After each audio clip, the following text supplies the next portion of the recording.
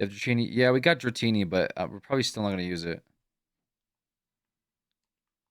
Appreciate that, Trails. Yeah, I really don't want to like load a bunch of shit up and rare candy it. I will feel not good about it.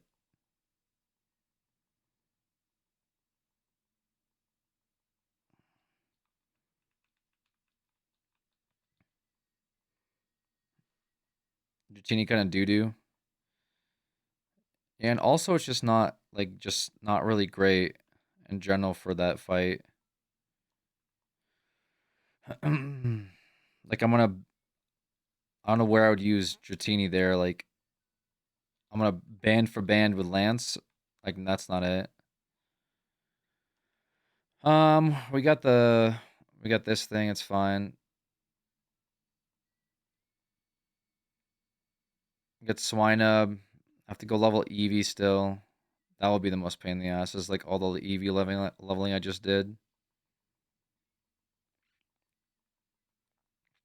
Yeah, it was just that and the Raikou encounter. I'll get Trails a little higher level, and then we'll go back and level Eevee. I'll probably put on some video though to like get my mind off of what just happened. When we get back to Route 38. I don't know what exactly, but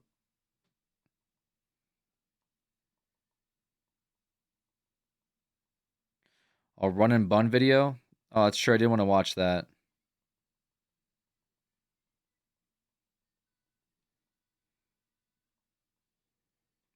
Probably a better place for Eevee. That spot is good because nothing there can kill Eevee. And also there's like Miltanks and stuff which give like a bunch of XP. So I guess I could do Tentacruel Island, but that might be okay too. But Eevee just got quick attack. It's only got normal type stuff, so it's not that great. Do you have XP share? Not in this game. And also there's like in black we have to turn off XP share because we're playing with level cap and some of my mons are at the next encounter's excuse me level cap. And so if they over level, I technically shouldn't use them or can't use them.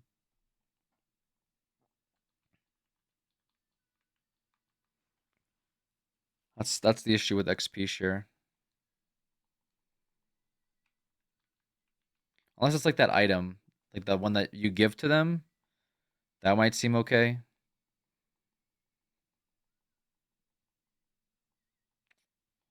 Oh my God, Trails.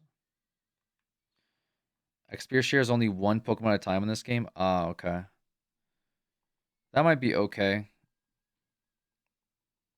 But also, doesn't it take away XP though still?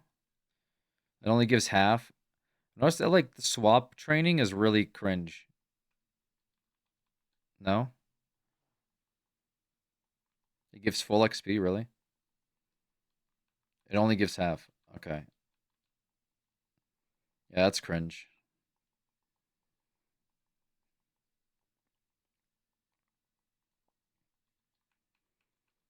But you could grind on higher levels. Yeah, but then I don't want higher levels too. Unless it's like the situation where Eevee might grind, but it'll take longer to get Eevee up at the trade-off for getting Swinub up.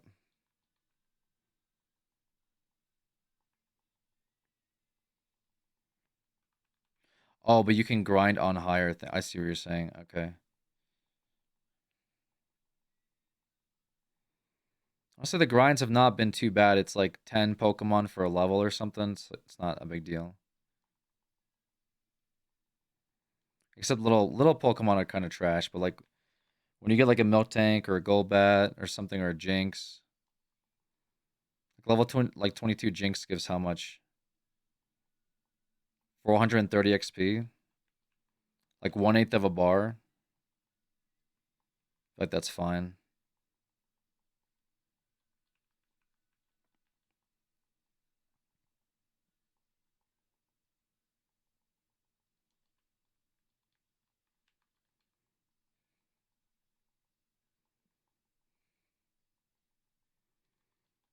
XP between high and low levels in this game aren't significant.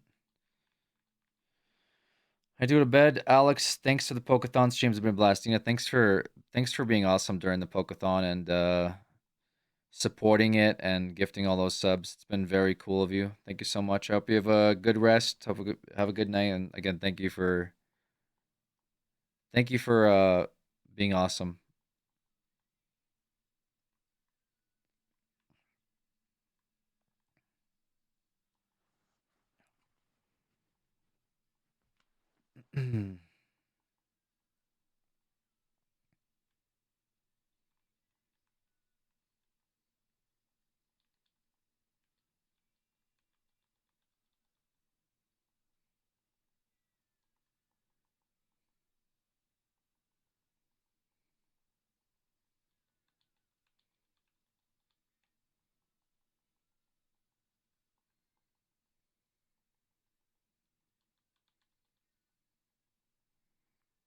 Okay. We'll get to level 41 on trails, and then we'll fly back to Route 38.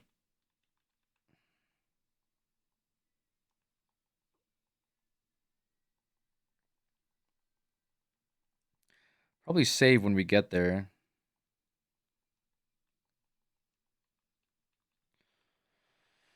Then I know that we're going to use Swinub.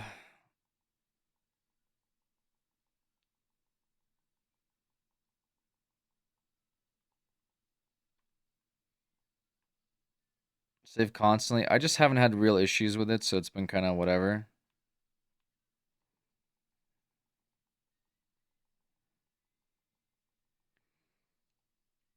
That was the load incident instead of the save incident. I usually save like 6 or 7 times before I go to bed, but I don't know how I hit that, dude. I generally don't know how I hit that button.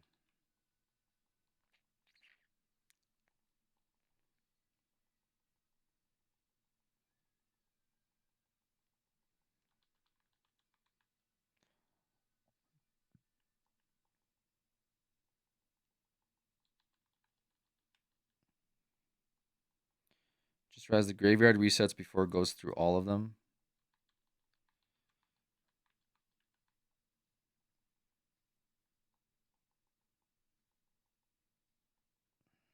Interesting. Why does it do that?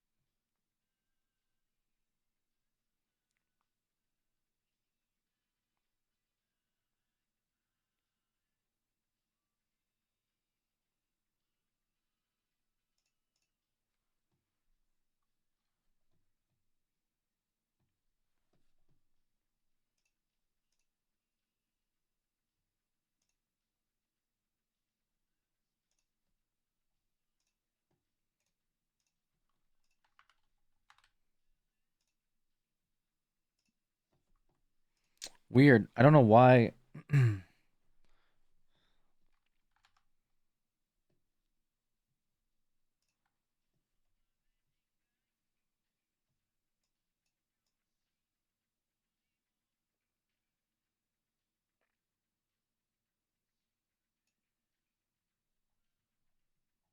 Hmm.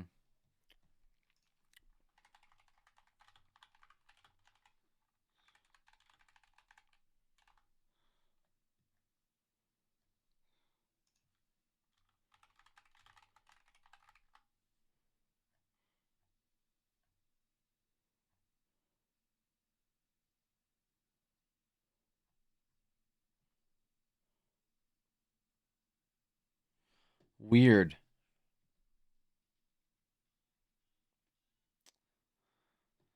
It does that on like the main thing as well.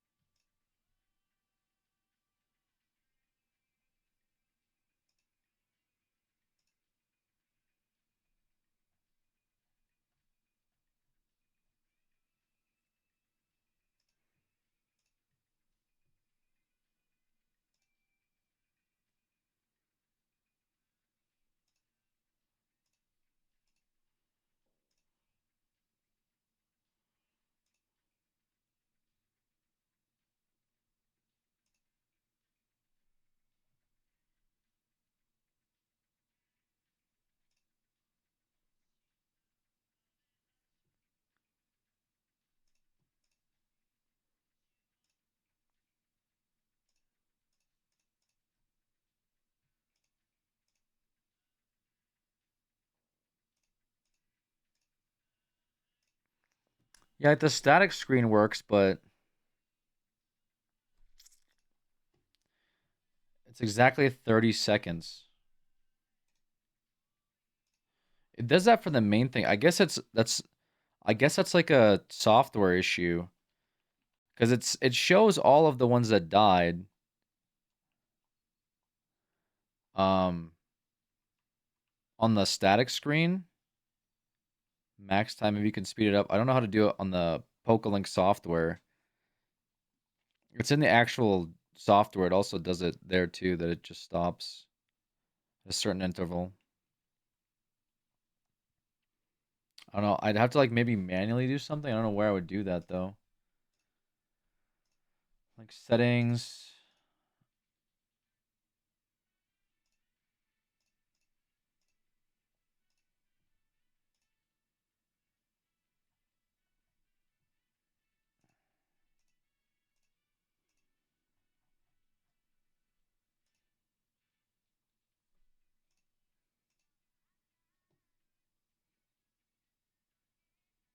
Yeah, I don't know. That's a weird one.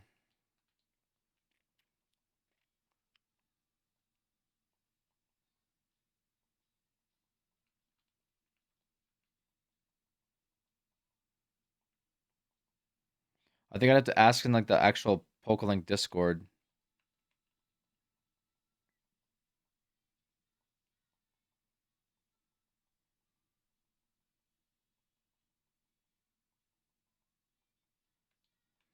They have a like a legacy version of it. What's PokeLink? It's the thing that allows me to like put a bunch of cool graphics on screen that are tied to my game file. So like my Pokemon that you see on the right over here, I'm doing that through a third-party software which is able to like put out like information for like viewers to see what's going on, and they're able to track like what I'm doing in the game without having to like completely sit through everything.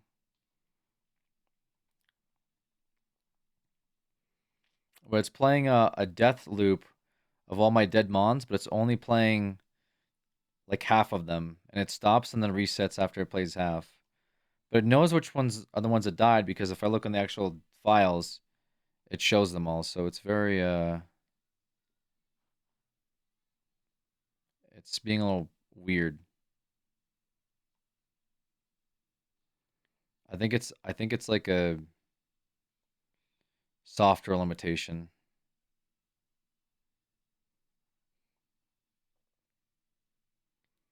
Does it let you add another loop? No. I would have to make a new instance.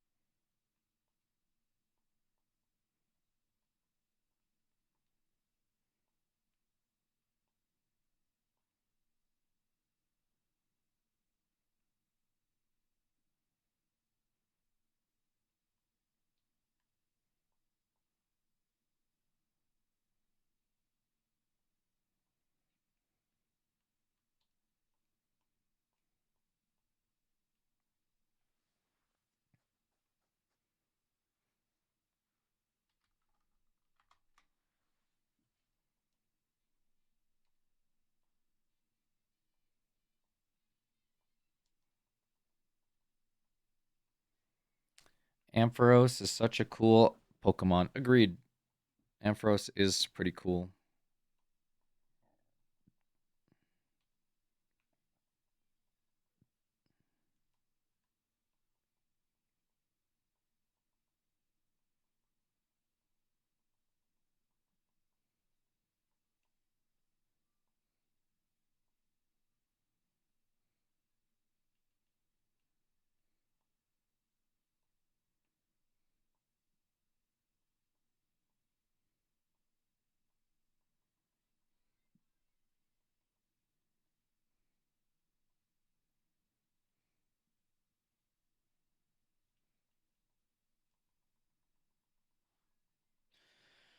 I played this on release. I caught so many Meowth because I felt bad for killing them.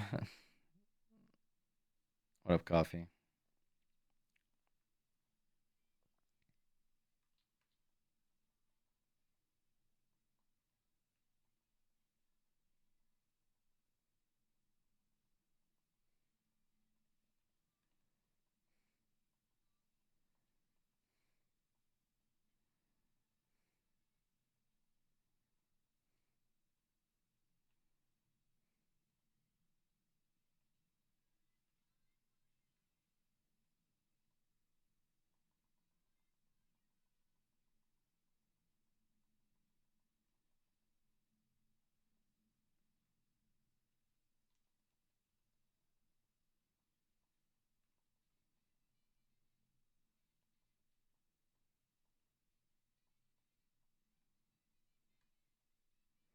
Did you give it Sooth Bell? I did.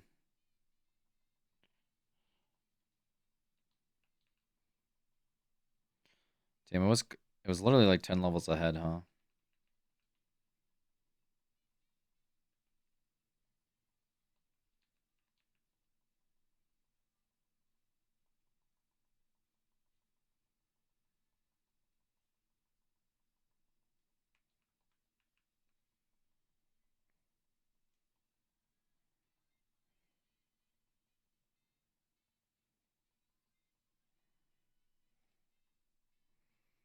That's hilarious.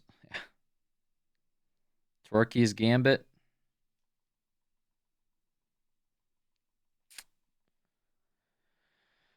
Oh yeah.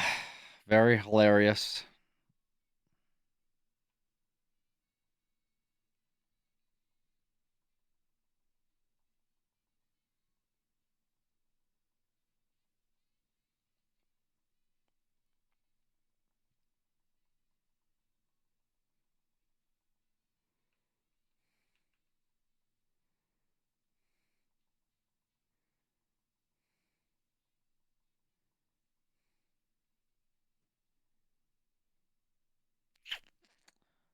Yep. That was very cool.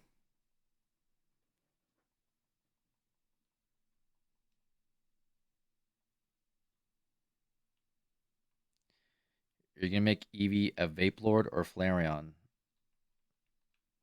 It's gonna be Espeon.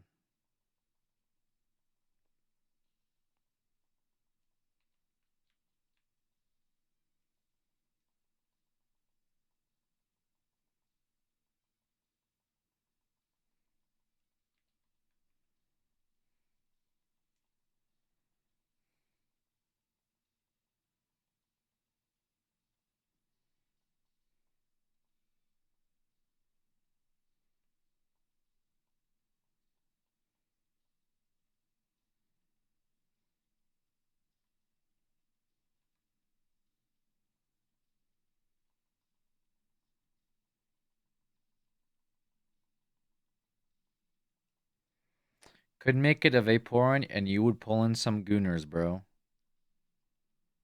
Thank you, Mr. Porkchop. I guess if I need advice on how to get Gooners to join this stream, I know who to hit up.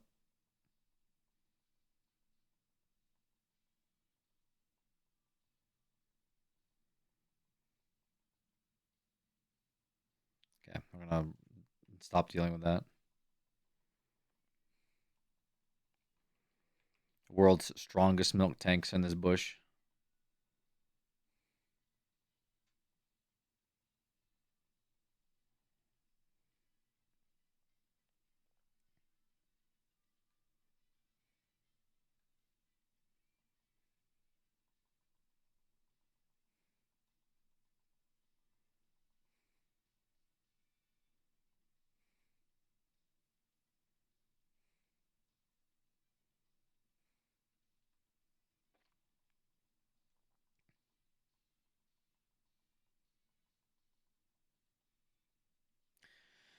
Love the Pokemon content. It just hits differently. It's been very interesting. I mean, I like the few times I've streamed it, I've enjoyed it, but I never really did more than just a because we did do like a very scuffed Iron Man Nuzlocke or Iron Mon, and that was like kind of fun. I think chat had a lot of fun with that. But then we obviously had a difficult time with that challenge, and then didn't get super far in. I think we did a few gym leaders, and we like died to some moron that had self destruct. So that was like,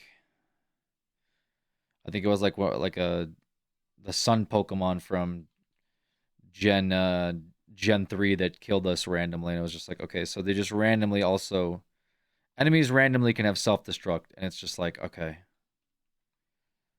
great, I guess. Like, just you might have the perfect run, and just some random dumbass has self destruct, and it's over.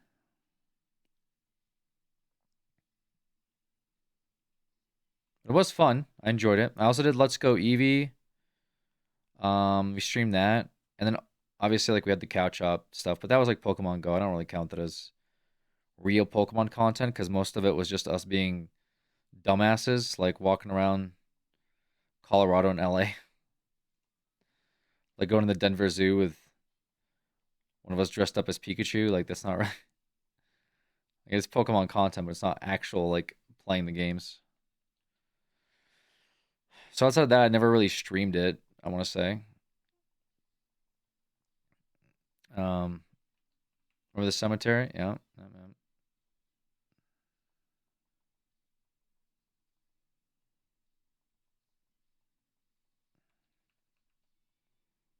pretty good stuff. Yeah, so far it's been good. It's been fun. POKE-A-THON was a big success. Really enjoyed streaming all these different runs that we did. Pokemon TCG that we played. Like yeah, everything about POKE-A-THON was really good.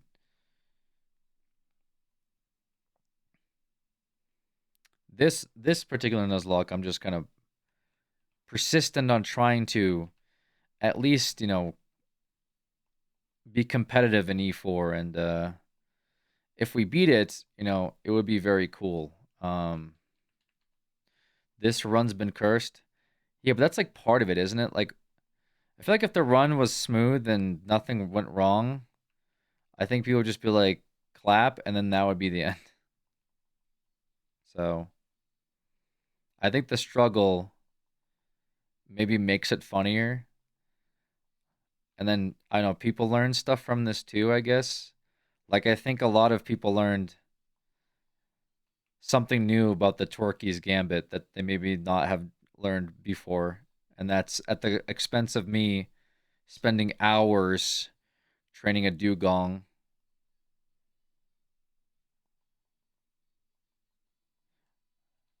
And then I don't think anyone would have imagined Chucky somehow being the unbeknownst hero of the run, not once but twice. Is just like I don't think you. Those are probably not things that you can prepare for, I suppose. It's a story at the end of the day. A story with no conflict is boring. Agreed, Master Raid. Just like roleplay, right? Roleplay without consequences or conflict is very boring. The random cop Lugia, yeah, that was just crazy. Hey, you, freeze right there. I literally was just about to like go to the next area and like unpack my losses that I just had and try to figure out what I'm gonna do for the next trial, and then this fucking dumbass cop, dude, pulls me over with a Lugia. What the fuck? Of all the Pokemon, bro could have had like a Meowth, but no, he had Lugia.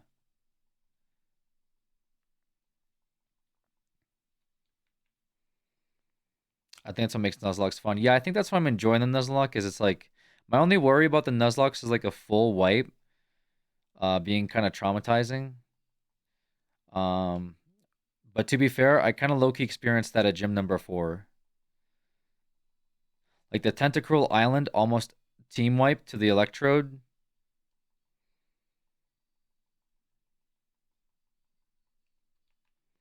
all the time into it. Yeah, there's definitely lots of, but I'm also because I'm grinding it too, right? Like you guys have been saying, just if I rare candy, it wouldn't be that big of an issue. But I think what does it for me is because I'm not rare candying, I'm like if I leveled the seal with rare candies, I would not be as emotionally conflicted about the Torquay's Gambit as I am due to the fact that I spent a few hours leveling that motherfucker and teaching him all these moves and trying to figure out what would be the best min max.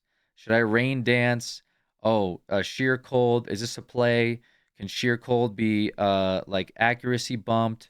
What if we like all these things I spent hours doing for fucking what? To get one shot. It's like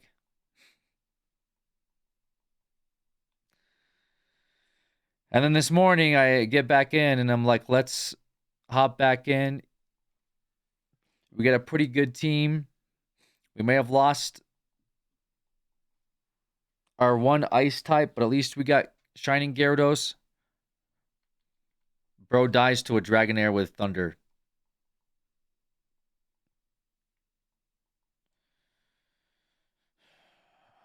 Like, what the fuck, dude?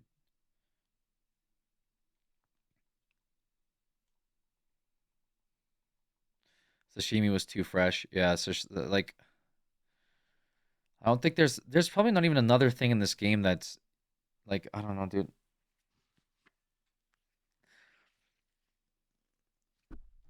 There's probably like a handful of Pokemon that with Thunder Strikes at the end of this game, and we found the one motherfucker that was a run ender, like for Sashimi.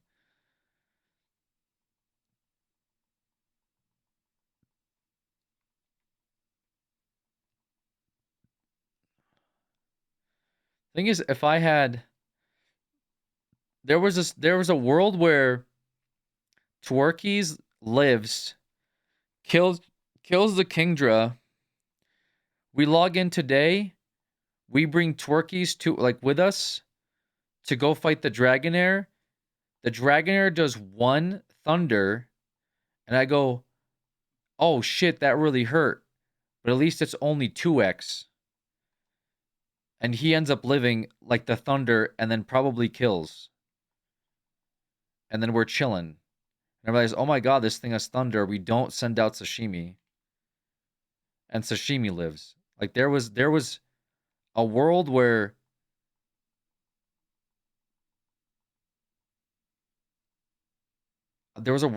if Twerkies lives, Sashimi lives today. It's like, bro.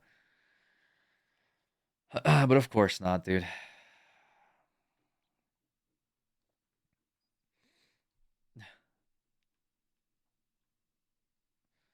What level did you reload Eevee? I think I don't know, like 38, 39. Or I can say maybe 36, 30, just around there. High 30s. Butterfly effect? Yeah, like Nuzlocke really is butterfly effect. Like truly. But the RNG of it kind of makes it, I don't know. Kind of makes it like its own thing too.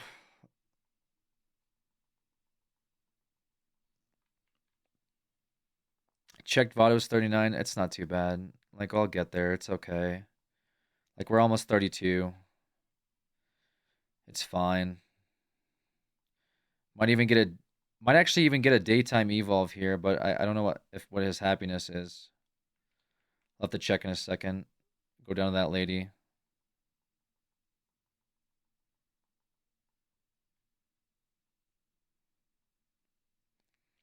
You'll last 1.5 hours. I probably spent like 10, 15, maybe even 20 minutes dicking around trying to figure out what's the move with our team before I started training. So probably an hour, maybe I don't know because we're already like level 32.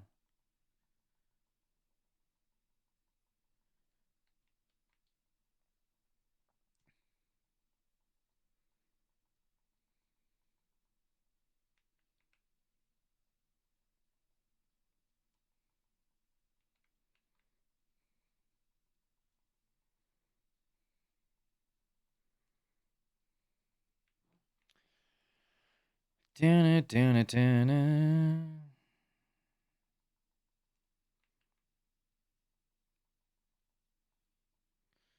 of chats that still unlocked you? Yeah, but then I suppose that's true. I'm not gonna blame chat though. Maybe the are you the Alex from Street Fighter? That was pretty crazy. Cause there's like that Kenny guy was like has a channel and he's named Alex and that like really threw me off because he's like I thought he was like making fun of the way I talk, but there's literally some YouTuber named Alex, and so I was like, what the fuck is this? And then, like I must have just leaned over and pressed something on my keyboard. That actually stun locked me. First time chatter derailed the absolute fuck out of me. I wonder if he left after that.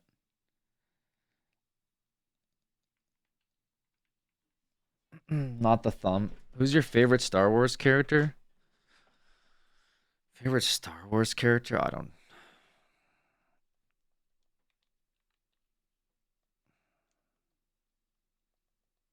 know. Yoda? Your mom? No, Yoda's pretty sick. But like the Yoda from the original trilogy. The one that rides on Luke's back.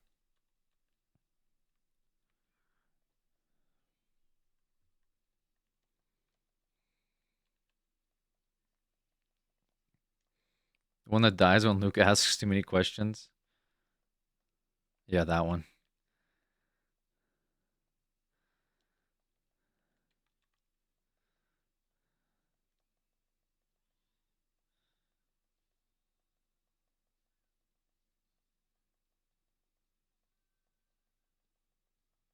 Why are these milk tanks so fucking strong, bro?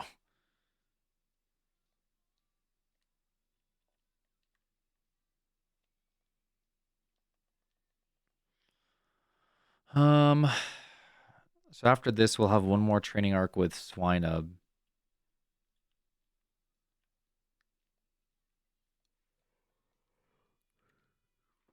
Ugh.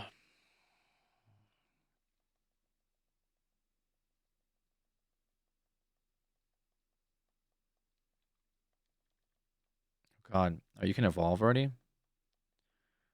do we feel about that?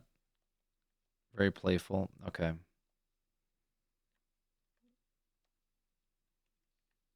I thought you evolved at like 36. That got me off guard. I also evolved so early.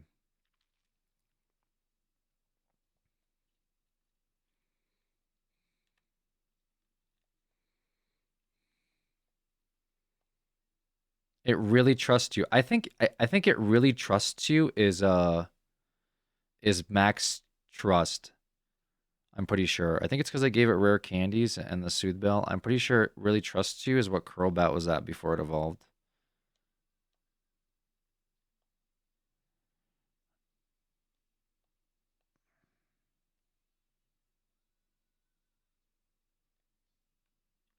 Okay. I stopped it from leveling because I wanted to double check. So I think we do one more level. And it should be good for Espeon.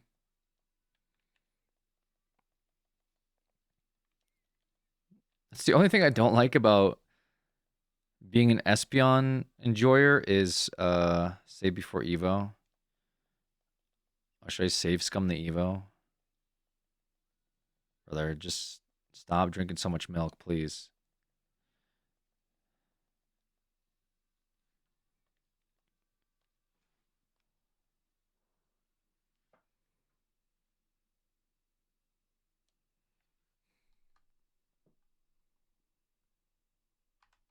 I'm not sure what's in the rule about saves coming Evo though.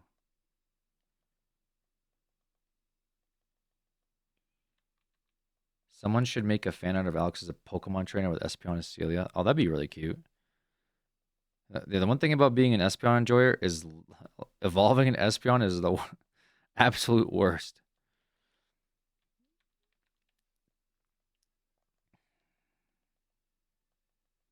Is that against Nuzlocke rules? Is what I'm saying, River?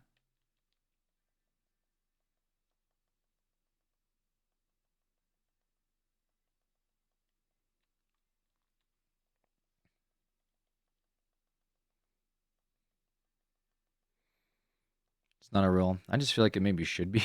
I don't know. I said that. Watch me get an Umbreon.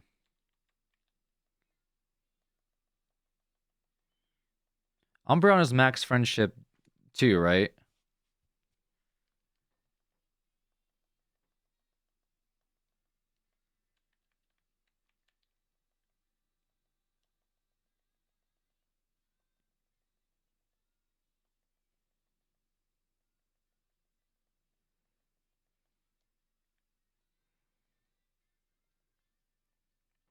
Max friendship at night. Okay.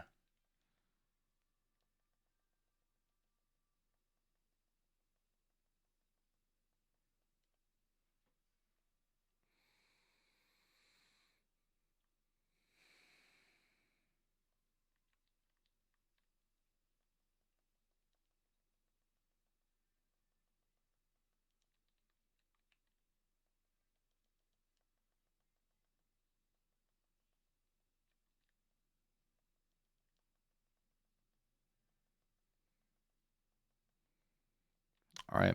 Should be Espeon time here coming up.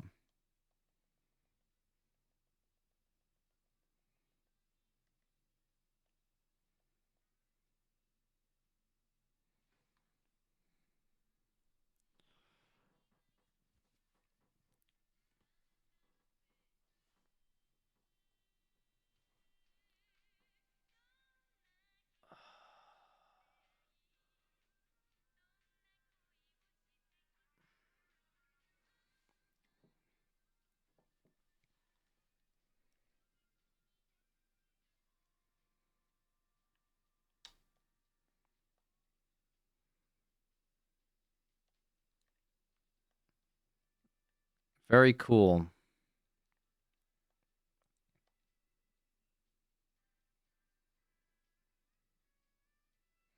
I got a whole lecture when I asked what evolution was at the card thing. What do you mean?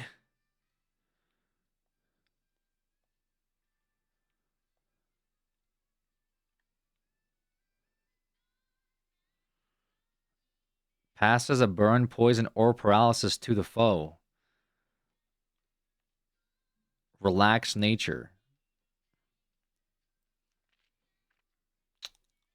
That's not bad.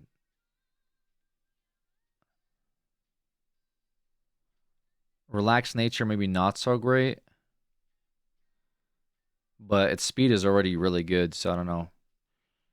Maybe higher defense in lieu of speed, but look at the special attack. Yeah, not the worst because special attack wasn't lowered.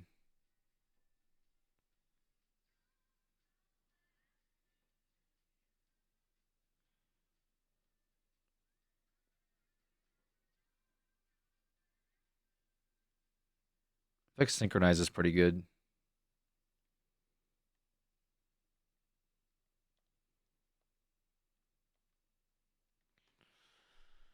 Okay.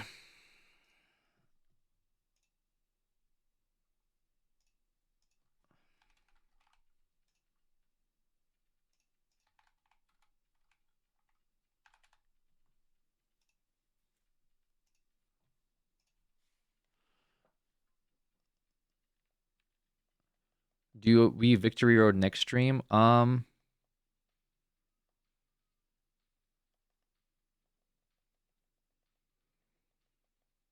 Still got a little bit of time.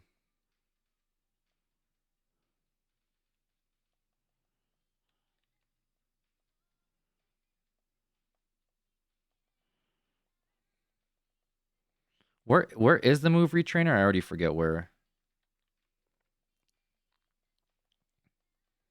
Yeah, we still have to do this. Oh god, this thing's fucking me with bite now. God damn it. The stupid Eradicate is now super effective against me, bro. Blackthorn? Okay. God damn fucking Eradicate.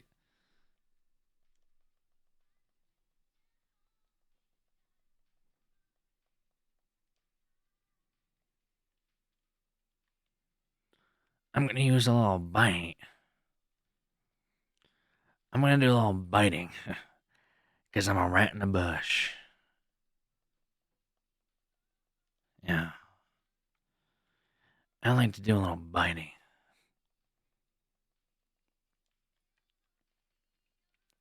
And now I'm super effective. Yeah.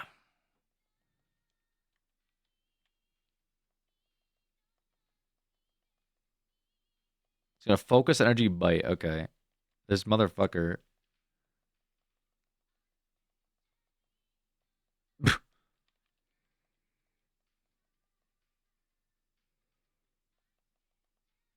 If you teach her a psychic move from the retrain, it'll make grinding way faster.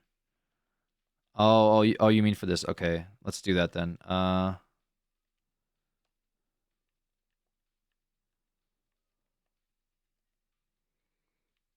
And that's in Blackthorn.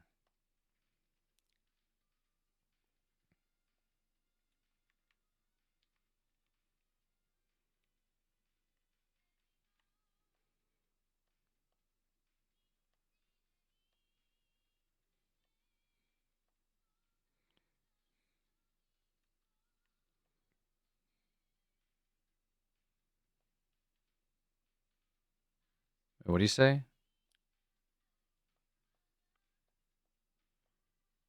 Oh, is this for ancient power? Or what is he? He's saying he's trying to. Wrong guy? Oh.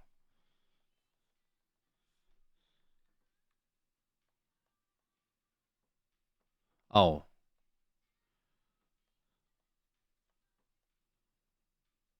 Oh, this is this the heart scale guy?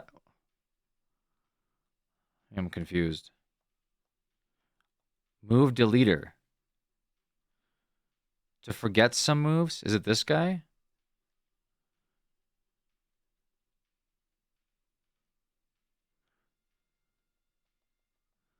Are you out of heart scales? How many heart scales do I need?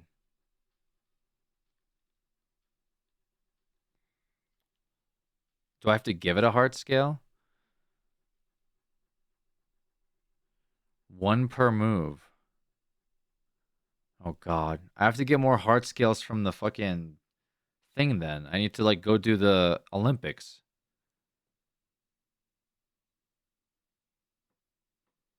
Because Swine Up needed a heart scale for ancient power, right? Or something?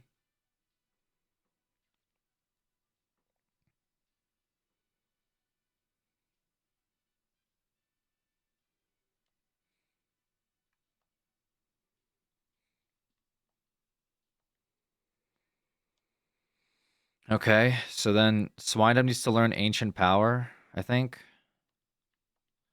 Not not Espeon doing anything.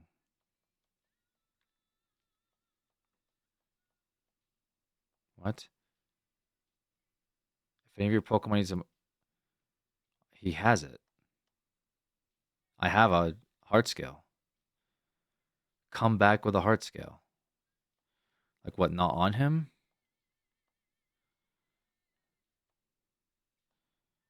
In inventory. That's it. Okay, let me see when you teach me. Okay, which Pokemon needs tutoring? Oh, I see. Which move should I make it remember? Uh, so he doesn't have ancient power. So does this mean it's too low? I gotta evolve it? I thought it evolves only if it has ancient power. Am I like confused? I thought the step was to give him ancient power. Or the next evolution, Pillow Swine, hard scale, and then ancient power, and then it evolves? Okay. Oh, I see. All right. Okay, I get it now.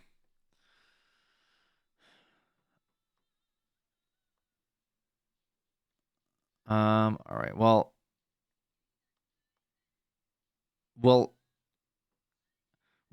did Espeon like not get certain moves?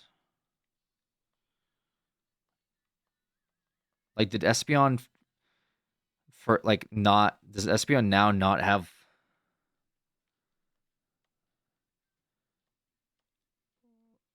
like like I assume it lost some basic psychic moves, but like I also assume it's gonna get stronger psychic moves. No,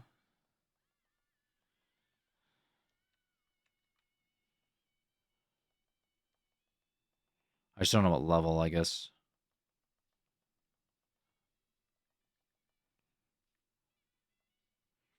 psychic move at 36. Don't use a relearner. Yeah, I feel like I'd have to go farm for the heart scale again from the Olympics, and I really don't want to do that. If it's gonna learn Psybeam at 36, that's a waste of my time. Like 1,000 points at the Olympics takes like 2 or 3 events.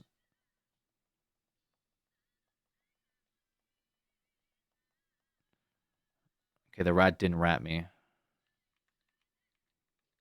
36 and 44. Yeah, we literally learned Psybeam like 1 level, so we're fine.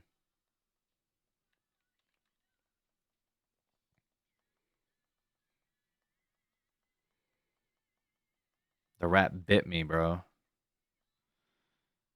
Yeah, that special attack goes pretty crazy. Want just something to watch while you're going? Here you go. Yeah, let me, I'm gonna have to do this again with freaking Swine Up, bro. All right. I'll put this on in a second. Thank you. I got it in a different tab. Let me get Espeon online. Run and bun turkeys. Yeah, I'm gonna look at this run and bun video. I'm gonna have to get Swine Up online after this. If you have TM for Psych, you can teach it now. It's whatever, dude. If it learns Psy, it literally learns Psybeam in one fucking. Espeon's such a cool Pokemon, man. I almost feel like I might make a new rule for myself. I might. My Eevee can only evolve in the Espeon or something. Might have like an Eevee clause or some shit. I'm gonna make up for myself. I feel very unethical otherwise. Is that a real rule? It might be a real rule now. Think you'll try Ironmon? Just play normal Pokemon, dog. I think it's too late for that. I think me almost getting to the Elite Four in Nuzlocke sort of nullifies me playing the game normally.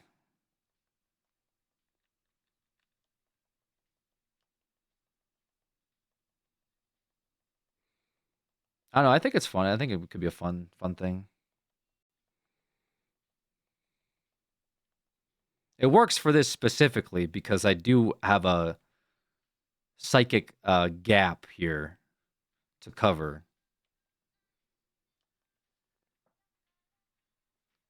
Pokemon will always feel too easy for you now. I feel like Pokemon is always too easy though. It's just gonna be laughably too easy now. Are people gonna like people are gonna start out ZA on Nuzlocke, right? They're probably gonna do a normal playthrough first. I think most people are probably gonna do a normal playthrough first. What rule we can catch any good Pokemon you find? What new rule? I just keep looking for better stuff.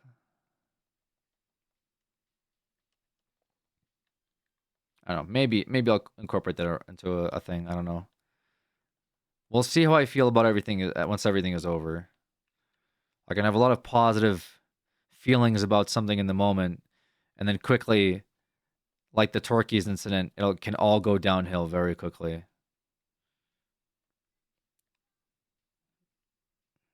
Everyone does a normal playthrough first. That makes sense. Should I get a Switch for this new game? Uh, I mean, if you like the lineup, just get a Switch too. If you really like the new lineup of games.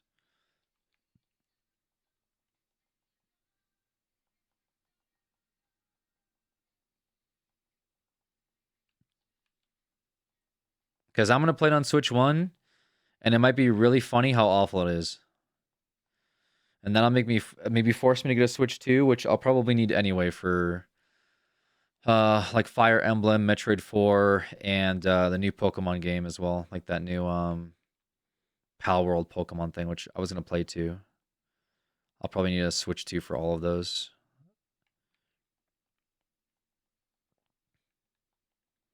And also, if GameCube Coliseum comes to the Nintendo Plus, I think having a thing for that would be good too. How often do you shave your stash? I don't know, once a month or something. I usually shave my neck beard first, and then I work on the stash when it gets a little too gross. All right, Meltek, you win. Yep, you win, brother. Good luck.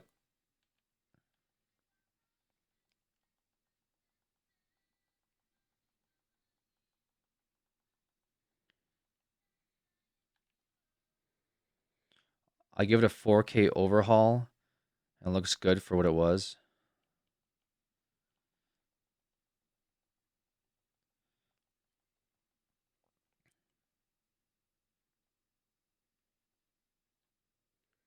Yeah, we'll be playing ZA. We'll be playing ZA when it comes out the first day. I'll try to get as far as I can in it, but it's probably, I'll probably play for a long time on the 16th. Kind of like how I played today.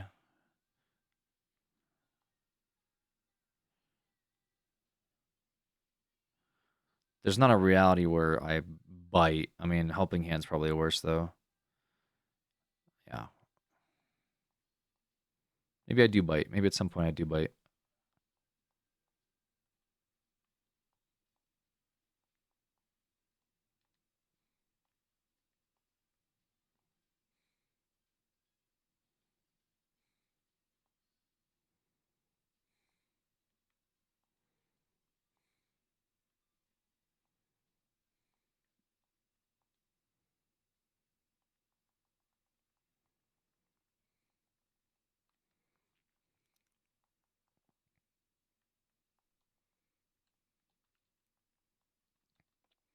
Is October 16th the next stream? Yes, sir. No, it's not gonna be October 16th.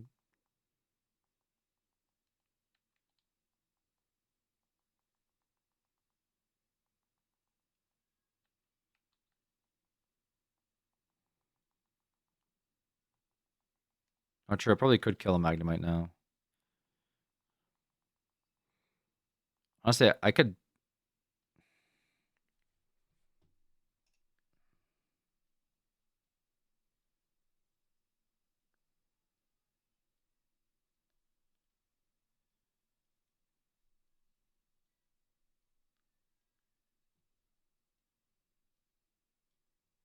Okay, let's go to. We could go to my other favorite place. Get the XP share for Swinub. I don't even know where that is, to be totally honest with you.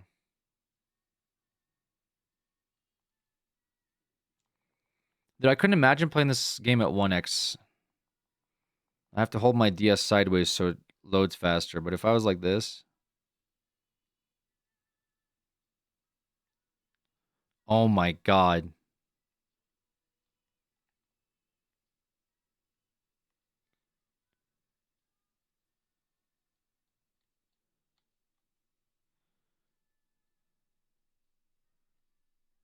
Nah, no way. Nope.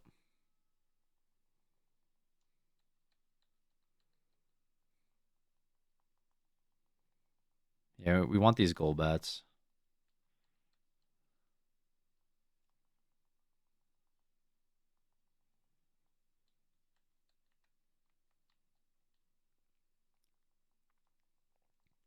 Miami watches YouTube shorts on X2, and my question is, I don't think I could watch. I don't like watching stuff at 2x. That gives me brain rot.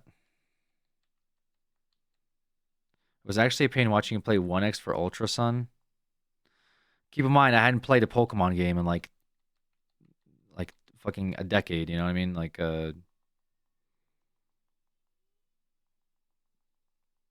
Also, I can't really just grief through randomizer.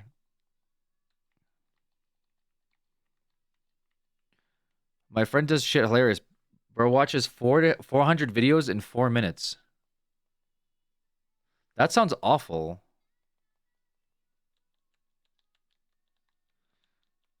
One X was sluggish.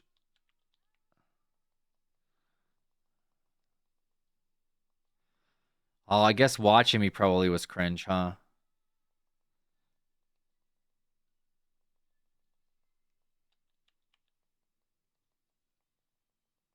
What would that even be like?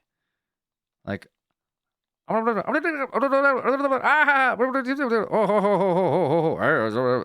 next short, like, what? Do you even know what they just said? Yeah, I mean, it was really funny.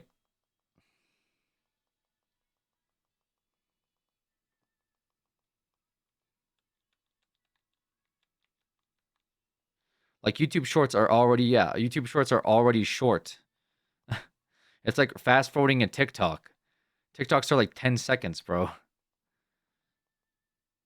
Like, oh, this TikTok is too fast. I mean, too slow. This TikTok's way too slow. This TikTok is 15 and a half seconds. Bro, I'm trying to get to places.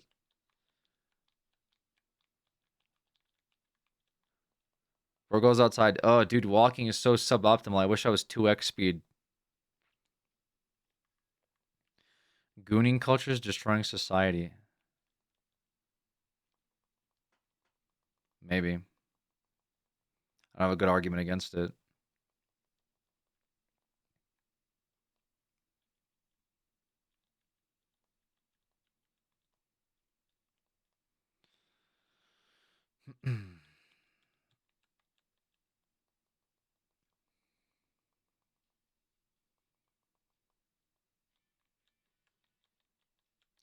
I do think walking feels slow.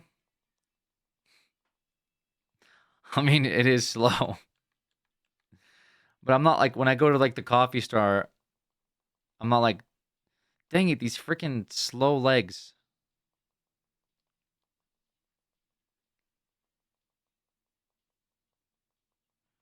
What the fuck is this thing doing to me?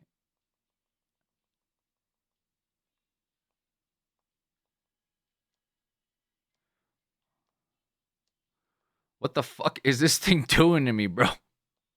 What is this jinx doing to me?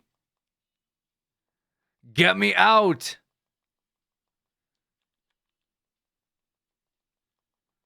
All right, don't fight the jinx. It's not worth it. The guy scary faced me into an ice punch and froze me in place. Like, what the fuck is this thing, bro? I thought I could outstab it. Little did I know it had other plans for me.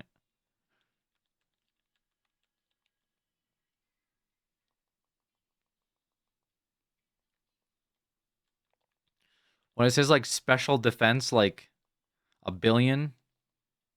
Actually, why didn't I just bite it? Wait, what am I doing? I could have just bit the shit out of this stupid thing. Wait, yeah, what the fuck? Why did I not just bite its ass? Wait, run it back. Get that jinx back here.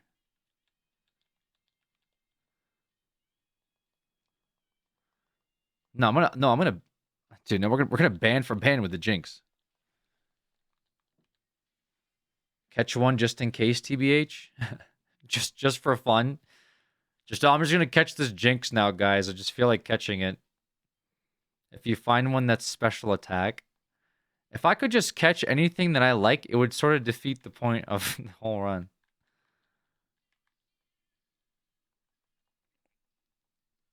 I just go get another Gyarados. New claws. New claws. I'm gonna do what I just feel like doing. The Jinx claws. New claws. I'm gonna do whatever I feel like doing. I don't get why he's going 3 horizontal spaces when he has 5 vertical spaces. Because my logic is, I'm going so fast. If I go vertical, that can happen. Okay, so we're doing this instead to avoid the walkout tech. All right, let's bite you. There we go. Yeah. I don't know what the hell this. I don't know what I was thinking. It's the rule clause. You can make up the clause whatever you want. Guys, I have a new clause. I'm just gonna, whenever I get bored or whenever things aren't going my way, I'm just gonna break all of the previous rules. New clause. So Sometimes I just don't feel like following the Nuzlocke challenge.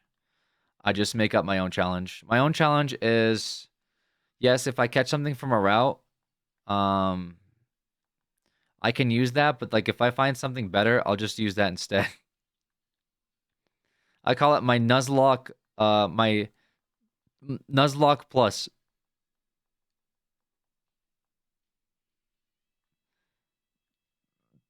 Santa Claus, I have any Pokemons I want.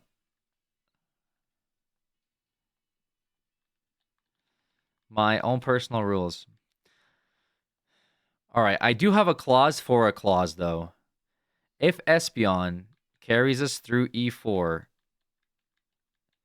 and we beat this Nuzlocke with Espeon in the party, I will, going forward, do an Espeon clause where my Eevees can only evolve into Espeon and get an Espeon tattoo. Maybe for the next Poke-A-Thon. I don't know if I get an Espeon tattoo, bro. Maybe if it's a little one.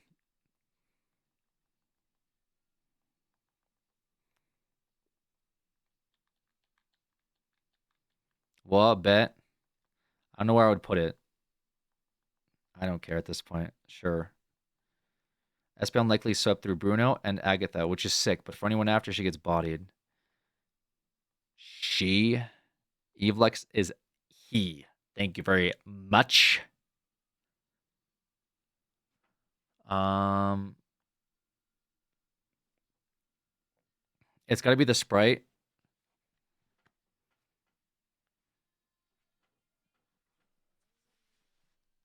Yeah, I don't know where I would put it. Oh, my neck, dude. I have a bit. I don't know. Do I need to make a twit longer? Um, you're good for now. Just donate to a cat shelter.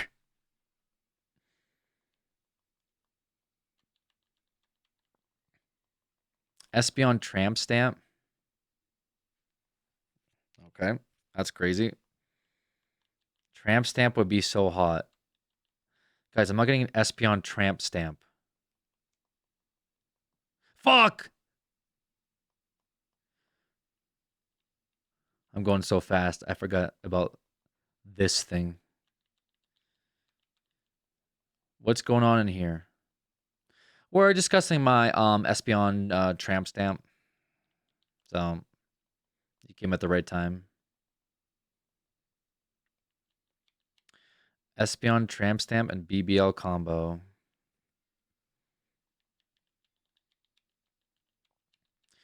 Forehead Espeon tattoo. I don't know about on my forehead, guys.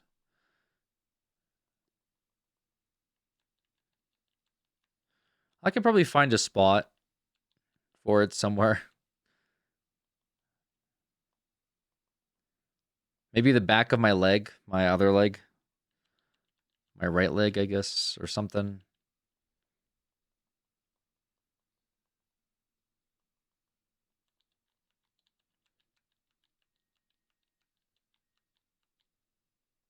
Devil's Freeway.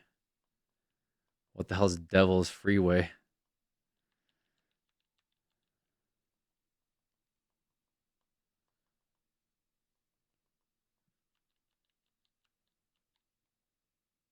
That's between the balls and hole.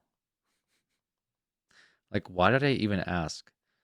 Like, I knew damn well where like this was gonna go. Like we all did. I still was curious.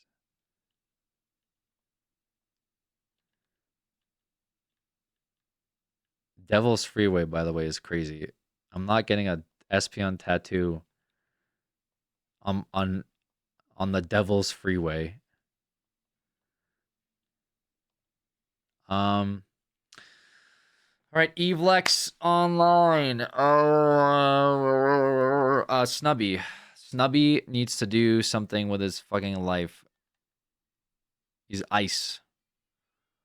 Mr. Ice. Mr. Ice T. Ice T.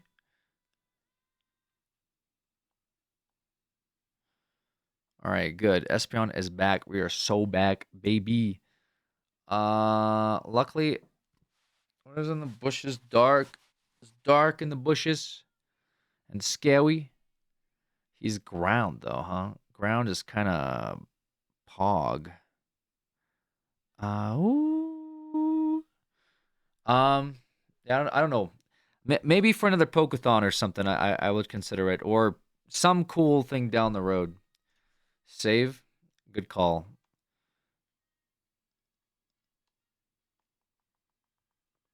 Nice, very nice, guys. Very nice. Our team's looking pretty cool. All things considered, we just have to get that. We just have to get that swine up online, and I think we're ready to roll into victory road. Thing is, we're pretty close to level 42 cap, and we still have to do victory road, so I'm trying not to get above 41 for now.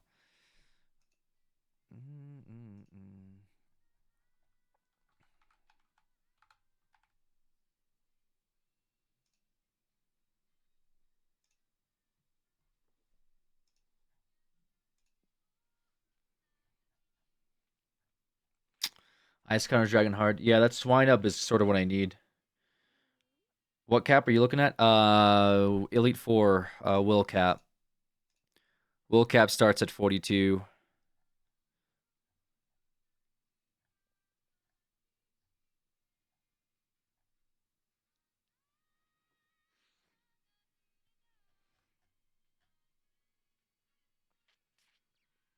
You can just catch the victory run encounter and repel through the rest.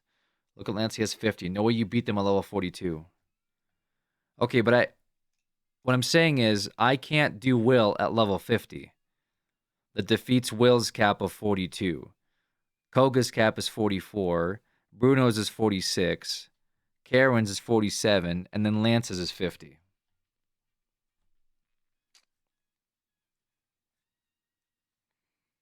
If I get everything to 50 right now, then the rest of them. But is it a cap, not a minimum? You can enter at 50. What? Doesn't make any sense. Cap is implicit of. That's dumb.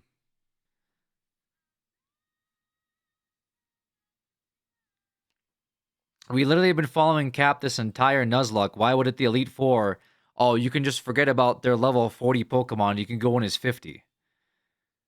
Once you just, if you go in as 50, then by the time you get to Lance, you'll be like 51, 52, and then Lance's cap isn't relevant.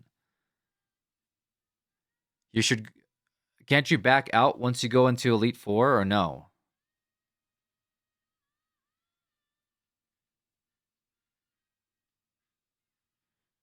It's a continuous gauntlet of trainers. Oh.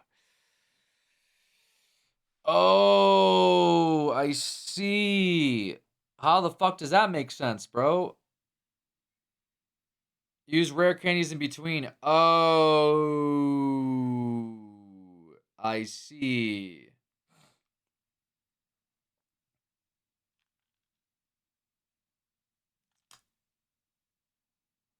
Okay, that's a little different. That definitely changes things a little bit. Huh.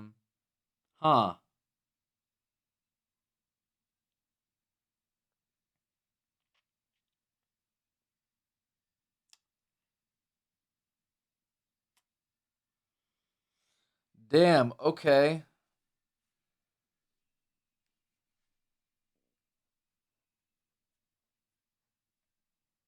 That's so weird. Like that's so weird. I guess because rare candies. This is like the one time where the rare candy clause is actually not like a quality of life, but like there is virtually no other way of sticking to cap outside of rare candies. Because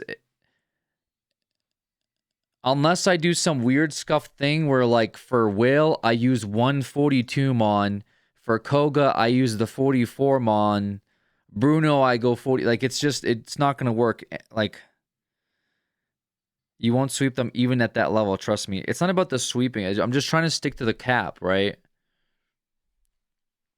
Like the cap is there. I've stuck to the Nuzlocke app cap the entire time, and now it's like, oh, for the Elite Four, the hardest fights in the game, the cap's irrelevant. It's weird. It's weird to like have that mentality.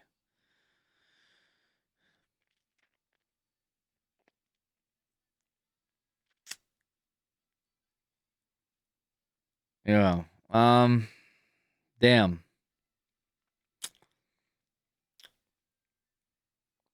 Agreed. Just use rare candies. Well, I have to hack. Like, I have to hack them in. Are you at the Elite Four right now? I have Victory Road still, and I still have a swine up. I have to get ready.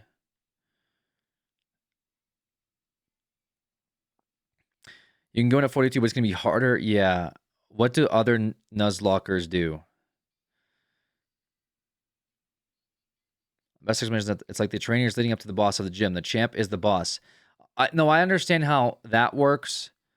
What I'm saying is, Nuzlocke app has given me caps for every single gym so far, and even the Elite Four has caps, but it's literally impossible to follow it without rare candies, because these are not all going to hit 42 or 44 after the first Elite Four train or leader.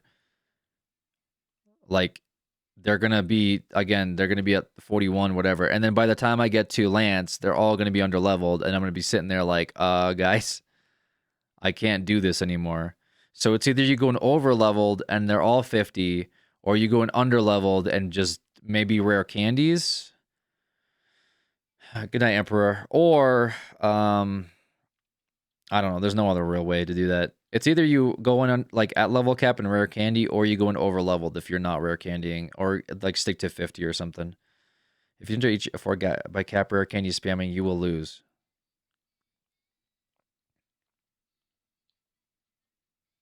Why would it have that though? You haven't explained why the Nuzlocke website has Will at 42, Koga at 44, and like Bruno 46. If your point is like, on the Elite Four, the level cap's irrelevant, but every other fight in the game, you should stick to it.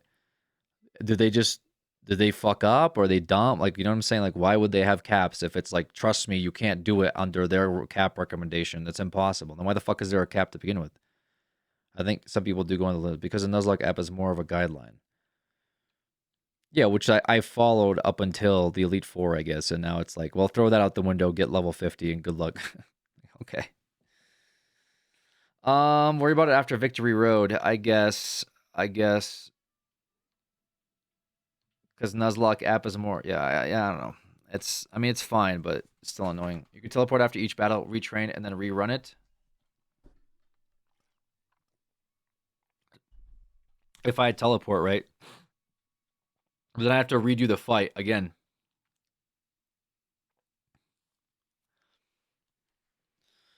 Um,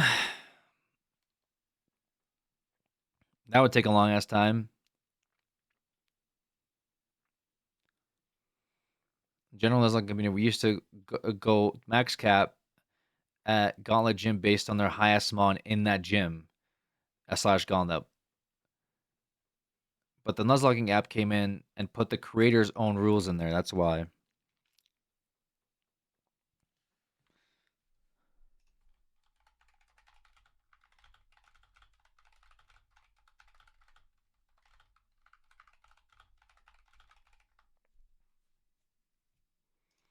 All right, here's a question. Nuzlocke from 3 years ago. How does the level cap work with the Elite Four? I have a set rule of a level cap. Can't be higher than the next gym leader's highest level Pokemon. So far, so good. Now I get to thinking, how should I deal with the Elite Four? I only ever played the classic Gen 1, blah, blah, blah, blah. I just completed Leaf Green and went with the first Elite Four members ace. Makes it tougher and more of a challenge.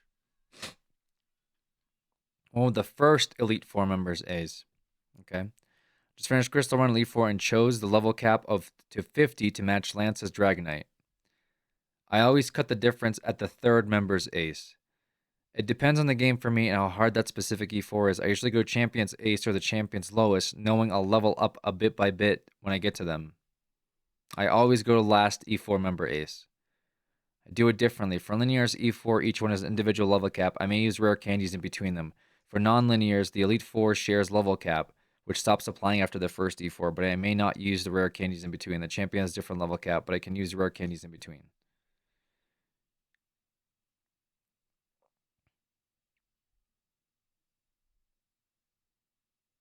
Okay. Interesting.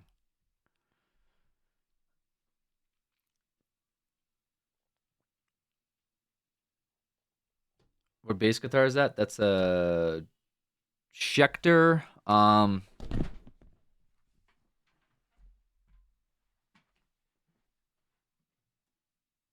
Sorry, no. This is my Yamaha. I'm dumb as hell.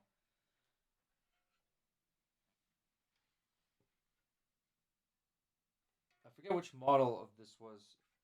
Uh, the RBX 170. Christ, I thought this one was yeah.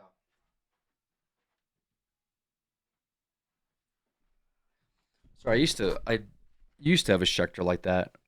I forgot Alex played bass. Yeah, it's been a while. Yamaha's a motorcycle brand. Okay, anyways, back to the. Okay, so basically, it seems like people kind of vary.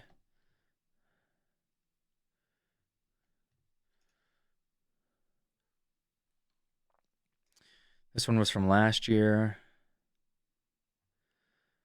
I level up to the ace of the last E4 member before starting E4 and only level naturally from there.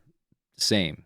Sometimes if I'm using candies, I'll actually cap each E4 member, but most of the time you cap the ace of the final member means you'll just be underleveled for the champions fight usually.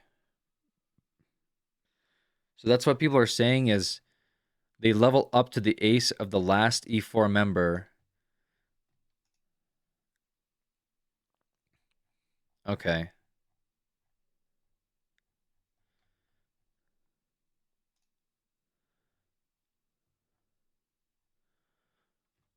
So the last E4 member would be Karen, and they level up to their ace, Hound Doom at 47. Mind you, these are all prior Nuzlockers usually. Yeah, and I'm a freaking beast, dude. Okay. Either lowest of Lance's team or highest of the E4 ace is basically what. So either 46 Gyarados or for Lance's opener or 47 Houndoom for Karen's ace. You also can't go to the Pokemon Center during the E4, so you're gonna need a lot. Yeah, I get the potion stuff, guys. I get the potion stuff. I get it's a gauntlet. Once you're in, you're in. I understand all that. I'm just trying to understand the level cap thing because, like I said, I've been pretty strict about it so far for the entirety of this Nuzlocke. So I'd hate to just throw it all out the window if I'm doing it. Can you name the Magikarp I just caught, please? Magikarp. Um,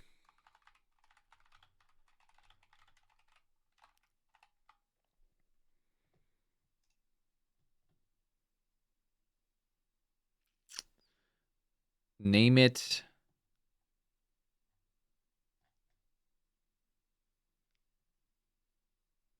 Name it tuna roll.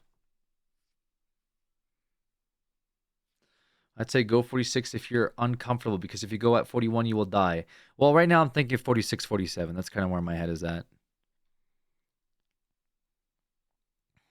So it's not too far off.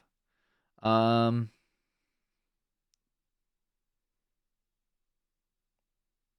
Sushi themed names are cursed. Only against lightning users, okay? Just remember that Hitmonchan has Thunder Punch and some random fucking just Dragonair inside of a basement might have a trained TM Thunder Strike. As long as you remember those things, you might be fine. Just don't fight anything that looks like it even that it even looks like it might know what a lightning is. All right?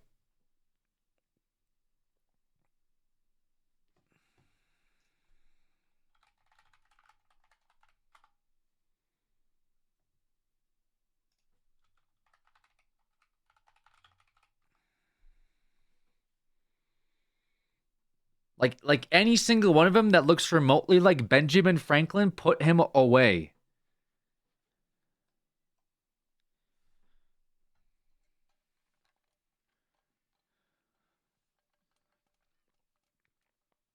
Bro's gonna discover the power of fucking lightning and thunder and cast it down on your Pokemon. All right, so 47 is sort of the cap. What's the Victory Road vibe here? Mind you, I still have a situation I gotta take care of, which is the Victory Road encounters.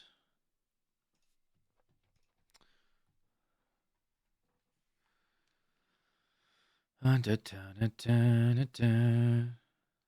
I might just repel through that too.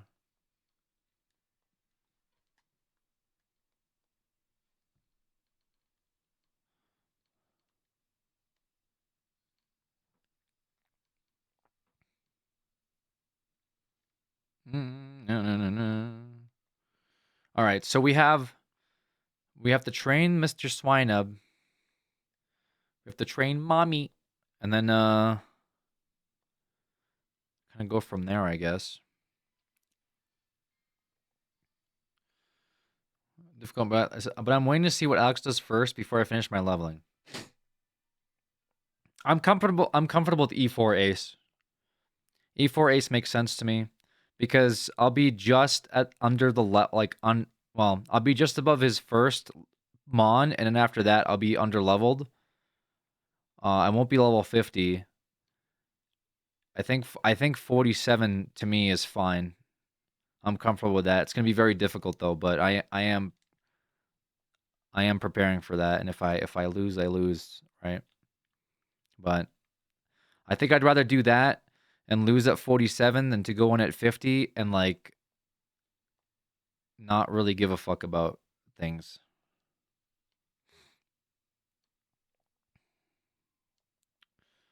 All right. All right. So we'll have to think about 47. But I'm not going to train all the way to 46 because I think we still have a few fights. So I think 45 prior to there. Oh god. Oh my gosh, dude. What the hell was that?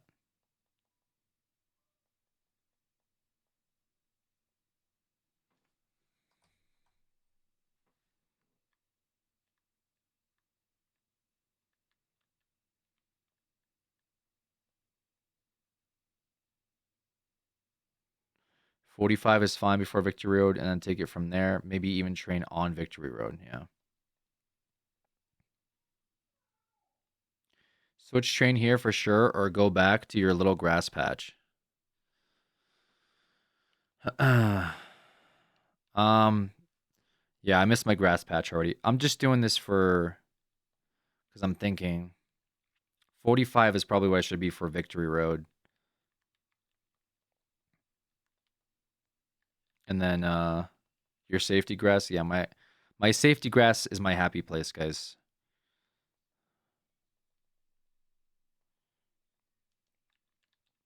My safe space.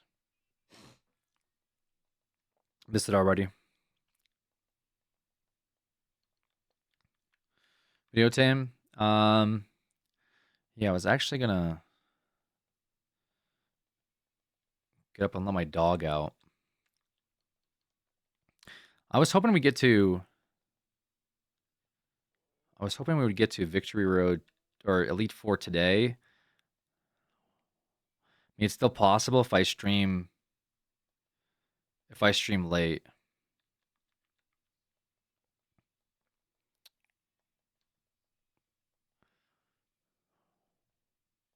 Then I will probably not be streaming tomorrow. Up to you. I think we could do Elite Four today if I'm here for another 2-3 hours.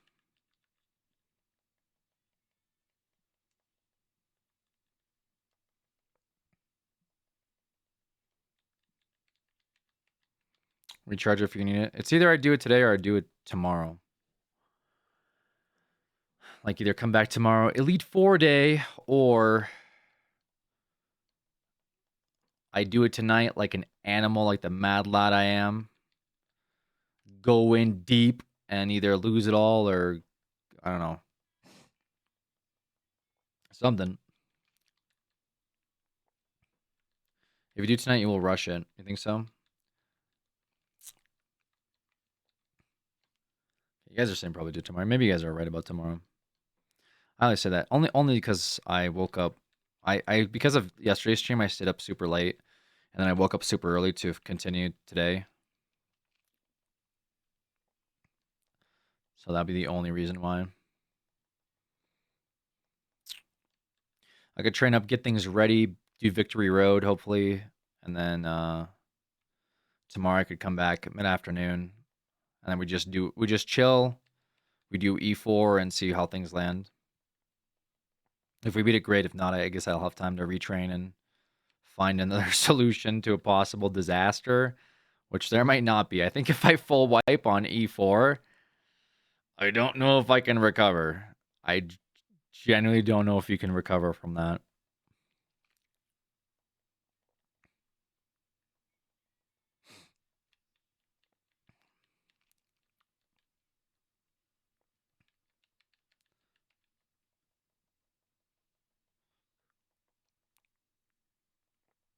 Sashimi died first battle. What's Russ gonna do? Well, this time I'll know that there's not a hidden Dragonair, where he's the only one that has a Thunder move.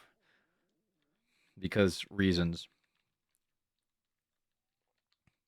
Something I'll never forget for the rest of my life. That there's a chance that some piece of shit trainer gave his Dragonair a TM Thunderstrike to grief me. Bro doesn't even learn it naturally. He literally has to be TM'd.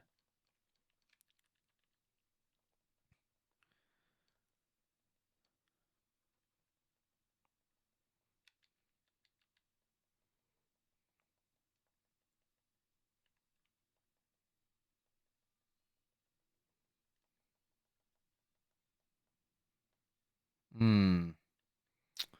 Future Sight.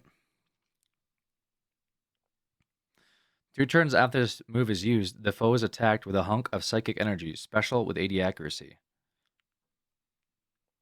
Interesting. Garbage?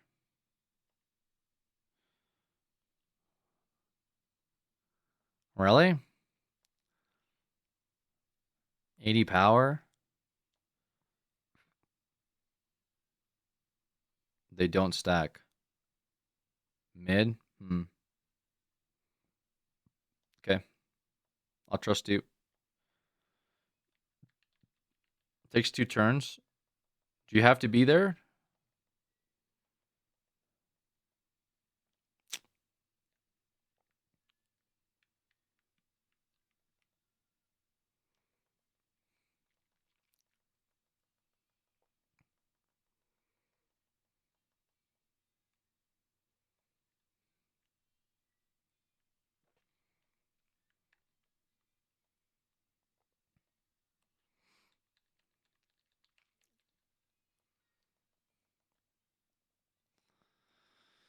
All right.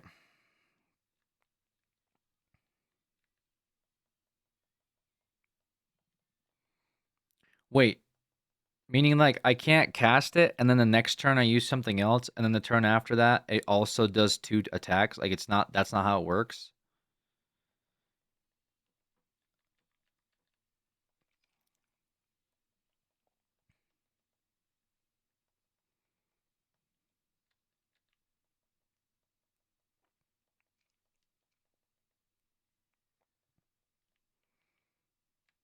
It's more likely just to be wasted.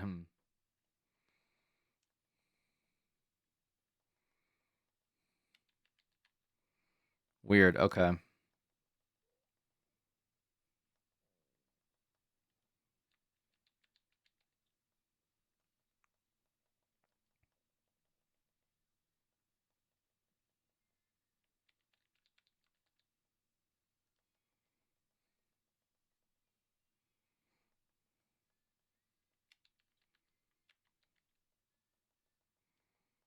Okay. You guys have convinced me. It doesn't sound very good.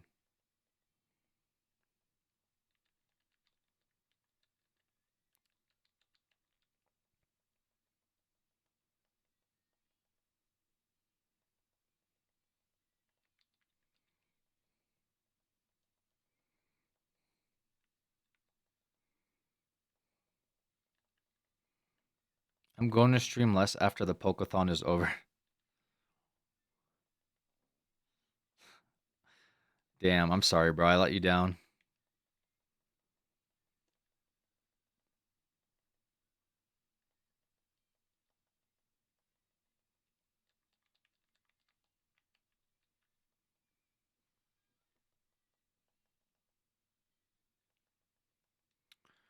All right.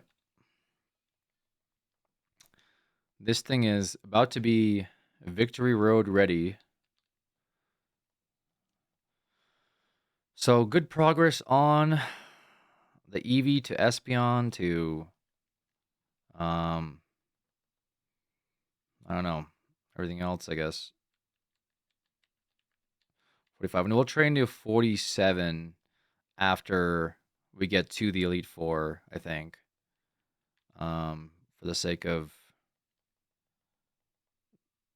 uh the last member's ace. And then I'll feel like Lance will be challenging still.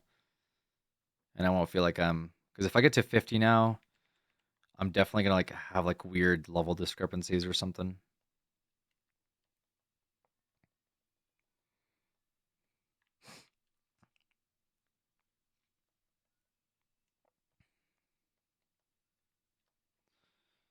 You see Nintendo limited codes GameStop was allowed to sell for ZA?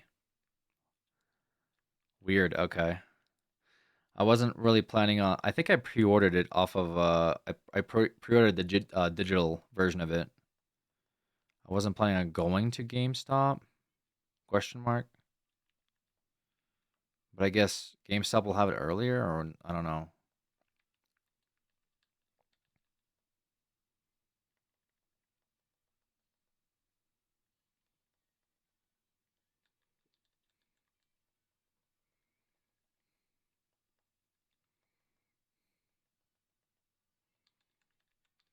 Weird. It's a weird decision. But we've seen a lot of weird decision coming out of Nintendo recently, so it's whatever.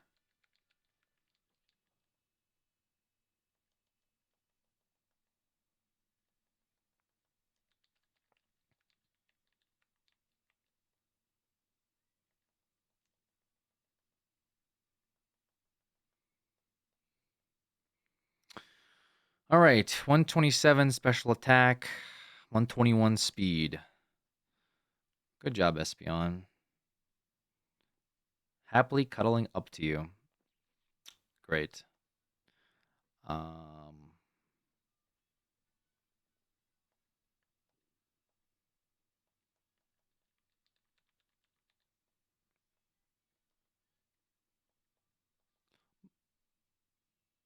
what the fuck? Oh, he's ground. Ooh. Right, that would explain it. That would explain a lot, actually.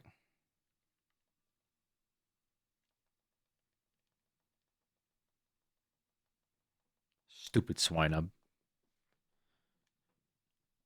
It froze you first turn. Yeah, I noticed that too. I believe me, I noticed that as well. That's why we immediately dipped the hell out of there.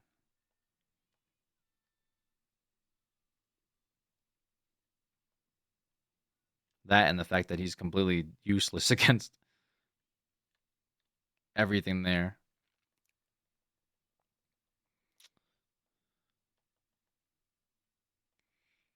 All right, next up for our boy, the king, the champion, Billy.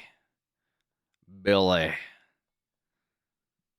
136 speed electrode. He's going to be the fastest thing on this planet. In fact, I'm pretty sure he might be the fastest thing in the Elite Four gymnasium.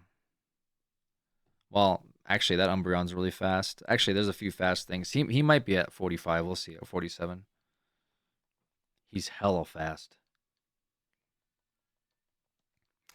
They have a couple of fast mons, surprisingly enough.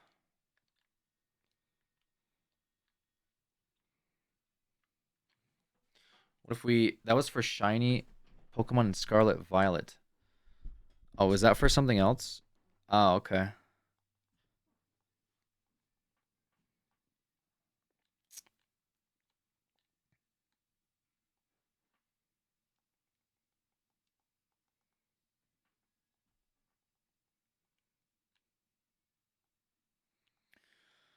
Um.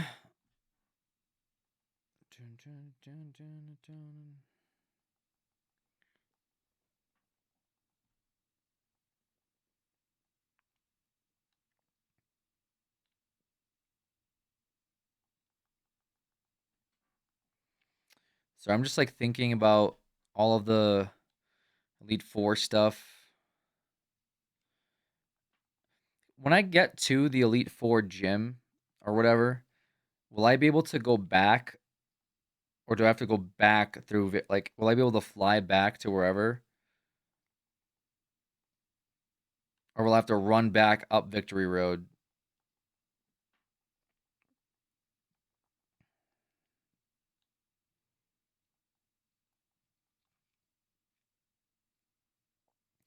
Go back anytime you want until you enter it. Okay, good. Because like I'll have to like kind of prepare a little bit more with like items and stuff, but I want to do Victory Road, so I'm like I'm not. I was like trying to see if I could do the prep work for the Elite Four after, but do Victory Road tonight, I guess.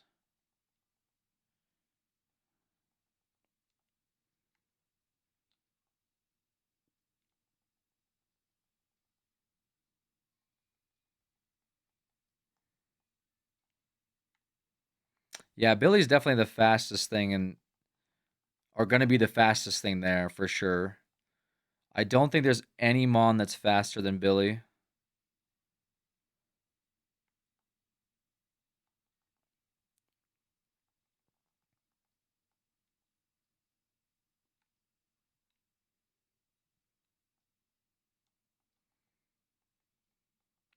He has 140 speed.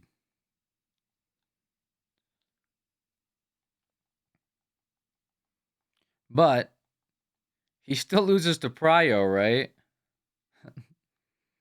Which is kind of weird, but you know, it is what it is.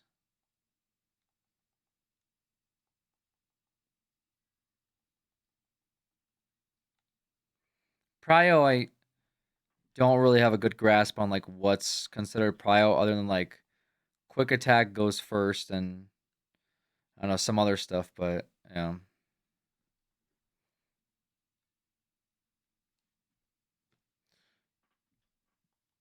Pryo's kind of weak. Gotcha. That makes sense.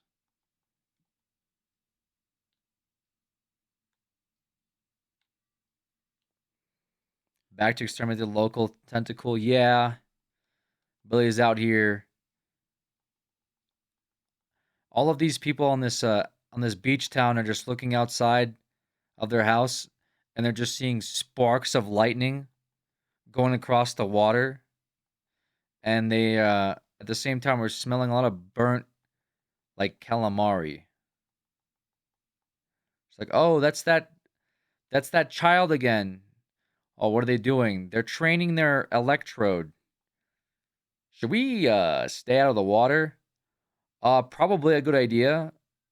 Yeah, I'm pretty sure that's really smart if we don't go anywhere near that. One miss, I'm pretty sure we're dead.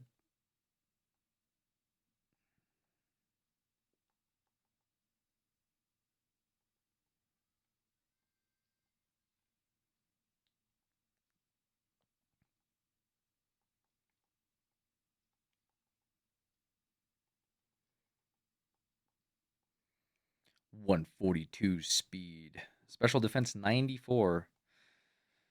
Special defense 94 seems pretty decent too, actually. That's not too bad, I think, on Mr. Billy.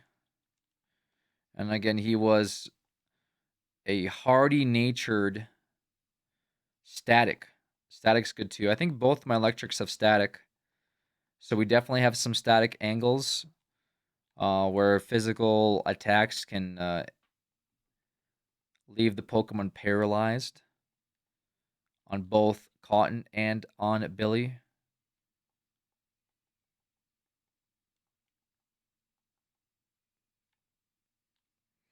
Me, when she tells me to go deeper, no pee-pee left.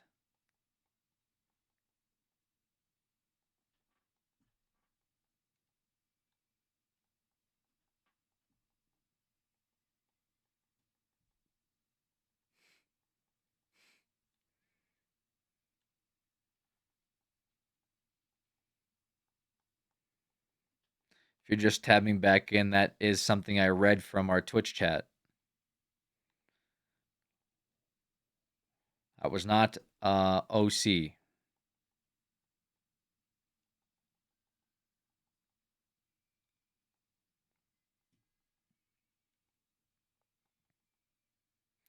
What if we charge beam for the next hour, and then when we fight Lance, we one shot?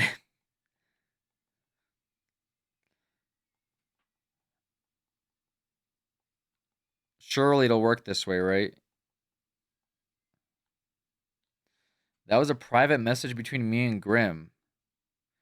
My apologies.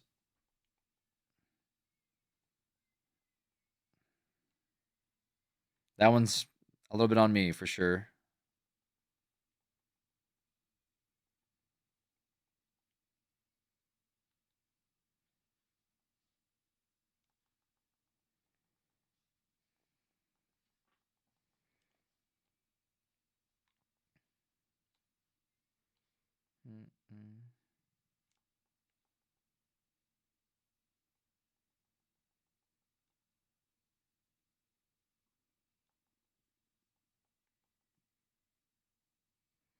I have to run errands. Is that okay? I should be fine, Ken. Level 45 Billy is ready to roll. He is ready to go.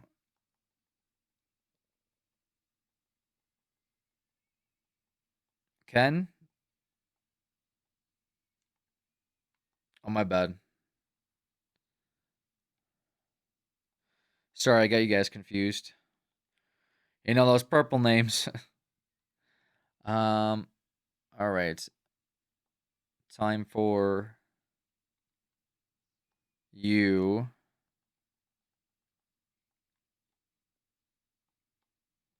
All right, Billy's ready to roll. Evex is ready to go. We're getting these guys all ready. And there'll be one more. There'll be one more possible boost. Oh gosh. From 45 to 47. But that will come after Victory Road. So we hit it 45 for Victory, and then we push 47 for Elite Four.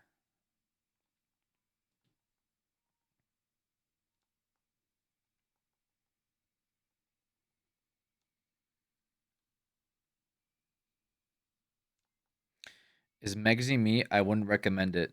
Agreed.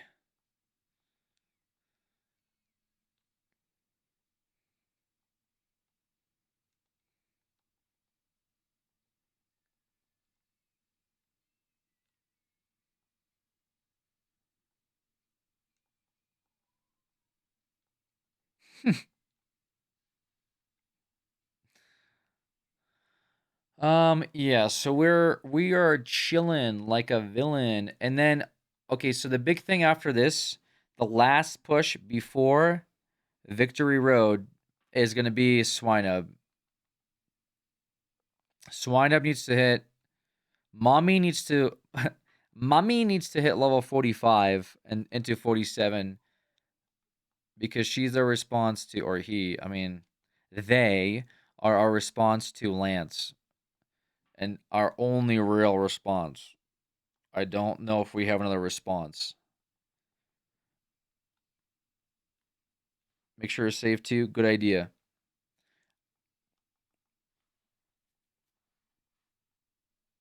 Can you swap, by the way, on the Elite Four? Or is it uh 6 Mons versus World? Bug? What the fuck is this? Bug?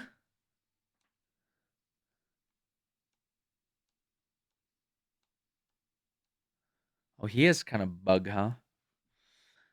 Bug. Honestly, maybe. Bug kind of might help because I think I don't need one of these, right? I forget what I think I don't need Thunder Punch, I believe. Switch Thunder Punch? Yeah, because it's physical. Yeah, I think we grab that because that could be helpful versus a few different things.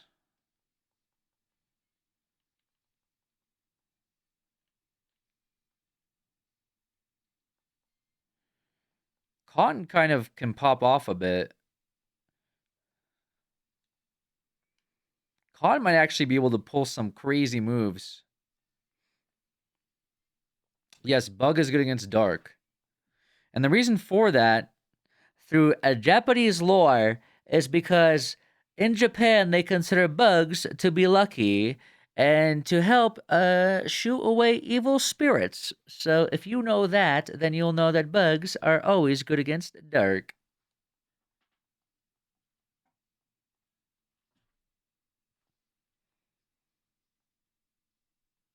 Thanks for the lore, no problem.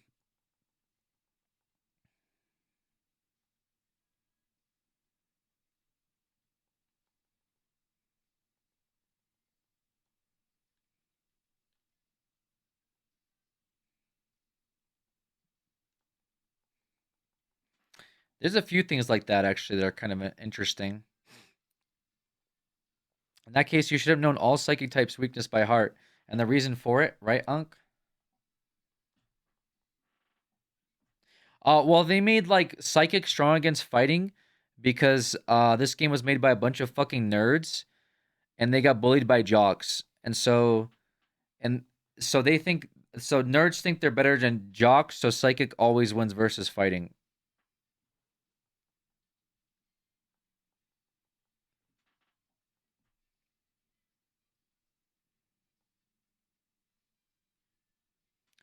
No, what is psychic weak to? What is psychic weak to? I don't I don't fucking like the ghosties, the ghosts and dark because your mental's affected by being haunted. Your mom?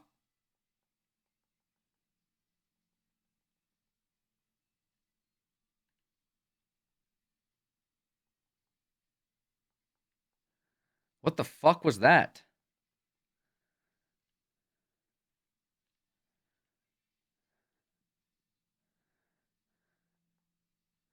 You guys are starting to really piss me off recently with your bullshit. I don't deserve this. Why is dark weak to bug?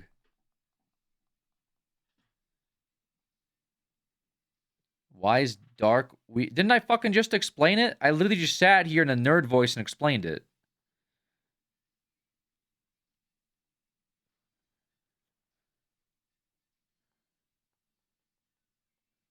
Because bugs live in the dark. No, dude, I just literally explained it. I just tuned back in. It's because in Japan, they consider bugs to be lucky and help shoo off evil spirits. And so they keep them around to drive away dark energies and evilness. That is why. I'm not going to repeat it ever again. Whoever came up with the name Tentacool should be fired with no severance. That was oh god, what's his name? Ah, fuck, what's his name? The English translator. He put in some real cooked shit into these games. He changed a bunch of stuff around too, though. The original, like literally the original Pokemon translations were not made by like a team of mastermind English majors who also, studied in Japan. They literally just handed them a script, said nothing about it, and said, translate all of this. And so it's this one dude. Fuck, dude. Is this legit? Yes, this is legit. Oh god, what was his name? I think he got let go by Generation 4 or Generation 5. But some of the original translations, oh, Knob. His name was Knob. There's a reference to him in Pokemon Ruby Sapphire. He's Trainer Knob, and he was originally um in charge of translation for Japanese to English. And so there's a bunch of weird indiscrepancies that are in the game that are a little cooked. He added some things like his friends. He changed some things around, uh, like certain characters. Like there's a in the Japanese version of the older games, there's a guy you meet and he's like drunk and he's like slurring his speech and like it says he looks really fucked up, but in the English translation, instead of being drunk, he actually is suffering from hay fever. So there's a bunch of things like that in the older versions of the games that were more PG friendly. And he did some other stuff too, I guess. He tried to change the name of certain Mon, and that happened with different languages too. Like certain languages, certain Pokemon translate to like bad words, and so they had to change those around. There was a whole video on it that I fell asleep listening to. But the cultural adaptations made the game a bit more friendly. But yeah, I believe his name was Knob.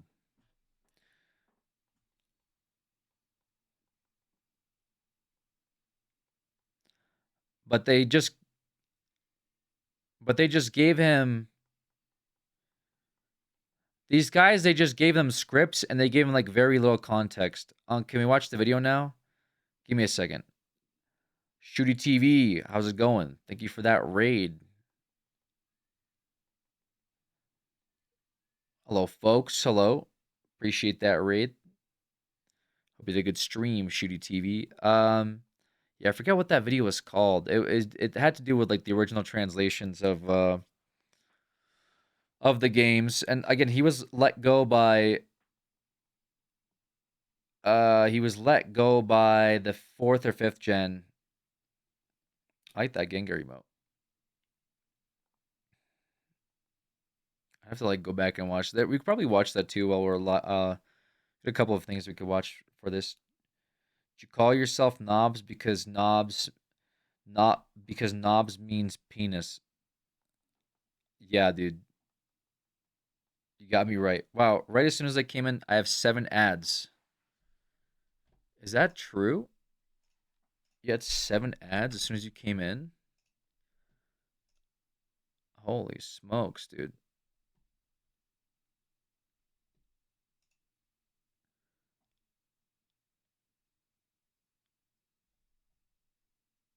Wow, that's so unlucky. You literally came in at the same time as we ran ads for pre-rolls.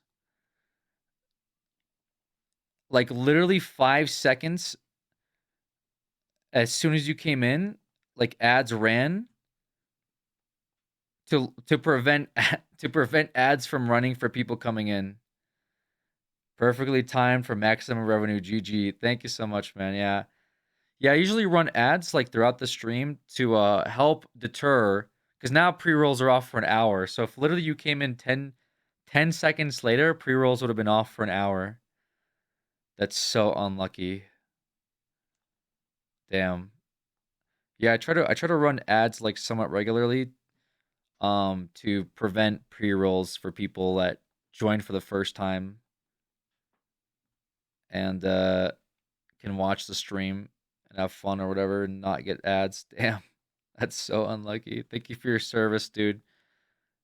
Yeah, appreciate you, man. Sorry about the ads. That's unlucky. Anyways, where you guys coming from? What was the vibe there? We playing some Pokemon? The same thing happens. Yeah, unlucky. Get your money, king. It's not even about the money. It's just Twitch forces me to run ads no matter what I do. And so, like, if I don't run ads, it'll run ads every 10 minutes. So I co-opt into running ads every hour just so there's an hour without ads for people coming in for the first time because that's the worst. But if I don't run ads, it'll literally be like constant ads. It's really annoying. What's that little tinge of hair coming from the cap? Tinge of hair? My hair? It's so I look younger and I can relate to the youth. To be honest with you, I don't know why there's a tinge of hair coming through the hair or the hat. It's the Eevee coming out. The ears are down. Why are you already linking Torquay's Gambit? We don't need this. Kaizo Ironmon smoked 5,700 times in a row so far, but they say 5,700 first time's the charm. Yeah, dude, Pokemon streamers are like a different, I think, breed of human being. Yeah. Uh, Unlucky 5,700 times. Holy smokes, dude. What like what constantly kills you in that, I guess.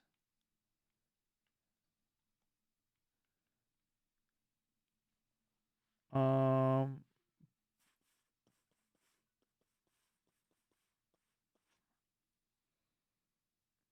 Literally everything. Not the load state. Somebody ban him. Speaking of which,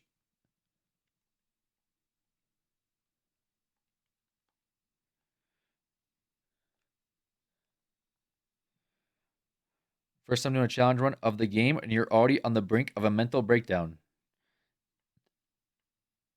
No, I'm not. I'm literally relaxed, chilling, unafraid. Metal Burst, Counter, and Mirror Coat are the big offenders. Holy Mirror Coat. Counter. Wait, Counter's dirty.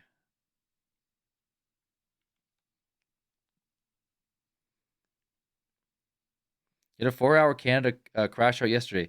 Yeah, but that had nothing to do with.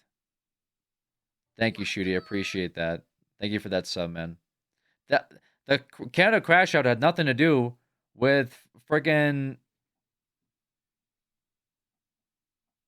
Pokemon. So now we're just lying. All right. Oh God, Mac. Thank you, Shooty. Well, I wish you luck on your next endeavor. All right, we do have this is online. So we have 3 Mons online, ready to fight, ready to roll. 4 Victory Road. We're almost there. We're almost there.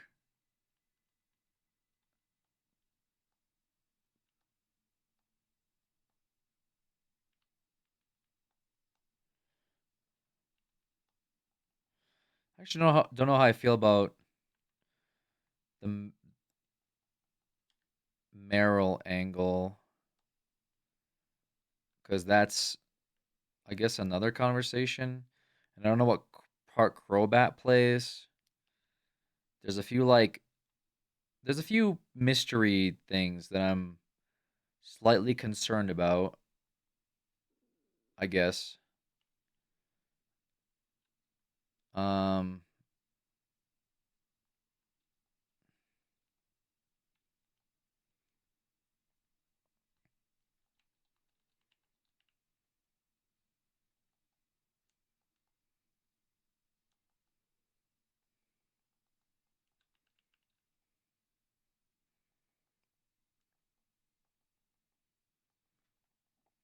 Like I think we bring. I think I don't even know who we bring honestly. What's the comp looking like? Let me think about it. Um, Obviously Lance is the threat. I think we bring Ampharos and Electrode, and then Swinub,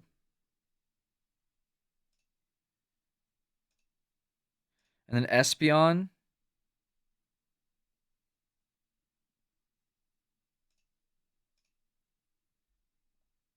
So that's four.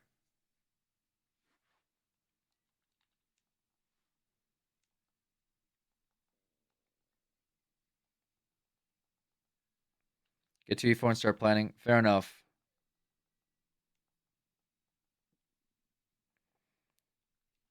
I think I have to get my Hectoros for specifically Victory Road. Weirdly enough.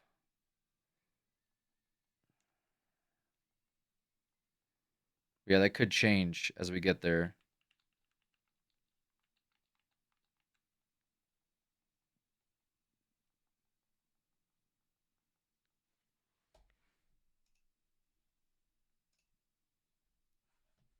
Randy, I mean.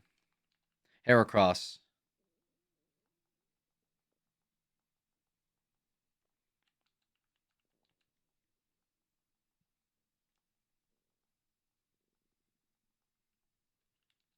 Ligma would be ready too.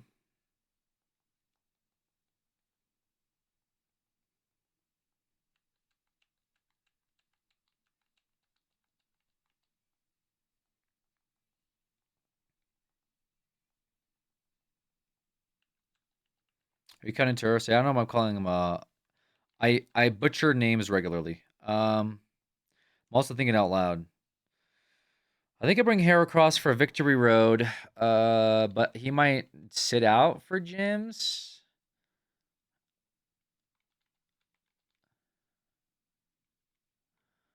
But I could also Crobat. What does Crobat do? It's gotta do something, right?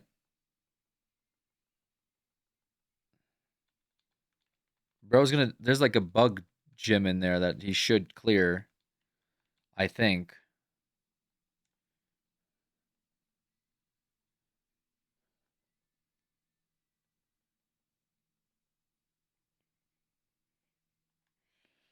Could help Espeon in the Bruno fight. Oh right, the fighting. Yes. True. Crobat Espeon combo versus Bruno. What about Randy? What can Randy do? The big bug.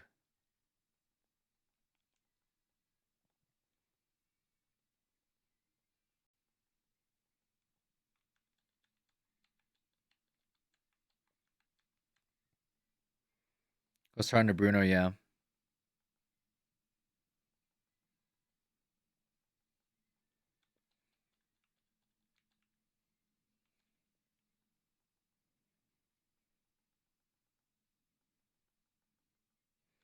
Oh, Karen uses dark type. Oh, true. Otherwise I'd have to do what with Karen? I guess Typhlosion Ampharos for Karen.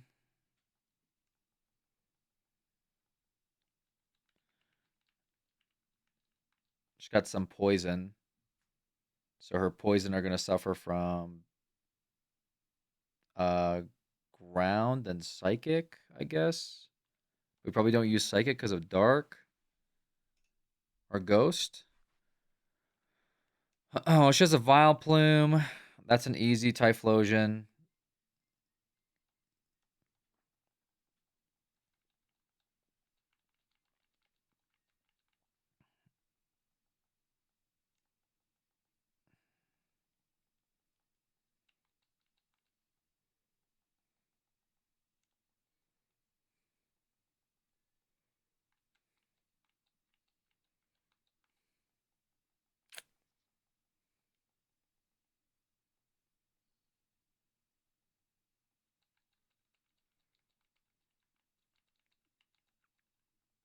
Also, Houndoom.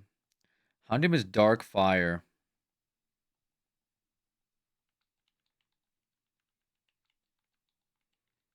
Houndoom versus Heracross might be kind of good.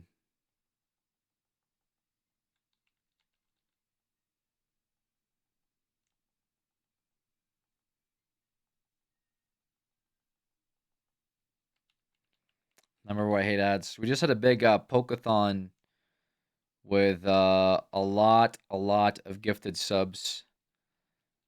It just ended today, but yeah, we that's probably why there's so many people with sub badges. But yeah, for sure, ads suck. Heracross is a bug though. Yeah, he is a bug.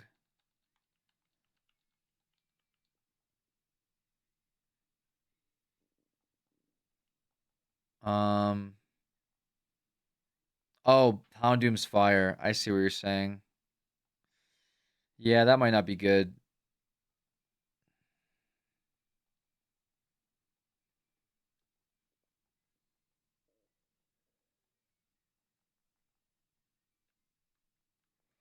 Typhlosion Ampharos for Will. Typhlosion Espeon for Koga. Espeon Corbat for Bruno. Heracross Espeon for Karen. And then for Lance, remember to consider Staryu. Well, Swinub. We got Swinub, and then but we kind of maybe need like a backup plan, right? We don't have if we could like what can learn Dragon Pulse, Dragonair. If I maybe just have like Dragonair Fallacy, dude.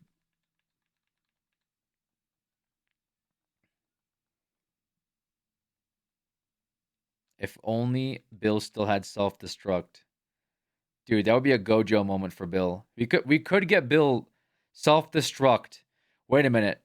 Couldn't we relearn self-destruct?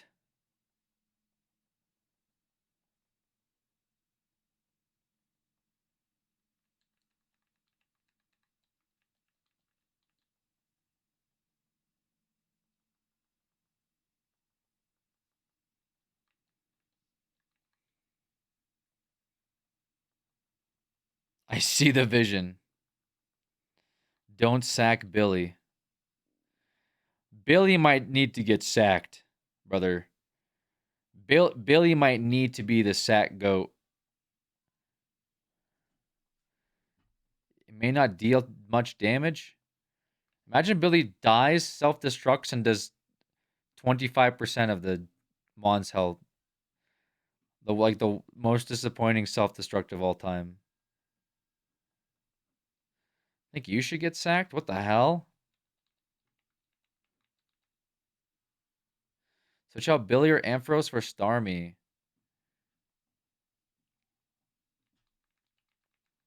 You're really ride or dying on the Starmie play, huh? But didn't someone say Starmie needs a Water Stone to evolve?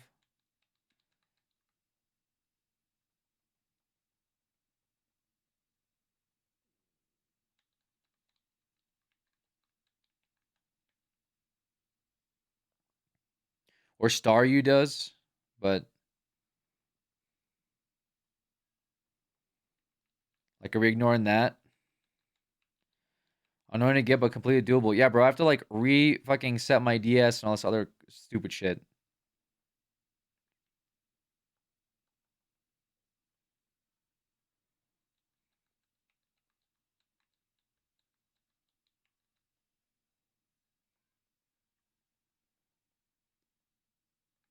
Yes, guys, my official Nintendo licensed DS.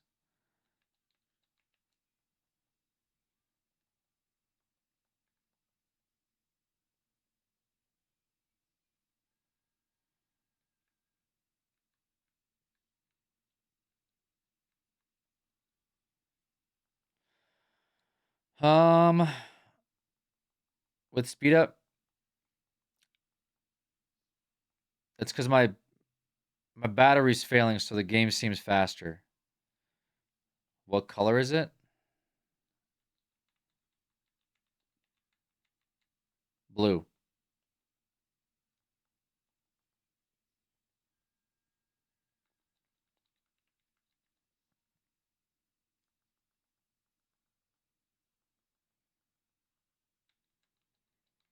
Is it hard to answer? I have trouble seeing colors correctly.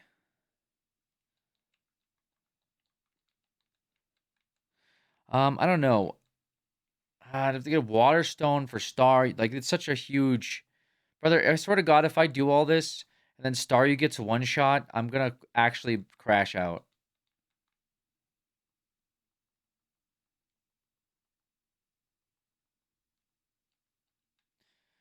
But you look top left before answering, because my hands are under the desk and I had to think about it really hard. Just stick to your gut. I mean, either way, I'm gonna have to be the one that does it. So it's like, ooh, flamethrower, huge, dude. Ooh, I'm thinking we get flamethrower, baby. I actually don't even know if I need flame wheel. This thing sucks. Maybe go flame wheel. Special, get rid of Leer. What? Defense stat reduce could be big, bro. What do you mean? Your SP attacker. I could set somebody up, though, for a big hit. Imagine, like, get rid of Leer. Man, you guys are like no fun ever, dude.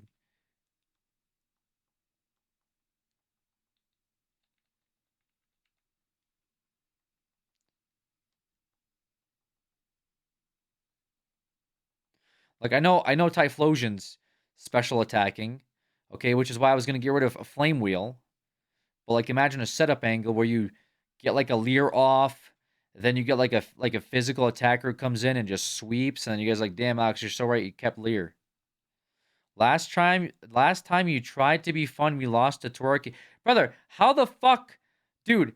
How was like if you told me, Alex, there's a chance that the Kingdra will one shot your Dugong, then I probably would have been like, maybe I should be a little careful and maybe make sure that doesn't happen. But nobody even remotely said, like, all you guys kept saying is sniper's bad. The fuck? Oh, sniper's bad. Great. Like, yeah, be careful, Alex. Sniper can hit for 3x. All right, sick. And then, oh, that means you can get 1 KO'd. What?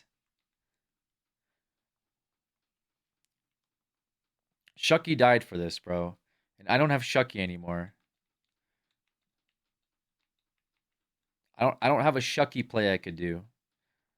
In fact, I don't even have like I don't have like a chance here or something. Like I don't have. What do you think it meant? Sniper? I don't know that, brother. Whatever. His lack of skill. What the fuck is lack of skill about summoning your Mon and then the Kingdra does a 3x crit hit into his forehead, dude? What is skillful there?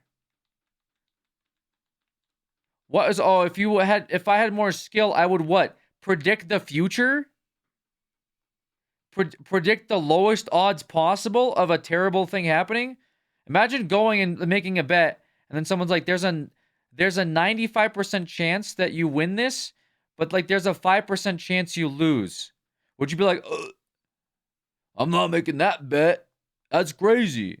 That's what you guys are sounding like right now. You're not skillful enough to not make the 5% bet. Like, what? My bad. My bad for playing the game. You made a bet on 30%. Yeah, I made a bet on 30%, but not on 95% that I don't die. And I still would make that bet again, bro. That's kind of common logic for experienced Nuzlockers. Brother, put your fucking calculators away. I don't need to hear about your common logic for Nuzlockers. You guys sit there and fucking have to like plus minus divide every single action you do in the game. And then you sit there and talk about how I have zero skill. Because I don't bust out a fucking app that predicts every single inevitability possible and gives me a percentage breakdown about which one of my 4 moves I should select. Like I might as well just have Chat GPT watching me play. Jarvis, What's the percentage that I hit this sheer cold? I'm coming up with a 30% chance, but be careful. There is a 2% chance Kingdra one-shots you. Oh, shit. Probably shouldn't do that then.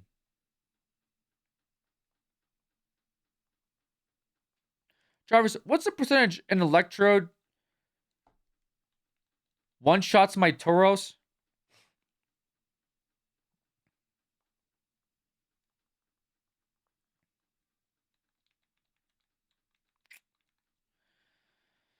Christ.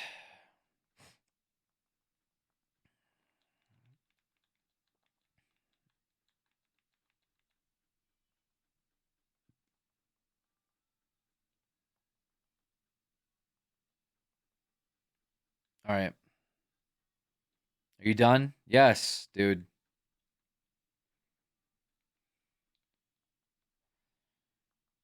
Give it a little tug and full send this sheer cold. I didn't even get a chance to fucking send a sheer cold, bro. I literally just got to watch my, my like 2 hours of leveling a seal go down the drain, bro. I didn't even get to see a sheer cold fail.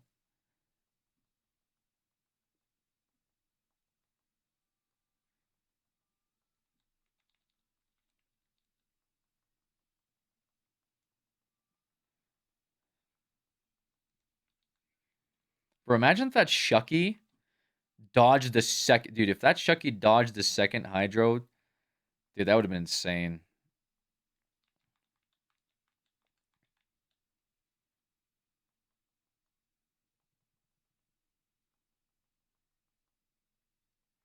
I guess what I could have done is, yeah, I could have, like, speed. I could have EV trained my. Actually, I don't even know how much speed did that Kingdra have. That Kingdra probably had insane speed. He would still be on the team. I think I would have kept Shucky for the Elite Four if Shucky survived the Kingdra. No way you would outspeed. Yeah, I don't know. That's probably not a reality where that happens. Where Dugong outspeeds Kingdra.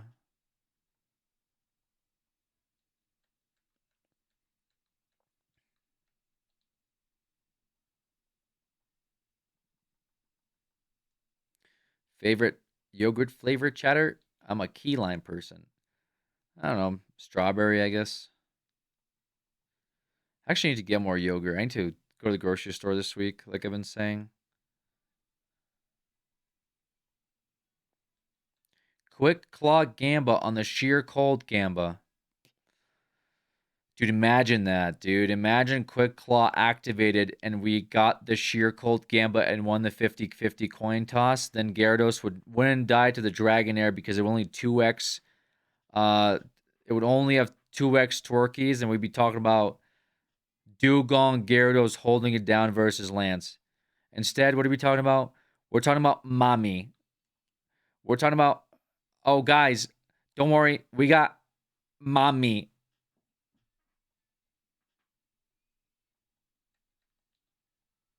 We got Mommy for Lance.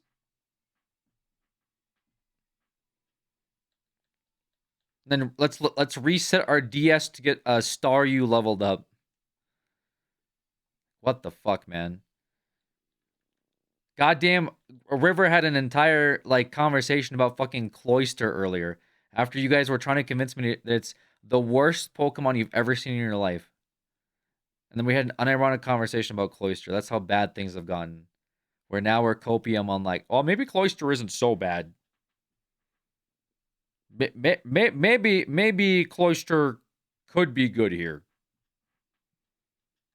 All things considered, based off the fact that we have no other choice.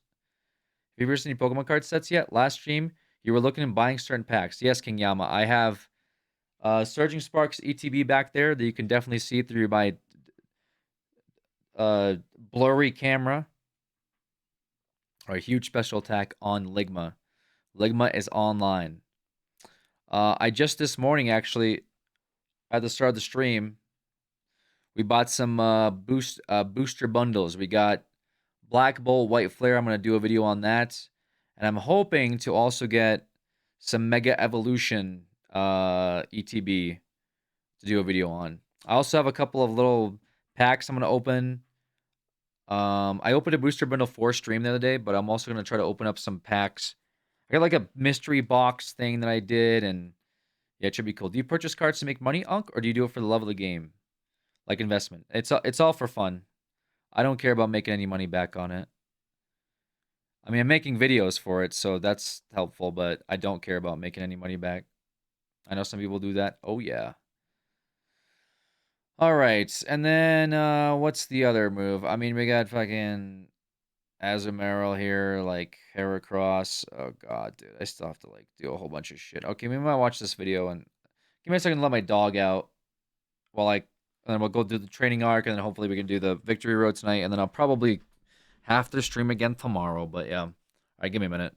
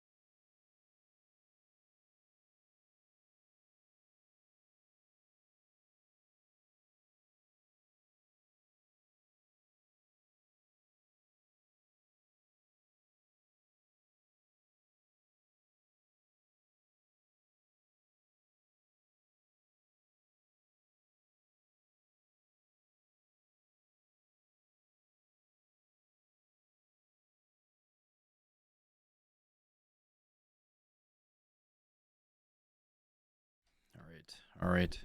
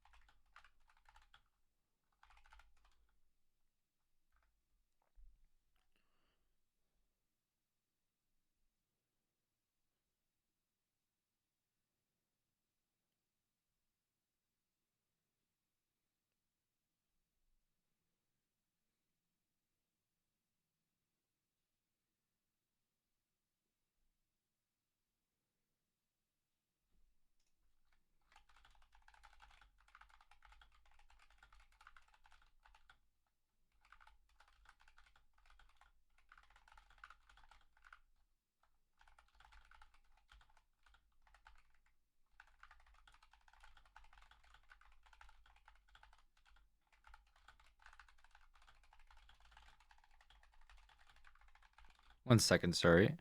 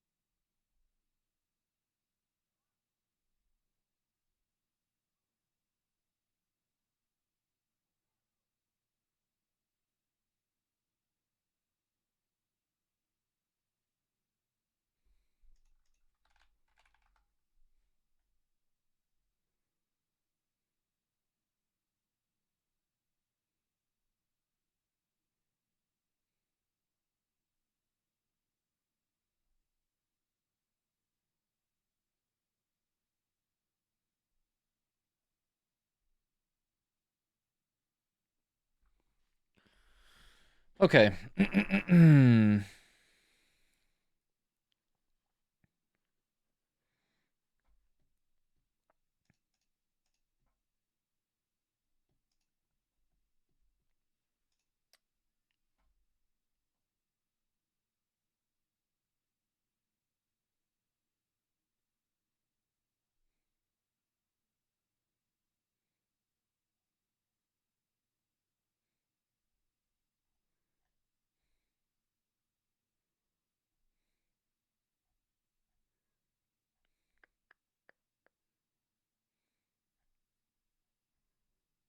Okay. Right, sorry about that, guys. All right. Let's let's continue this, I suppose.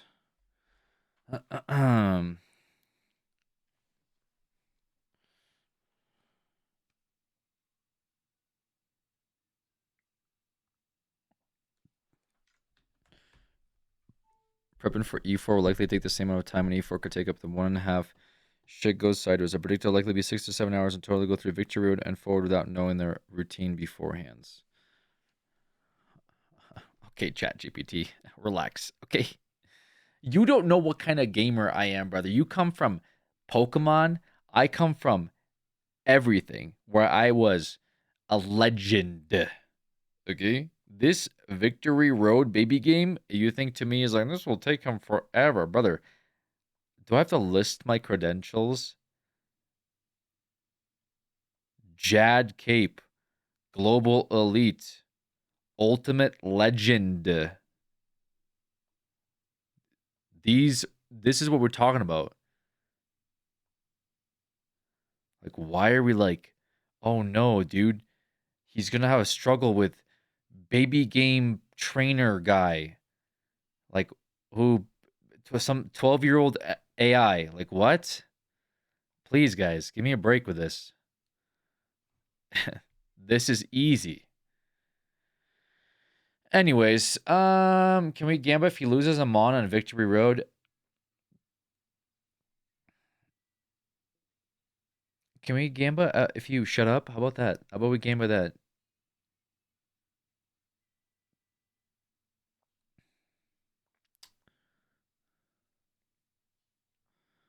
Okay, okay, this thing should not be PSA 10. Not PSA 10. Please get this out of my box.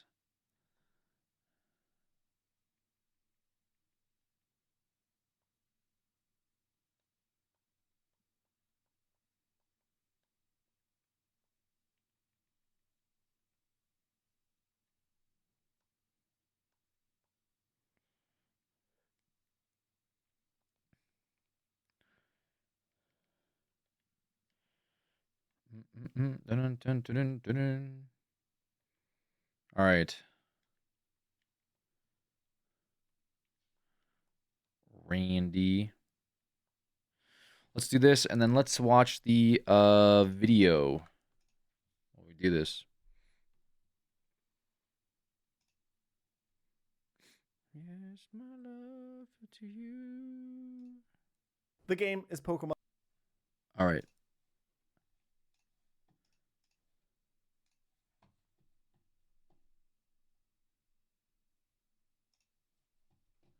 On Run and Bun. This is a mod of Pokemon Emerald that implements Pokemon and mechanics up to and including Generation 8. More importantly though, Run and Bun was designed to be extremely challenging when played with hardcore Nuzlocke rules. The modder Dexa spent about 2 years refining and balancing the game to make it one of the hardest ROM hacks ever made. Dexa is a very experienced Pokemon player both in competitive singles and in challenge running, so he really knows his stuff. I could tell you about how every gym leader in this game has a legendary, how double battles are designed with extremely devious mechanics in mind, or how every trainer from the very start has basically perfect type coverage on their Pokemon. The only thing I really have to say though is that this game has been out for a few months now, and every professional and semi-professional Nuzlocke runner has been grinding it, yet only 2 people have gotten a confirmed win under hardcore Nuzlocke rules. If you consider how much the community's knowledge and skill has grown over the years, this is the only thing you need to know to definitely say that this game is harder than Emerald Kaizo, the legendary ROM hack that took me, one of the best Nuzlockers in the world, 151 attempts to beat. So join me at the start of my journey to become the 3rd person to beat this game. Speaking of beating something,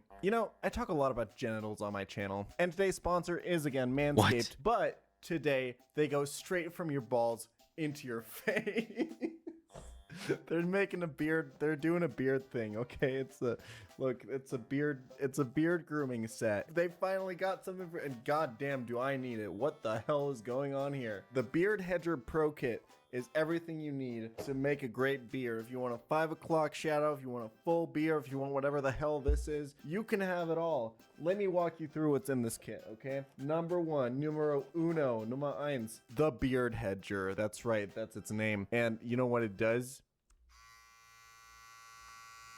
It hedges your beard. It's great. This thing has a powerful 7,200 RPM motor. That's 7,200 times per minute. It's got a little wheel with settings on it. Where's to watch this ad? To whatever you want. It's waterproof. Happens. Cordless. Charges via USB-C. Like, there's a beard oil, beard shampoo to get your beard washed. Put that one in your shower. There's the beard conditioner as well. You can also put in your shower.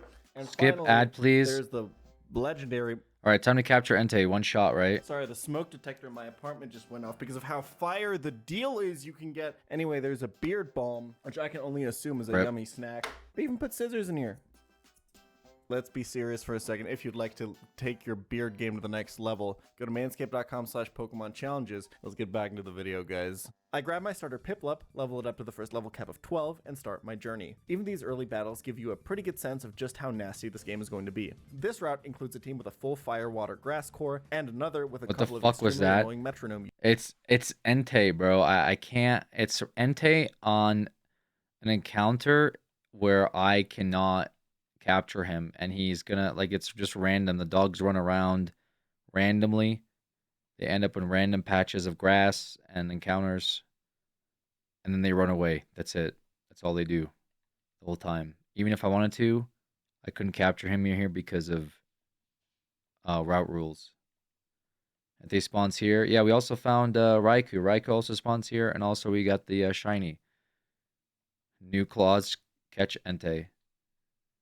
This is my safe spot that the legendary dogs have spawned in. Except for Suicune. Suicune hasn't spawned here yet.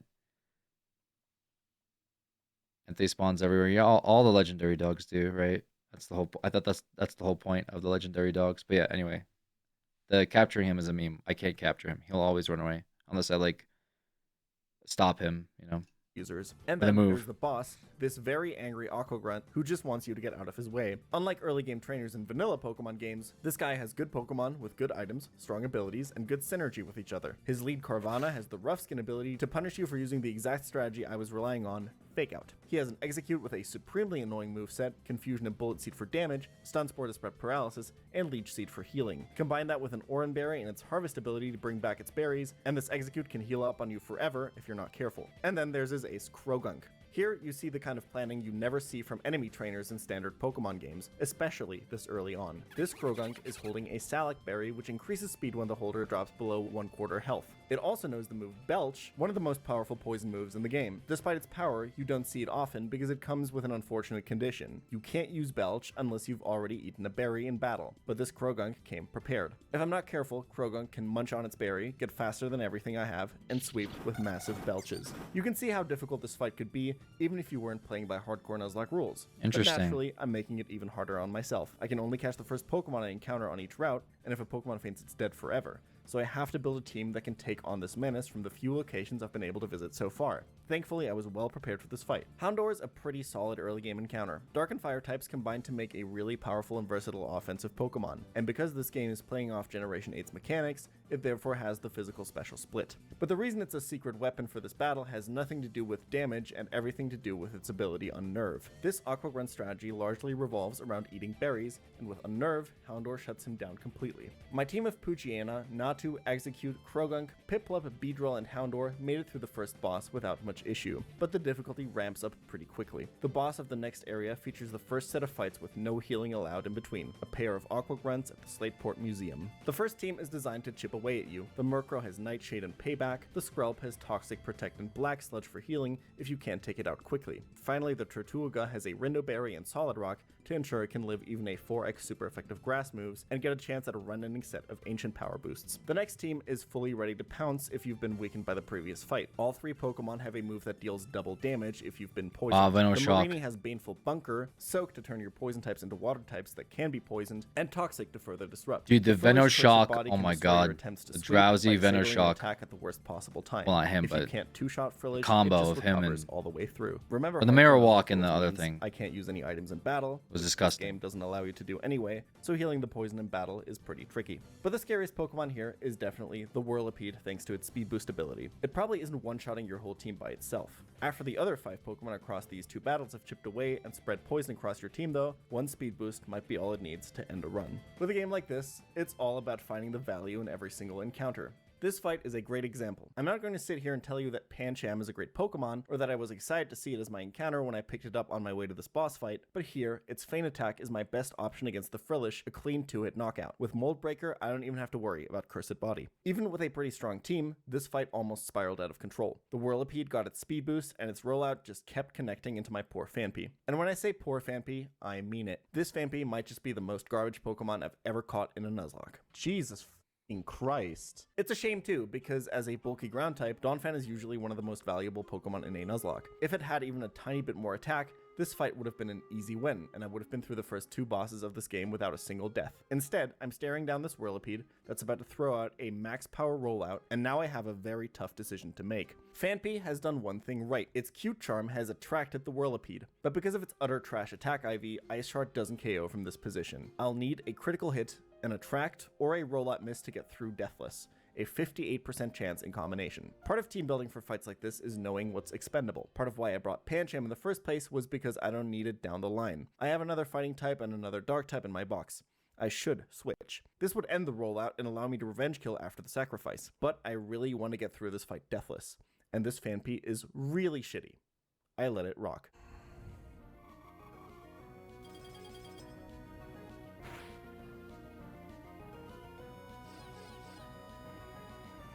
I mean, it is what it is, right? You kind of got to go for those, man. Sometimes you just got to fucking go for those. It was the incorrect call. Sacking there is always correct, but I wanted to go deathless on this attempt, so. This was actually ridiculously unlucky too. If any of the 4 attract chances had prevented the Whirlipede from attacking, or if this thing's attack IV was even 2 or 3, I'd be sitting pretty after this fight. You've made this game look pretty easy so far, you're thinking, I'm sure. How big a deal could losing 1 Pokemon be? Because this is a hardcore Nuzlocke, I'm only allowed to catch the first Pokemon I encounter in each location. This game has 98 total locations, so assuming I don't screw up any of my encounters and successfully catch them all, I only get 98 Pokemon for this entire run. With 1 down, I have 97 left. How many Pokemon do I still have to beat?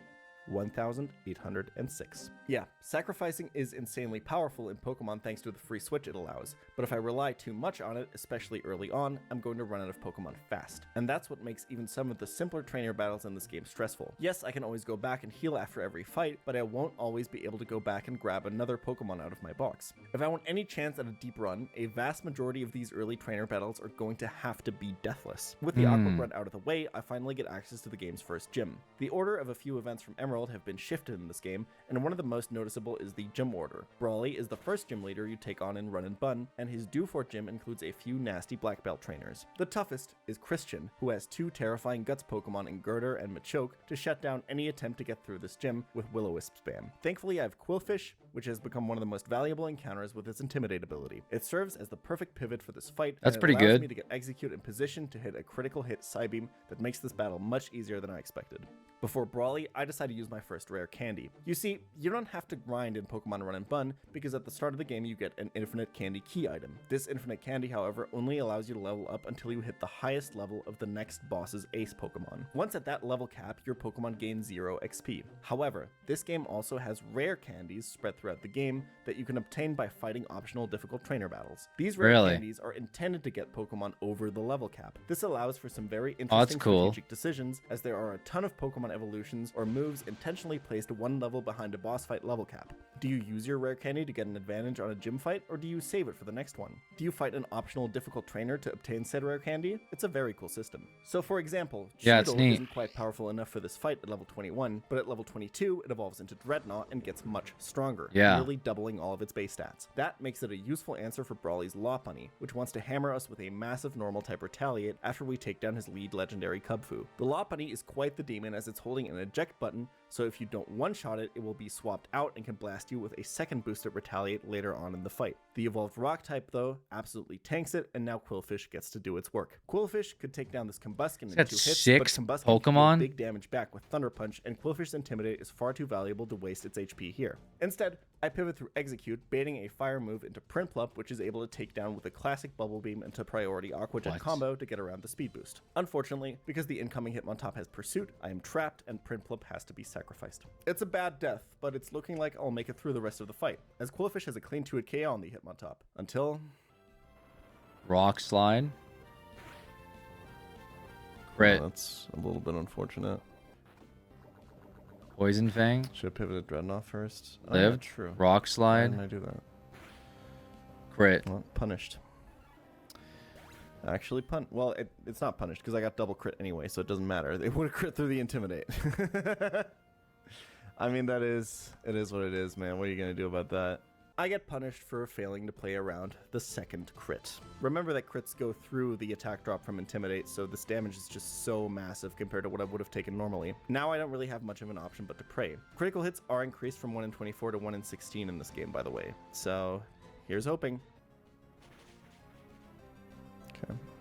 I dodged the triple crit. Beedrill makes quick work of the Poliwhirl, and Mighty Ina's Covet makes it a hard counter for the final Pokemon Scraggy. The double crit really hurts, as Quillfish has been a godlike encounter for me. But this is a really tricky fight, and I'm happy to get through with just 2 deaths, and 3 total for the rest of the run. Now it's finally time to head towards Roxanne, the typical first leader in Emerald. She has an absolutely ridiculous team, but before that, I have a bunch of trainers to take down. That includes the first double battle. There are 30 double battles throughout Run and Bun, and you better be up to date on double battle mechanics and strategies for these fights. This battle against twins Gia and Mia features a strategy so powerful it made day 2 of last year's VGC World Championships, Friend Guard Clefairy. Congrats to Enzo on the 89th place finish, by the way. The twins Clefairy only knows 2 moves, but they're the only ones it needs to be one of the best support Pokemon in doubles, Follow Me and Helping Hand. Clefairy may not be able to attack, but this is one of the best Pokemon in double battle history at keeping its partner alive. With its ability Friend Guard, it boosts its partner's defenses by 33%, and with Follow Me, it can force any single target attacks into itself rather than its partner. With its decent natural bulk and the Eviolite item, it can soak up hits while its partner spams its best attacking moves. Helping Hand not only boosts its partner's attacks by 50%, but it also lets it be useful even when I try to block its Follow Me attempts with Fake Out. Deden, Abra, and Togedemaru might not sound like the scariest teammates, but this Clefairy still made me work for it. Just look at how much calculation this fight required just to get away deathless. Pretty soon after that, I arrive at Rustboro City, the home of Roxanne's gym. I immediately head out to grab my encounter. I totally intentionally led my static Flaffy to make sure I get the best encounter on this grass patch, Togedemaru. With the Iron Barb's ability, Fake Out and U-Turn down the line, Togedemaru is one of the best pivot Pokemon in the entire game. As a Steel type, it's also going to be incredibly useful for the Rock type gym I'm going to take on. I desperately need another good Rock resist. With Togedemaru in tow, I feel really confident in my encounters for this gym. We did a lot of planning. I feel not very confident at all. I have so many strong fighting types. Krogunk, Hariyama, and Breloom are all great options in this gym's rock types. The big problem is there is some incredible coverage in this gym, from the ice and thunder punches waiting around on many of the gym trainers to the ridiculous diversity that is Roxanne's team. Brawly's Lopunny should have been a sign that while gym leaders will mostly carry Pokemon of the same type as their gym, not everything will match. Roxanne is carrying 2 non-rock types on her team, and they're both quite threatening. First, her lead Bisharp. At least this guy is weak to fighting, just like most of the rest of her team, but Bisharp makes sure you can't just sweep this gym with a solid steel type like the one I just picked up. So does her Zygarde 10%. Yeah, that's right. Roxanne got a Zydog. Thousand Arrows is one of the most broken moves in Pokemon, a ground type move that ignores flying type immunity and even smacks down flying types. It's not like flying types were going to be useful here, but it also serves as another great counter to the steel types that would otherwise destroy Roxanne's team. After those 2, Roxanne finally unleashes the rocks. Aurorus with Refrigerate Body Slam to scare off grass types, Caracosta with Solid Rock and Brindleberry to lift just about anything, and finally Lunatone and Soul Rock, both with Levitate. I look at this team and I'm pretty sure I have one primary job to do in this fight. Do not let Lunatone use Ancient Power. Ancient Power boosting Pokemon are scary enough on their own.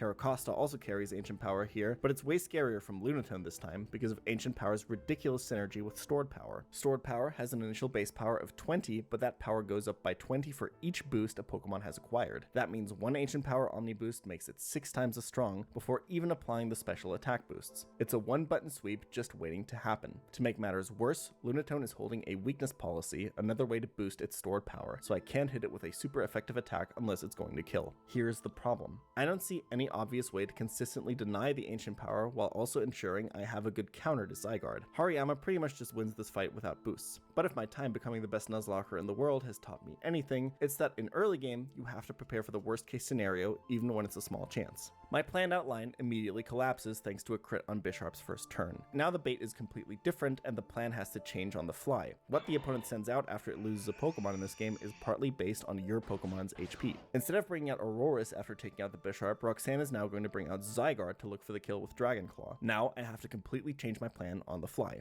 Okay, so here's the problem.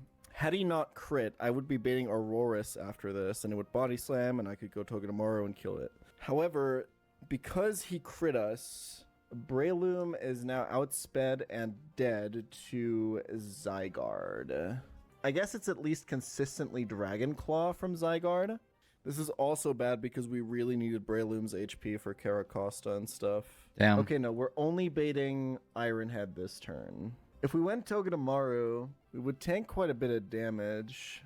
I think I have to just take the kill and play the fight out. But what do I do on Zygarde Dragon Claw? I still go Mightyena, right? It's actually just better. We just take the kill here. We should be faster after paralysis. We just Mega Drain it, get 1 HP back. And then it should be Zygarde, it should be Dragon Claw. We go Mightyena, and we see how does it... I think this line is fine. I think there's no clever line I can do here. I think Togedemaru switch is just straight up worse. It just takes extra damage. It's the same exact line. I land on a Mightyena angle, relying on its Intimidates. Okay. I'm praying to dodge crits even harder than before, but it looks like the best way to get this fight back on track. Mightyena's Ice Fang gets through the Zydog and baits in her Aurorus. Togedemaru absolutely destroys Aurorus, and the fight is basically back on track, even though I'd love a bit more HP on Breloom. Hariyama ends up being the ideal pivot on Solrock. Baiting Psycho Cut is a way to get Mightyena in for Intimidates. Solrock's Stomping Tantrum adds an interesting wrinkle though, because if Psycho Cut fails due to the Dark immunity, Stomping Tantrum doubles in power. Still, the Mightyena pivot allows Eggy to get in without taking too much damage. It makes flinching to Rock Slides less scary as well, thanks to Intimidate. Togedemaru takes down Solrock, but I'm not out of the woods yet. Razor Shell from Caracosta sees 4 killing rolls on it, and it looks like I might have to sacrifice again. I'm forced to let it Ancient Power, no boosts. And it gets to try again after living a Mega Drain range from Breloom. Again, no boosts. Caracosta boosting wasn't the insta-loss I would have suffered to have the Lunatone boosted, but it was still a scary line nonetheless. And I still have to deal with Lunatone. Thankfully, it sees a kill with Icy Wind against Breloom, so I don't have to worry about it boosting on the first turn. But now, I have to play carefully. I managed to get a Force Palm Paralysis though, and with that, Togedemaru is able to get in and cleanly end the fight. This fight had so much going on that in the end, I'm not quite sure I actually found the optimal line. Beyond my dodging of the Ancient Power boosts, I was also lucky that Caracosta didn't hit Breloom with a Zen Headbutt. But either way, it feels great to get out of this insane fight deathless. That was a fucking Zygarde I just had to take down in the second gym after all. And shout out to Togedemaru for landing 3 completely unnecessary Metal Claw crits. By the way, if you're wondering why this game is called Run and Bun, the game is named after a friend of the creator and fellow Nuzlocker, Runabun. For those boomers of you that, like me, have been in the Nintendo pocket of the internet for over a decade now, you might remember this being a naming trend for ROM hacks back in the Super Mario World modding days. Jesus Christ, that was long ago. I think most of you weren't even born back then.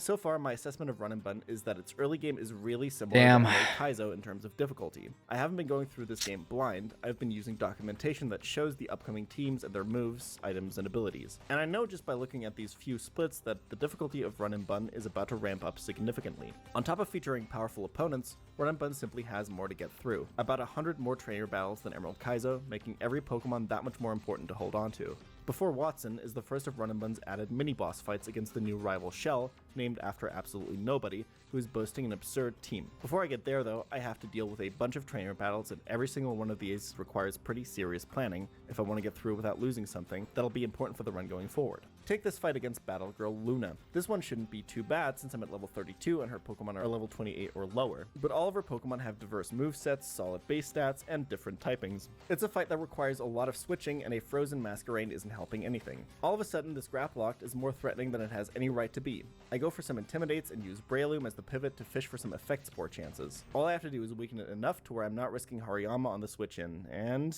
Oh wait, I just Vital Throw, right? And then Revenge doesn't get boosted. Yoan. Not how it works, huh? Damn.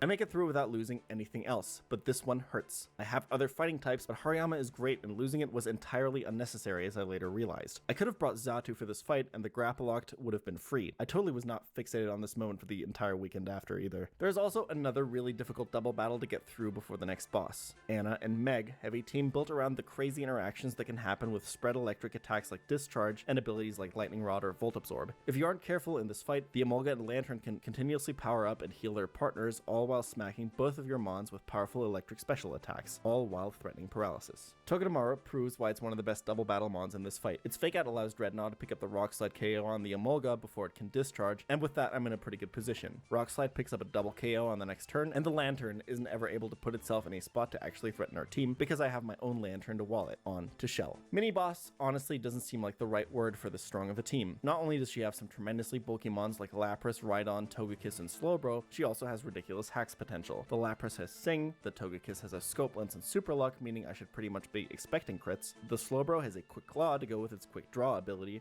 meaning I can't count on revenge killing it. And if I can get through all that, waiting for me is an utterly terrifying Delcatty. Yes, you heard that right. The Delcatty only has 2 moves, and that's all part of the plan to decimate opposing trainers. First is Fake Out, simple enough, great move. The second is Last Resort. This is one of the best moves on paper at 140 base power and 100 accuracy, but it has one of the most restrictive conditions to use it in the whole game. A Pokemon can't use it until it's used every other move it knows. Gen 8 mechanics matter here too. Delcatty's Normalize ability used to just turn non-normal type moves into normal type moves, making it a mostly useless ability. But since Gen 7, it has boosted normal moves by 20%. In combination with Normal Stab and Delcatty's Silk Scarf, that means Last Resort is going to hit. I get a great start against the Lapras as Lantern eats a pair of body presses and dodges a Sing before taking it out. Unfortunately, my forgetfulness... I like Lantern a lot. I forgot to equip the Hard Stone to boost Dreadnaught's damage, so Delcatty is able to get a second Last Resort into Dreadnought. I can't just lean on Dreadnought anymore, but Ampharos gets a supremely clutch static paralysis on the Togekiss and gets things back on track. Breloom destroys the Rhydon thanks to its Giga Drain healing.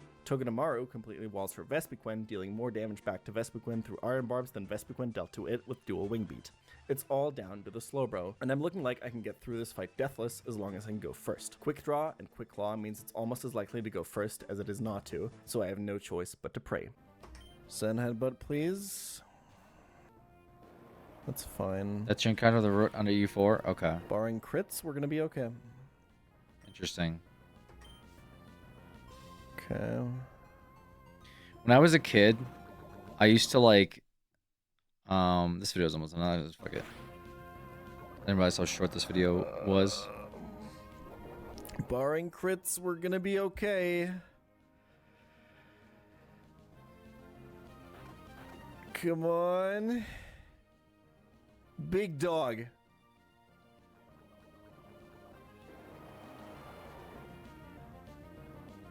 I think I might just be dead, actually, if he gets Quick Draw here. Well, nothing to do. Get fucking owned. Get fucking owned. You suck. You're shit. And just like that, we had beaten the hardest fight of the early game. But there was so much more to come, so much more to look forward to. Make sure to subscribe to the channel to see further adventures of me in this game.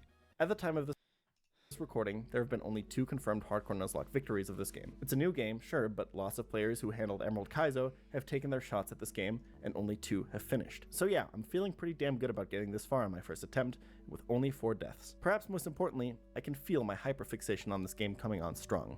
I'm invested now. I want to push this run as far as I can, and then I want to take this game and solve it, just like I did Emerald Kaizo. If you'd like to see me continue, subscribe to this channel and my second channel, Interesting. Daily, where we upload stream highlights on everything but a daily basis. He has a 3-hour video finally beating Run and Bun 2. Really? Oh my god. That's crazy. How many attempts did it take him to beat it?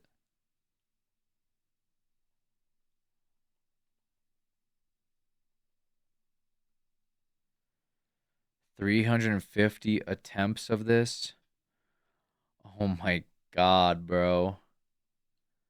What the fuck?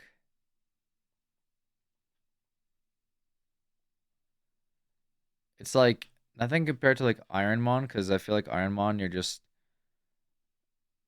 you're like at the whims of RNG, but this is like you're at the whims of a spreadsheet and calculator, and you're gonna have to prepare for every single inevitability, and sit there and like solve what may or may not be optimal versus suboptimal for every decision you make.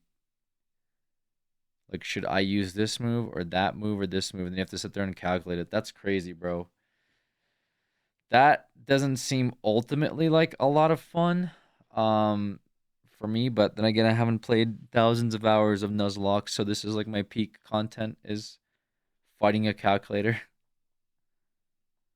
That's crazy though. Wow.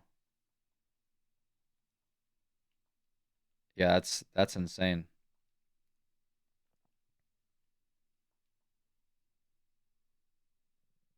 Christ.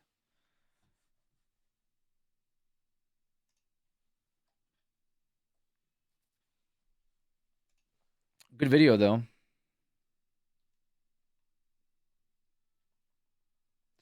His winning attempt was 700 hours.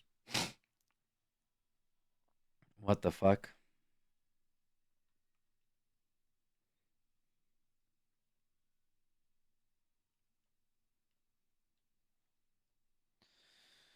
Yeah, we had a Skarmory encounter here, which kind of sucked to get it because I got it after I wanted to get it. Like it would have been a nice pickup, but yeah, it is what it is.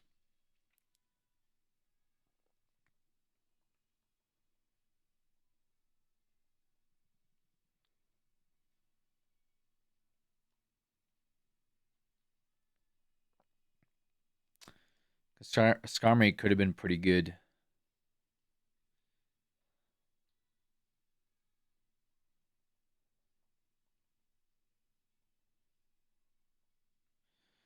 So Randy's getting pretty fed. Getting strong.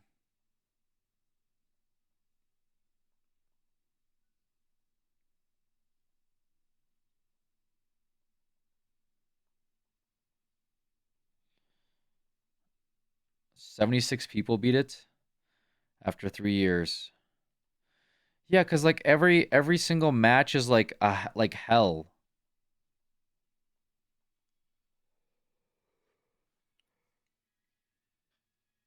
It doesn't even count for like RNG, bro.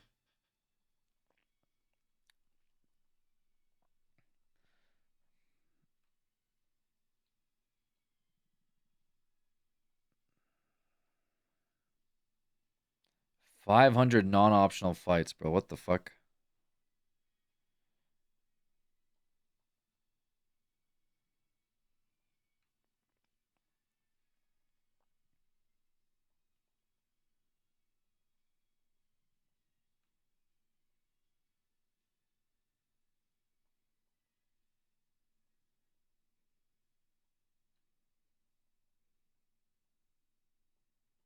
Yeah, it seems crazy.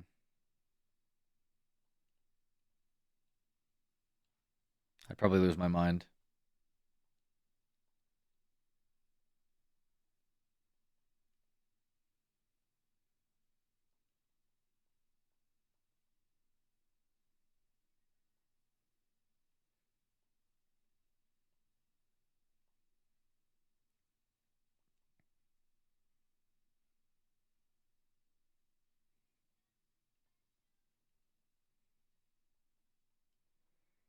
My attempt 200 and losing my mind.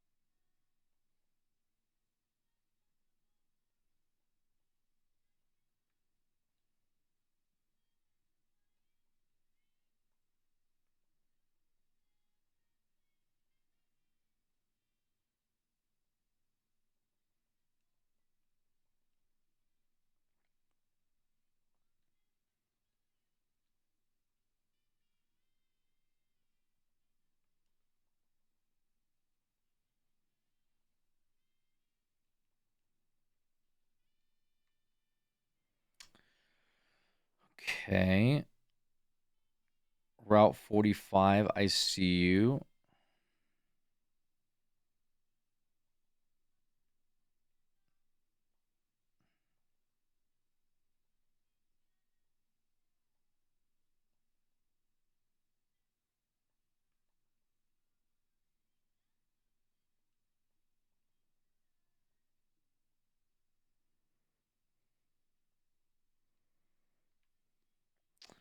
At least there's money here.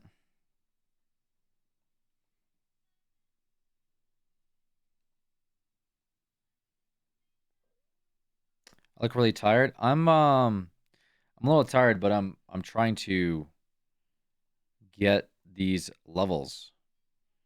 I still haven't even start. I don't know why this one took so long. Is there like a does Heracross like need more XP than other Mons or something? Like is this guy just XP locked or some shit? I feel like this one took way longer to level than literally everything else.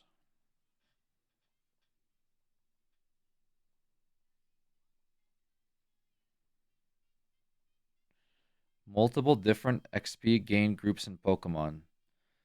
This one specifically, I felt like I've could have leveled two Mons to level 43 in the same time that this guy leveled once. So I'm like confused.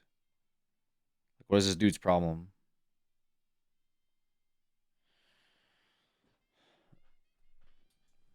He's in the slow gain group.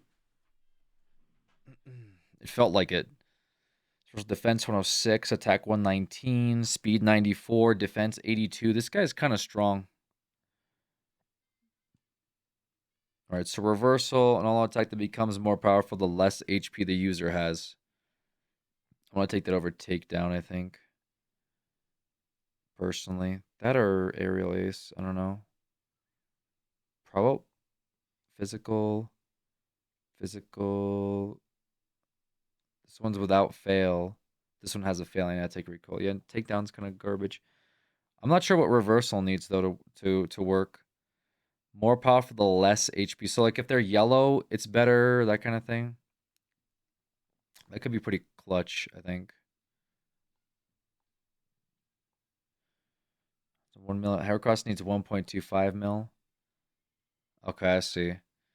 So he's a bit of a menace then when it comes to like XP gain.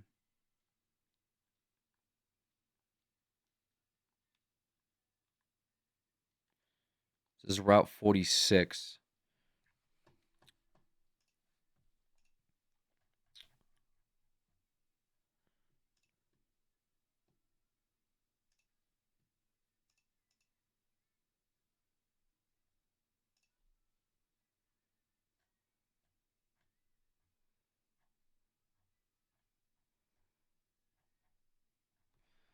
Wait, Route 46. Did I already?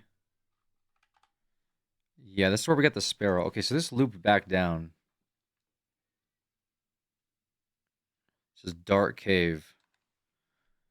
Yeah, and Dark Cave is where we got the Crobat originally, funny enough.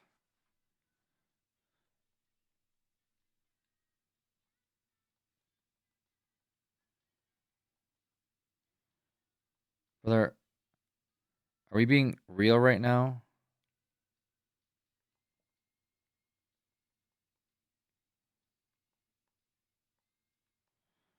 I have to fight your level 13 Geodudes? Like that's what I'm doing in my life?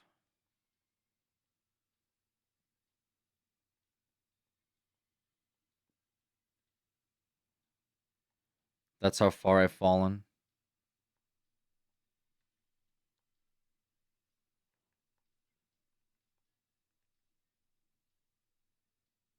Alright, so that's 46 and 45. Okay. Do you have a Discord? I do. We do have a Discord here for the community. I have a few sections. Yeah, pretty good. Very friendly folks. Mostly chill vibes. People just hang out, talk. Got a TCG section. A few other games. A lot of memes. Feel free to take a look around. Don't forget the SD. We have a casino. Yeah, we have a casino where we have a lot of Gamba addicts in the casino. There's a trading card, not a trading card, I guess kind of like a trading card game using the SoFi bot. got pretty popular in the Discord not too long ago, and sometimes we even get drops from the official Discord for the bot. Like the people that are behind the bot have given us some free drops as well in the past. So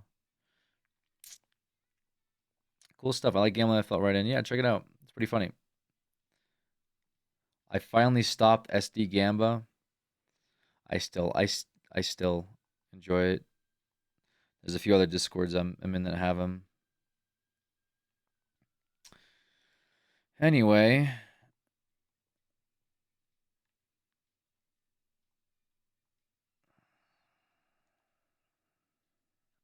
so if I literally saved the Discord, Gamba saved the Discord.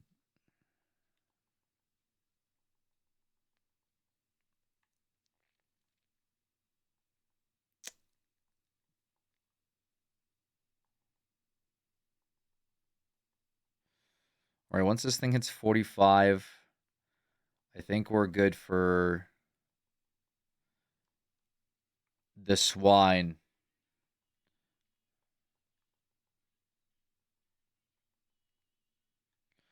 I think I'll have like just trails at that point. Maybe get trails caught up, and then I might throw the Starmie inside of daycare. Actually, it might already be in a daycare. No, it's not because I goofed up on the save file.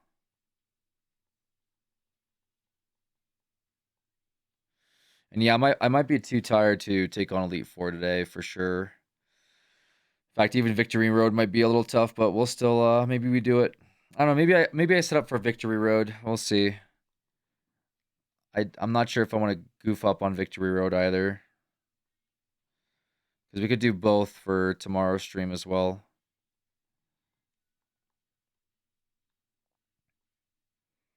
Because I'm afraid I'm gonna not pay attention on Victory Road, and it's gonna be really bad. And this took a lot longer than I thought it would. There's a few big fights that'll pose a threat to your lineup. Yeah. Yeah, maybe worth to like re-strategize. Get these guys at least to level 45. We have a few mons at 45 ready for Victory Road. And then once we get through it, before we take on E4, we'll get our E4 team ready. Get them to 47. And then at 47 is when we go in and we take on the E4. But we have like one last hurdle, which is Victory Road. And then after that, we'll have to take on the Elite Four. And I mean, that's it. I don't know. I don't know. Then that's I guess the end of the Nuzlocke at that point. We'll see. We'll see what happens. So far, very interesting. I think I have another encounter as well. We're talking about the I think the Victory Road encounter, right? That we have. Maybe I'll get that because technically a Lantern might be kind of good too. Do you feel the adrenaline? Do you get the hype behind the Nuzlocks? I like that it's a mix of grind and a mix of challenge. Well, it's only grind because of me, but I unironically do enjoy this like part two. I get my dopamine receptors do fire up. I do feel like a kid again when I do this shit. Because this is what I used to do as a kid. Like, damn, this gym is hard, better go out there and grind. But I like the challenge of like the Nuzlocke specifically of like you have this team, make it work. Like I think that's good. I've been liking that. Playing with a bunch of mons that I would never normally play with.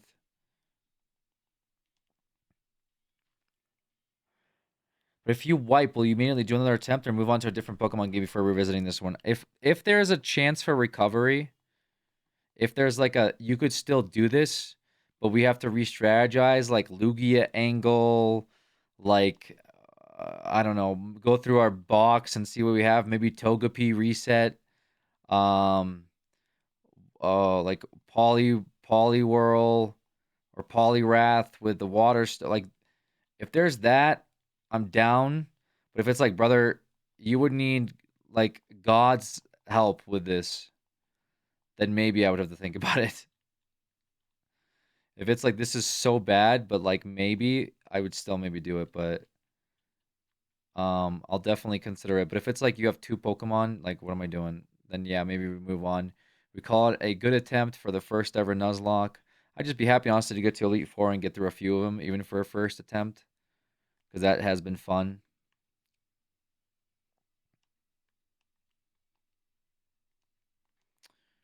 Let's see how fast this Meryl levels, because like, good job. Good. To be fair, I've had a lot of help with chat. I think if I was by myself, I probably would have made a lot of like really dumb mistakes that would have just been really silly. But chat's helped guide me to like victory a lot. So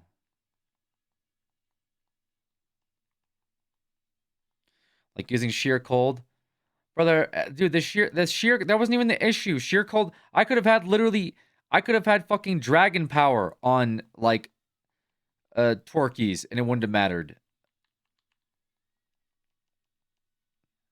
I think maybe the only thing I do there is like,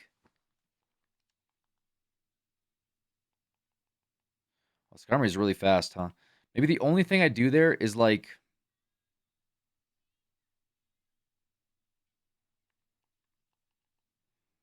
no, there's nothing to quick claw.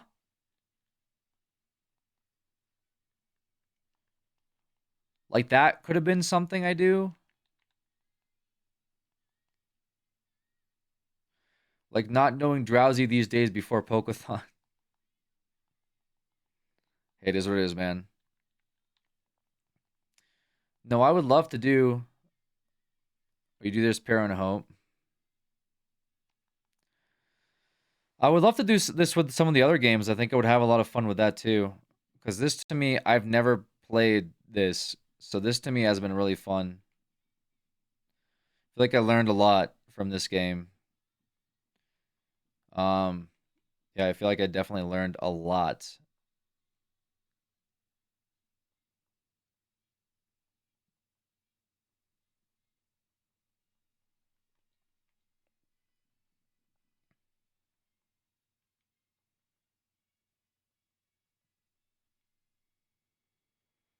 But yeah, I guess we'll see what happens. Like if we have like a wipe, I could sit down and think about like what the plan is. I'm not really thinking about a wipe. I'm just kind of thinking about the Elite Four, thinking about what we could do for the rival fight.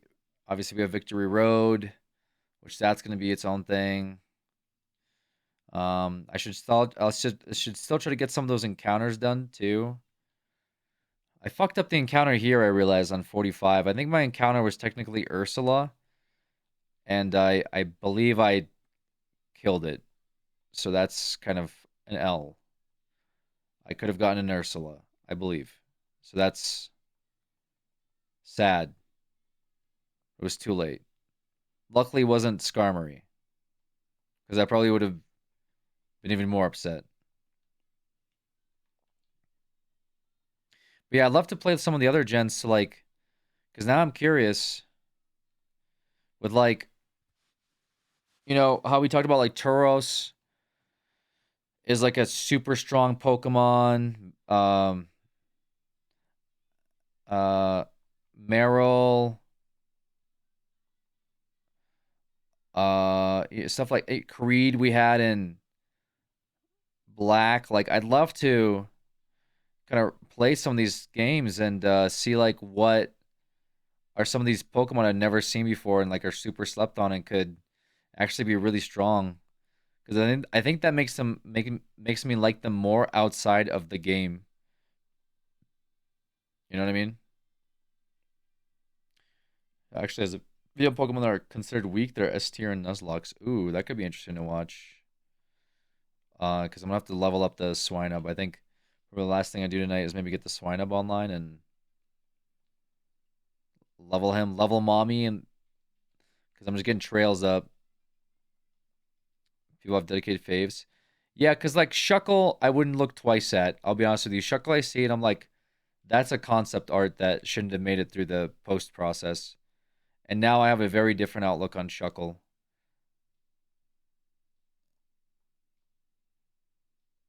I'm like, damn, That guy low-key may have saved this run like twice.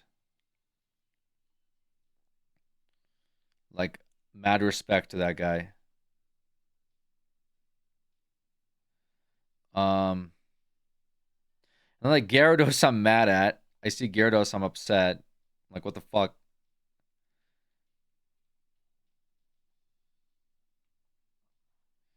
Um, Obviously, I still really like, like my favorites, but I'm like open to the idea of like I'd never really had them like the Ampharos. I never leveled one before, so like having one in this has been interesting. Cotton Swab is kind of Giga Chad. He's very strong.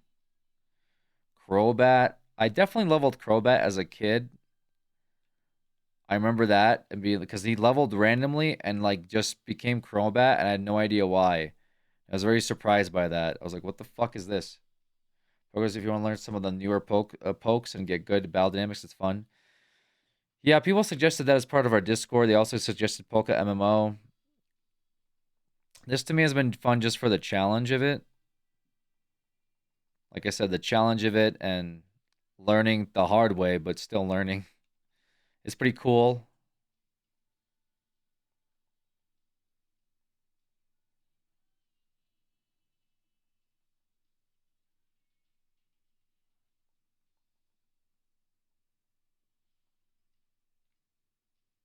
You won't beat Pokerogue, and if you did, you could easily beat Nuzlocke. I see.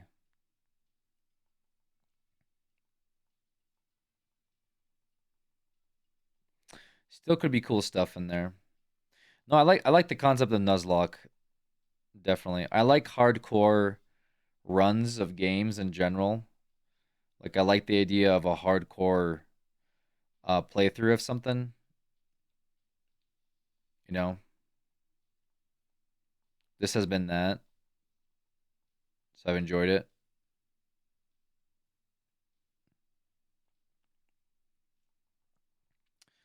But yeah. Would like to play something because this is still kind of a this is still old gen, right? So this, this is older Gen 2.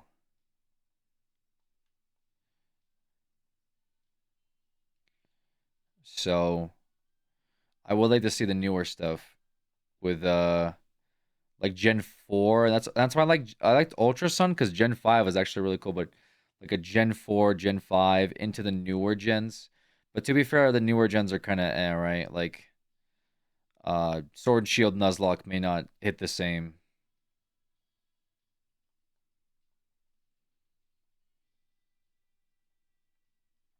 In fact, I don't even know how a Sword Shield Nuzlocke works.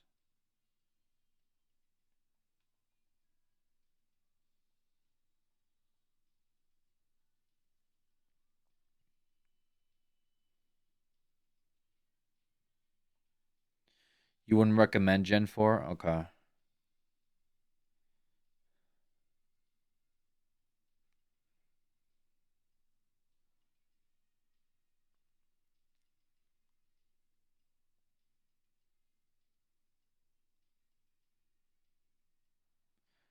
All right, we still have.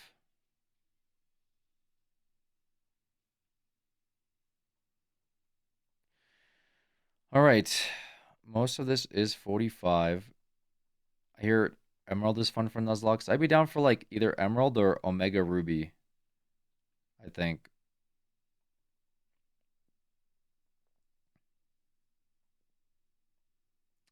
The Peach Avi. Yeah, we could do that.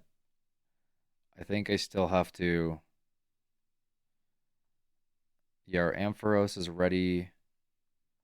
All right, let's have the Swinub. Let's bring the Staryu to.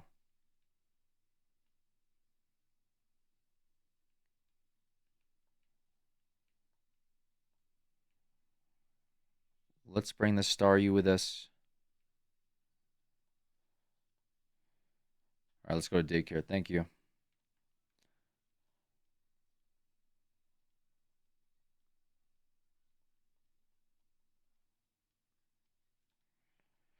All right, let's go to the daycare.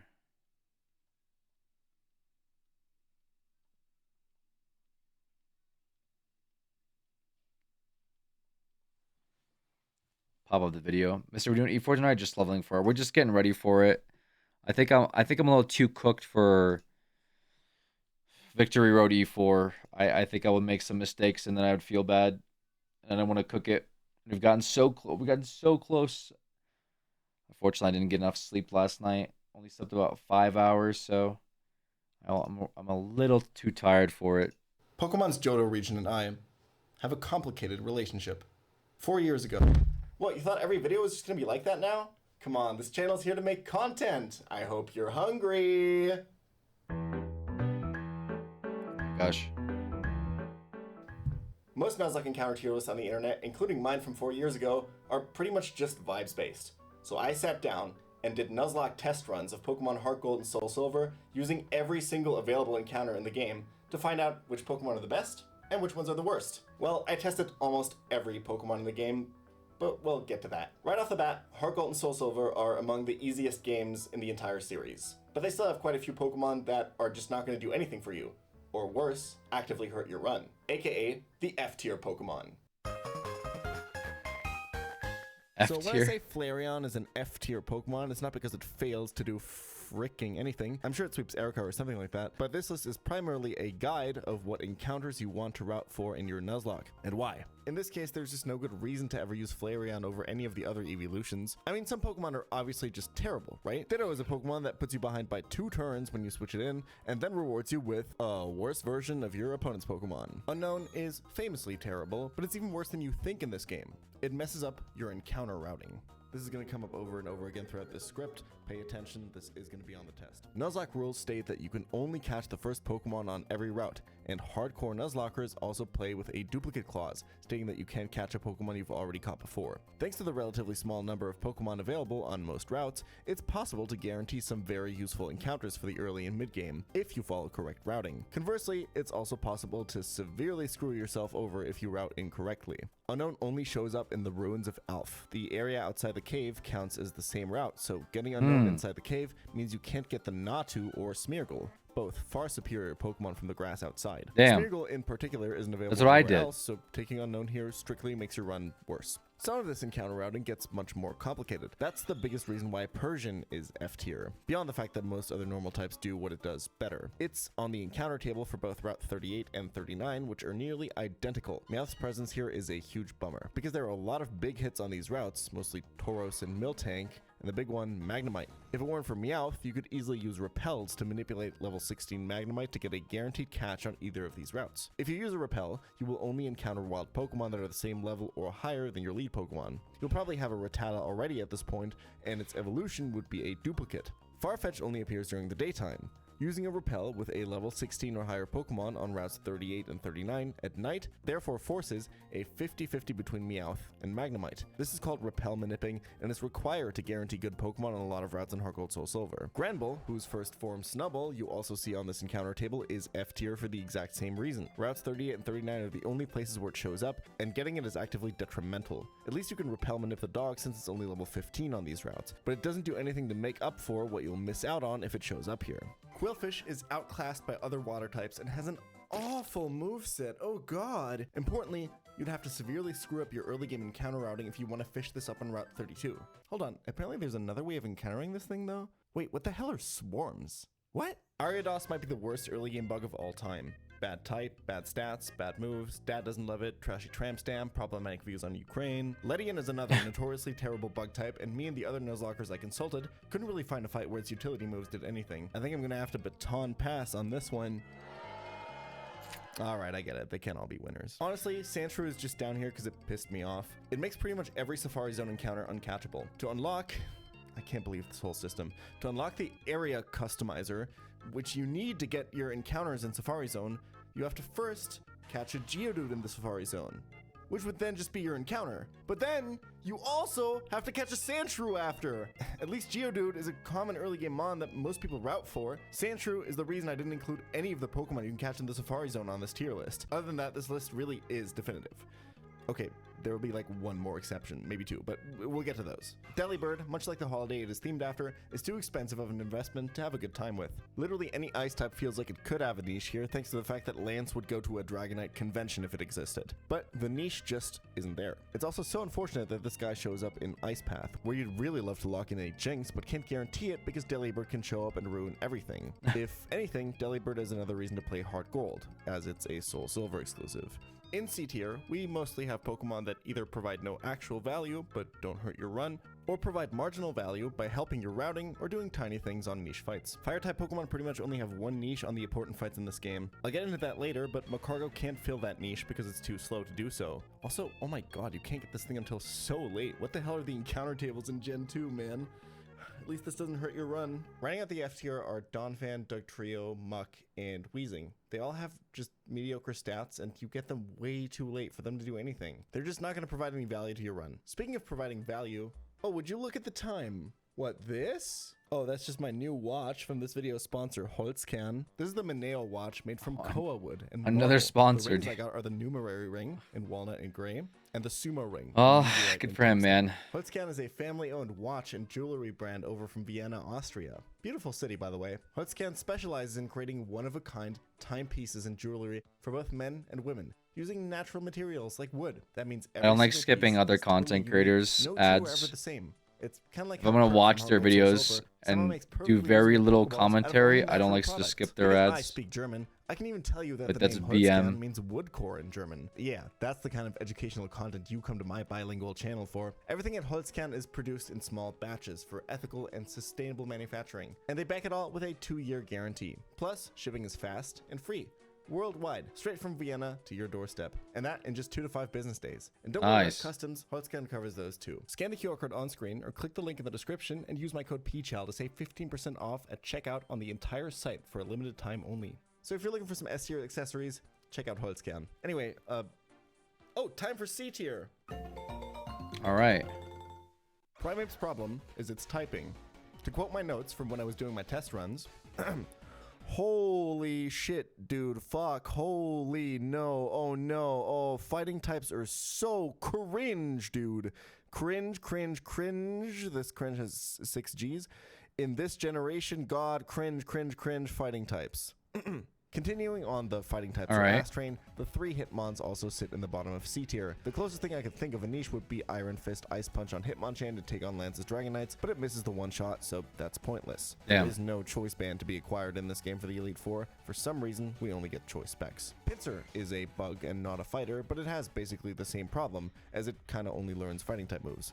It's an underwhelming physical threat and doesn't have a single fight where it outshines the rest of the field. Cloyster doesn't provide anything that other water ice types can't do better, but it does help your routing. Catching Shelter guarantees a Chinchou encounter on either Route 41 or 47. Ooh, the Chinchou. Beedrill is a really convenient dupe if you can find it early, because you really badly want to hit Scyther in the bug catching contest. Yeah, that's also a thing in this game as well. The Beedrill line is a solid 35% of the bug catching contest encounter table. Sorry, I'm going to focus back up. Other than that, it has a very niche use against Whitney, able to kill her Clefairy and set up 2 string shots against Miltank before you sacrifice it. Just enough for C tier.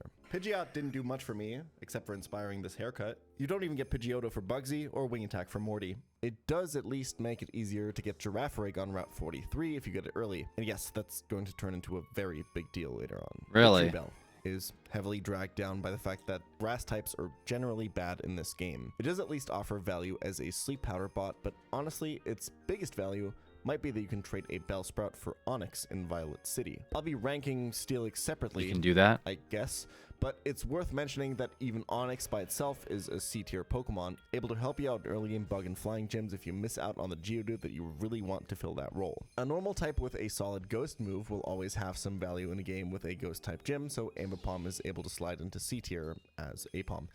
Others do it better though, and its best asset is the fact that it's an important dupe for finding the much more important headbutt encounters. Mantine is useless on the Elite Four, unfortunately. I had hoped that it could do what many water types do and help out with Claire's Kingdra, but it's just not quite tanky enough to do the job. Tanky Pokemon are just also really bad in this game because you don't get Toxic until you beat Janine and Kanto. Alright, another small annoyance about this game to add to the list. Man, these vanilla games are so stupid. I wonder what ROM hack everyone's playing right now. Please kill him. Okay. Thank you. What is this?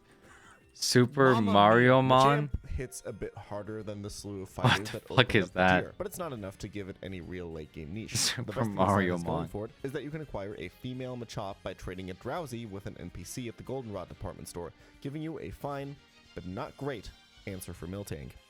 There might be a niche for Octillery out there for some brave soul to find, most likely turning it into a recipient for agility boosts from a baton pass user and then using choice specs or something, but it's way too much work and Octillery shows up too late in the game anyway. Seriously, did you know you can't get this guy until after Claire? Same with Donphan. What is going on? Sorry, Golduck avoids an F tier fate because it can sweep price, but it doesn't go any higher because really, who doesn't? Fortress is an S tier wall, but that's not that helpful in a Nuzlocke context where you do eventually need to do some damage. I racked my brain trying to find ways to use it, but its Really? best niche appears to be its ability to use Bug Bite to steal Miltank's Lumberry so that something else can status it. I mean, a steel type's always going to be good. Hell Dragonite yeah. would probably be sick, but It's we'll like never 5 know because it attack. evolves at level 55, Oh, no. and the Elite 4 level cap is 47. Its most likely time to shine is against Red, where it can safely set up on Pikachu if you first use Knockoff or Thief to remove its Light Ball. I couldn't find a niche for Yanmega or Venomoth anywhere, but they don't mess up anything in your routing at least. Arbok does one thing, but it does it pretty well. That's What is supplying that? support against Whitney's Miltank, which doesn't want to deal with any Intimidates, Glares, Dude, or this like Screeches. Jolteon Whitney's milk tank is actually like amazing. half of this It's video. one of the better electric types in the game. It has enough speed to even outrun Blue's Gyarados if it manages to set up a Dragon Dance. It's down here with a bunch of Pokemon that can't make half that impact because you're giving up strictly better evolutions and Goldenrod Game Corner encounters if you want to use it, and you can find other electric types that can fill its role really easily. Unfortunately for Jolteon, opportunity cost is a big factor when it comes to these decisions. Vileplume, Blossom, and Tangrowth are some of the better grass types you can get, but unfortunately grass types just don't do anything in this game. Dodorio's biggest sin is showing up too late in the game to get the chance to differentiate itself from the other birds. It's probably better than Fearow, like in a vacuum, but by the time you get it, you'll wish you have caught something else instead. Marowak is pretty low on the tier list of ground types in this game, but it can at least lead against Red and take on his Pikachu before going down. Shuckle is unkillable and can PP stall you out of a jam if you really needed to, but it is rarely capable of making progress. And man, those fights would be so slow. Does give you the opportunity to check your emails though. Let's see, cease and desist, cease and desist, cease and desist, spam, cease and desist, unpaid invoice. Anyone check their Bingus token recently? I haven't been able to get into my wallet. Wait, what is this? Dear Mr. Kruger, we're reaching out on behalf of the European What the hell is Commissioner's this? Office about your involvement with the beverage company Arson. Uh-oh. Wobbuffet can stand up to one of the toughest Pokemon in Chansey Claire's versus Kingdom, Shuckle. assuming you don't get crit. Togetic lacks the oomph to contribute to the Elite Four or other similarly difficult battles, but it does have some very niche early game applications. With the Yawn and Wish combo, it's great at supporting the team while you chip away at Whitney's Miltank. It's also a nice normal type to help deal with Morty, particularly his Gengar. Despite the fact that Kingdra is one of the most devastating enemy Pokemon to go up against, it's a mediocre encounter for the player. You can consider bringing it to the Elite Four to help out with your matchup into Lance's Dragons, but it's merely okay in that role, and it's mostly dead weight on the fights leading up to him. Pretty disappointing, honestly. Tauros Damn. is absolutely godlike against random trainers, I'll give it that. It's very nice to be able to turn your brain off and go through the masses of baby mode difficulty trainers with some speed. It was because nice. This game will threaten to bore you to death otherwise. But its niche on the Elite Four is small at best. The It was Pokemon nice. in C tier is the one from the thumbnail. Ho-Oh. You've been waiting for this, right? I'll try to make it short. I tried to find a use for it. I really tried, but I seriously don't see it. This isn't just Really? clickbait. The typing is just so inconvenient. But I mean, you should probably still play Heart Gold because the encounter routing is so much easier. Heart Gold is definitely better than Soul Silver, I guess. As we get into the Pokemon that actually do something, we should probably define what it means to do something in the Heart Gold, Soul Silver Nuzlocke. What are the actual difficult fights you need to overcome? After rigorous testing, I think here are the fights you actually need to pay attention to in Heart Gold, Soul Silver. Bugsy's Scyther, Whitney's Miltank, Morty, if you haven't figured out that you can cheese him with basically every normal type in the game, Chuck's RNG checks, Dying of Boredom in the insanely long mid-game, Claire's Kingdra, the Kimono Girls, which are a surprisingly tough gauntlet that I've actually seen people wipe to, the entire Elite Four, with a special shout out to Karen's Houndoom, Lance's entire team especially, Dying of Boredom in Kanto, and finally, the fight against Gym Leader Blue. Red doesn't make the list because it's a champion fight with no prior Elite Four. You can just sacrifice 5 Pokemon on this and get through for free, assuming you have the patience to grind to his level cap. Speaking of which, because his Pikachu is significantly higher level than the rest of his Pokemon, the player has a huge advantage here. What really makes Red an inconsequential fight, however, is the fact that 4 of his Pokemon have recharge moves that they are extremely eager to use. Coupled with the fact that you can sacrifice as much as you want here, this basically means that you have an entire free turn to do whatever you want on nearly all of his Pokemon. Again, these are all the threats. If you want to make it into the upcoming tiers, this is what you have to beat. This is where Pokemon that actually do something tangibly useful on these important fights show up. Okay. Licky is a normal type that learns almost every relevant TM. It can set up with Swords Dance, sweep with Rollout or Body Slam, provide coverage with Ice Beam and Surf, and heal up with Rest. It's just that other Pokemon do this much better and it's really slow. So, Smeargle. This thing is complicated as hell to use. If you want to see what it can do, I recommend you check out Flygon HG's Soul Silver Hardcore Nuzlocke where he used only Smeargles. Sunflora actually has a pretty powerful set. Sunny Day with 3 moves that use the sun extremely well: Growth, Solar Beam, and Synthesis. Mischievous and Politoed also have the ability to take down Claire's Kingdra, all thanks to one move: Perish Song. You'll have to navigate the fight in a way that leaves the Kingdra as the last mon to prevent it from just switching out, but any answer against that monster is welcome. Corsola belongs here because it does work in one important fight as an Arcanine counter against Blue, and that thing is kind of a demon. I actually found this really cool strat you can do with Furret. To do this, you need to let it over-level Claire's level cap in her gym fight. You can achieve this by getting Furret just barely in range of leveling up, then leading with it and immediately switching out on Gyarados, killing the water type with something else, so Furret gains XP. If you do this, Furret will learn Amnesia mid-fight, and you can set up on Dragonair while constantly healing yourself with Rest. Getting to +6 that way means you can actually just sweep the rest of the fight. You know, assuming you never get crit. Yeah, this strat kind of sucks. The biggest problem though is getting Furret usually means you're missing out on the Raticate line, which throws a wrench into a lot of optimal routing plans later on. Farfetch'd and Fearo's biggest asset is learning Aerial Ace for Chuck, whose Primeape likes to spam double team. Yep, there's no Aerial Ace TM before this gym in Heart Gold Soul Silver. For some reason, this game... Raticate makes Chuck's gym easy as a Shadow Claw learning normal type. It's worse in battle than some of the others we've already pointed out here like Furret, but getting a Raticate or a Tata is still more likely to push the run to the finishing line. It's a dupe on so many critical routes like the Route 38 and 39 pair with Magneton I talked about earlier. This routing can honestly get so much more complicated than I've mentioned here. There's a whole document I'll link in the description, and you can guarantee a shocking number of Pokemon in the early game if you do it right. I was genuinely surprised by Slowbro. I thought this thing would be so much better. I just couldn't find a niche for it. And my co-writers and Heart Gold Soul Silver Nuzlocking experts Drazurk and Spega agreed that it's notoriously overrated in this game. Parasect has one really obvious strength: Spore. Fully accurate sleep is very hard to find, and it can be a huge asset on 2 nasty early game Pokemon. Putting Whitney's Miltank to sleep is one of the best ways to handle it, and it's also Whitney's solid counter to Miltank Chuck's again. Poliwrath, resisting both Focus Punch and Surf.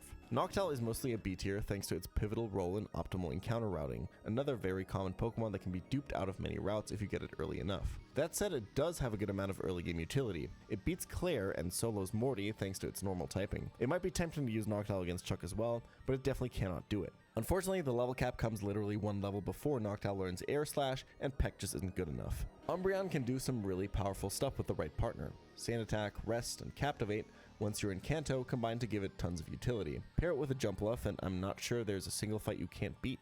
It's down here for 2 reasons. It does rely on having the right partners to get full value, and more importantly, opportunity cost. We still haven't reached the top of the line when it comes to evolutions. Xatu takes some patience to use. It doesn't get any good Psychic type moves, unless you keep it as a useless Natu until the Elite 4 level cap, but if you can handle the weight, it can provide some value on the Elite 4. Jinx has a truly tragic moveset. Where are the Psychic moves? Oh, the Psychic TM? Yeah, that's in Saffron City in Kanto, and there's only one of it. This game, dude. That's fine. Just put the Pokemon in the bag. Just put the Pokemon in the bag. Just put the Pokemon in the bag, bro. But for real, Jinx still does work against Lance, thanks to outspeeding and killing all 3 of his Dragonites. You'll have to have a pivot because it does not bait them down the line, but it's enough for B tier. The only niche for fire types in this game is on Blue. If you lead with a strong fire type with choice specs, you can one-shot his Executor and bait Rhydon next. And we'll explore in a bit why that's relevant. Rhydon what? You might have to sacrifice the fire type to make this work, but that's no big deal. This niche elevates Magmar, Ninetales, Rapidash, Arcanine, and Typhlosion all up into B tier. Kingler is one of the Pokemon that can pay off that specs fire type strategy I just talked about. It can come in on Blue's Rhydon, kill it with Surf, and then bait in the Machamp. This Machamp has no guard, and I think a lot of people forget that the move no guard doesn't just make the users always hit, it makes the enemy always hit too. And Kingler learns the move Guillotine and should always outspeed Machamp, meaning that it chain kills both the Rhydon and the Machamp every single time. Seaking also does this, except with Horn Drill instead of Guillotine, and provides slightly more value throughout the run, but it's good enough. Gligar is an even better Machamp counter because it doesn't even need the previous setup. Because of Gligar's typing, it can come in on any of Machamp's moves, as long as it's holding a berry to heal the confusion. Then you always outspeed and kill with Guillotine. This is probably my favorite niche strategy I found in all of my testing. Just look at my reaction to this. All right, here's Machamp. It's Okay. about a Dynamic Punch or Earthquake. Okay. We have Prismberry Gligar.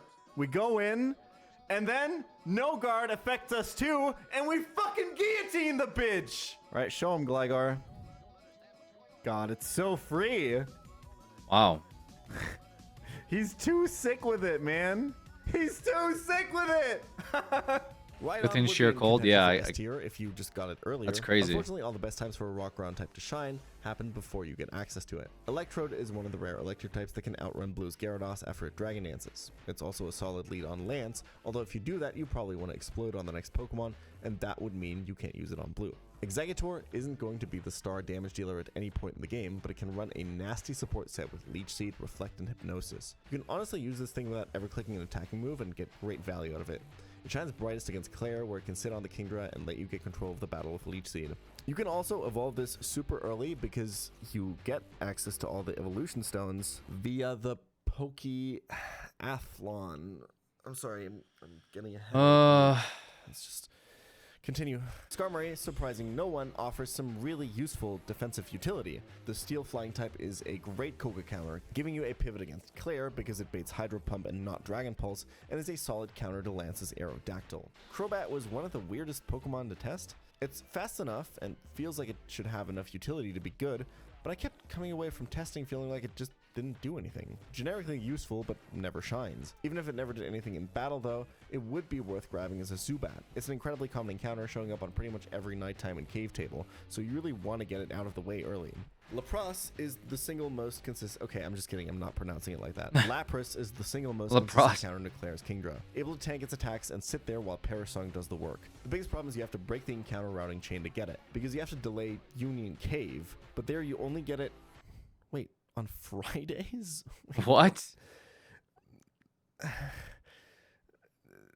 Like Slowbro, Slow King is a bit underwhelming, but it does have some tools to make it a bit stronger. If you're okay with delaying its evolution to 39, you can get Slack Off to pair with its unique tools Nasty Plot and Psychic, a combination that makes it a better Kingdra answer than its brother. Vaporeon and Quagsire justify their space in your box purely for their roles as water absorbers that can switch in on Claire's Kingdra if you have a Steel type to bait Hydro Pump. The difference being that Vaporeon still has a Goldenrod opportunity cost, and Quagsire has a really good Kimono Girl matchup. Poliwrath, along with being a potential water absorber, plays a role on the Elite Four if you need an answer for Karen's Houndoom, although you can definitely do better. Finally, on top of B tier is Ursaring. You watch Nuzlocke content, you know all about the awesome power of Gut Sweepers. You can patch up its speed issues with Agility Pass strats and then obliterate anything in your sights with massive boosted facades, right? I mean, Ursaring doesn't learn facade by level up, but that's not a problem. There's a TM, right? How do you get it? Goldenrod City Lottery, but only on Fridays! What? We have to talk about this game, guys.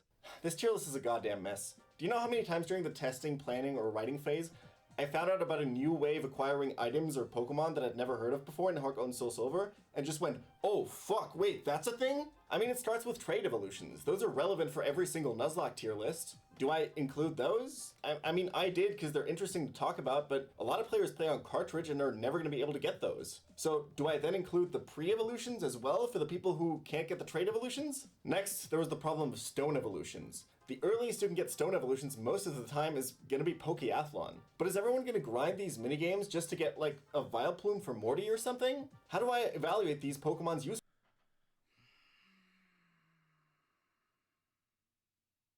I just fucked up really bad.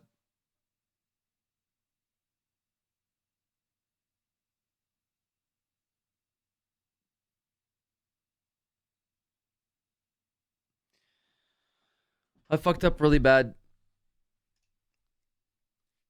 Oh, mommy is dead. Mommy's dead. Oh, man. I'm too cooked, I think, guys. I'm way too cooked.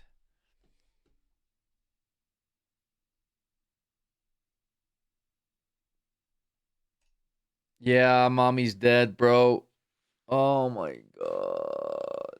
Yeah, I learned icy wind and then I went to remove a move and I couldn't.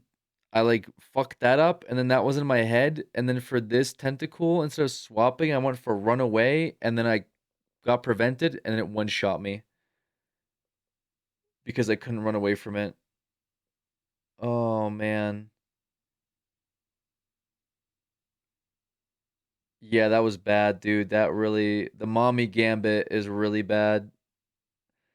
The mammoth swine was a huge angle and I completely fucked it up. Oh man.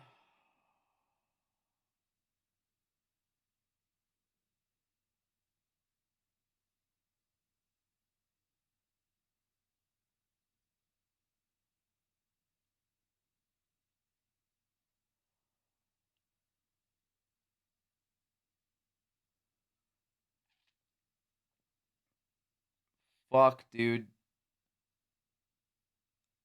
I was like, knew I was risking it. I just wanted more XP. And I figured this is fine as long as I swap.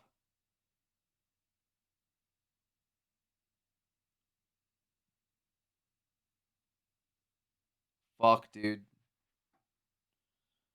The worst part is the mons I'm losing are literally lance responders. And this is so bad.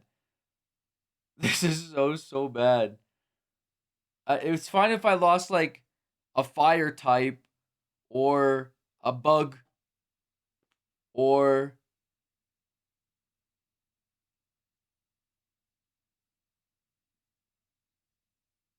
but like I've lost 3 ice mons today.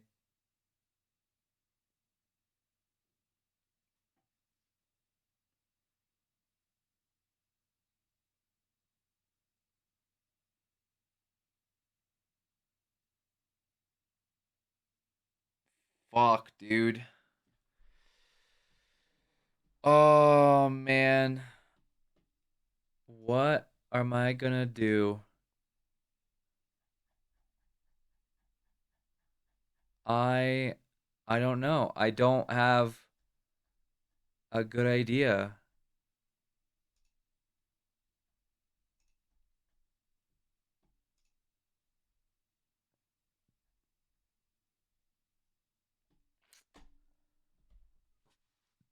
Find a new route and catch another one.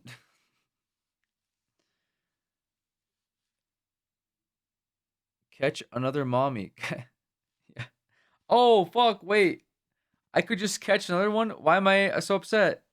Duh. What am I, dumb? It's Pokemon. I could just go catch another whatever I want.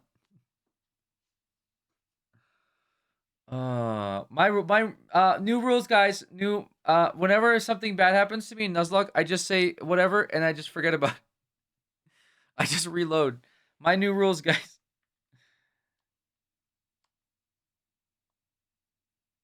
New clause, mommy can't die. I can name one Pokemon mommy, and if it dies, it's okay. I can get another one. Because everyone knows mommy can't die. Oh my god, bro. Oh my god, this is so fucked, bro. Why did I lose 3 Ice Mons today? I literally lost everything today. Why the fuck, dude? My god. I knew, dude. I was tilted because I learned Icy Wind, except I didn't learn it. I chose to forget it, and I was annoyed. I was like, "Fuck, that would have been more stab." And then I fight this thing, and I ran out of. Dude, I went to swap, and instead of swapping, I ran away, and it blocked me because there's a chance block if it's like similar levels. And it one shot me with fucking water gun. Oh my god, bro.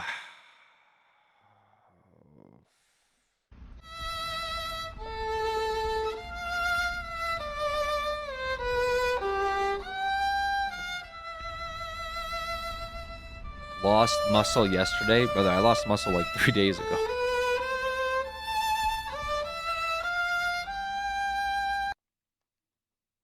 Well, rest in peace, mommy. God damn. Look at all these dead mons we have.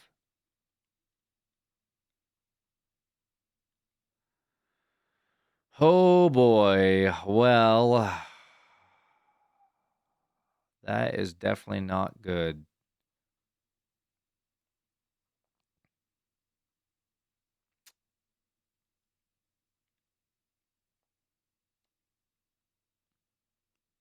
That is definitely not good. Oh boy. We're not back to cloister, are we? Brother, I think this might be a cloister angle. This might need to be a cloister angle, bro. The cloister gambit. Lapras. Brother, it's I'm gonna have to wait a week.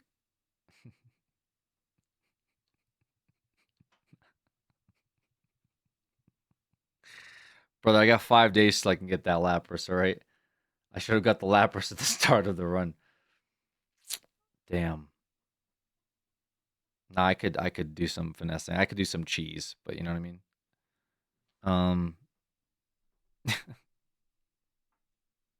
If he's gonna wait a week, might as well use Starmie. Damn, bro.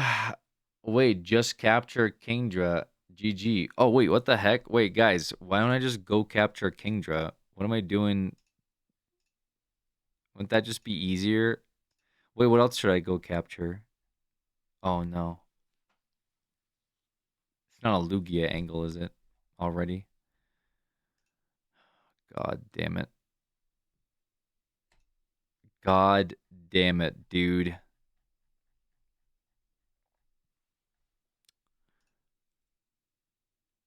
God damn it, bro. New Barktown. Is it surf? Is it surf capture or fishing rod capture in New Barktown? Road to victory or water to victory. Just play the game for it. Wait, it's a really good idea. Just capture what I want. Why do I even care? I could just go capture everything I want. I want to go capture the 3 legendaries and then just beat the game with Entei. What the fuck? Isn't that easier? Cheat some Master Balls in. Capture Entei. Go fight the Elite Four. Fishing Rod Cap is Jincho as well. Okay. Wait, just go play CS2 instead. Just pull the dead Pokemon out of the box. Why do I even have a dead box? Oh, where are you going? I wasn't going anywhere, Mom. I was gonna go fish. It's been waiting for you. He said he has something to give you. I'm just gonna fish. Mom! My fucking god, bro. I can't even fish, dude. I gotta go talk to this dickhead. Did you really collect the 8 badges? That's so cool. The professor's waiting for you. Hi, Alexis. You never cease to amaze me. Thanks to you, my research is going great. Take this as a token of my appreciation. A Master Ball.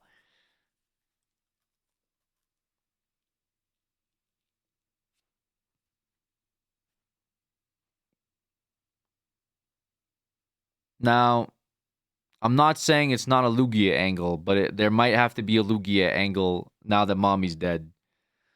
People are talking about you. Or, wait. Is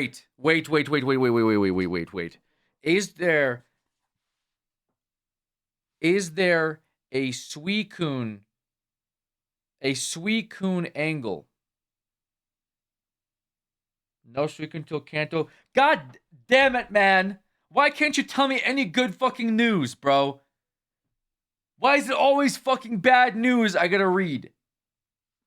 Every time I look at fucking chat, it's bad news, dude. We're talking about fucking Cloyster in here, bro. We're talking about Cloyster. That's where things are at right now. Cloister, by the way. Cloister for Lance is what we're discussing.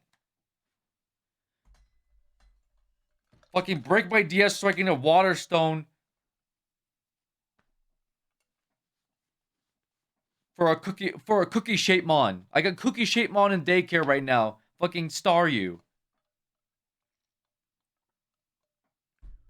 I got pretzelmon. I'm gonna open up my fucking oven and get baked goodsmon to go fight Lance. Thanks for the Master Ball, dude. That's the best news I've had all day. I've had the most terrible fucking news all day. Literally nothing but terrible news. From the save incident to I lost my fucking shining Gyarados to the one fucking enemy in the game that has thunder on him as a secret.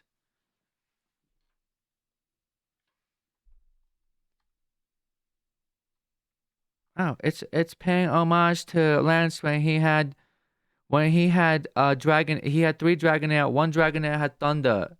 Fuck him, bro. Fuck that stupid Dragonair.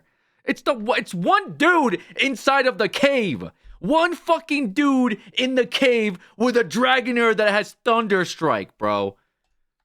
There's...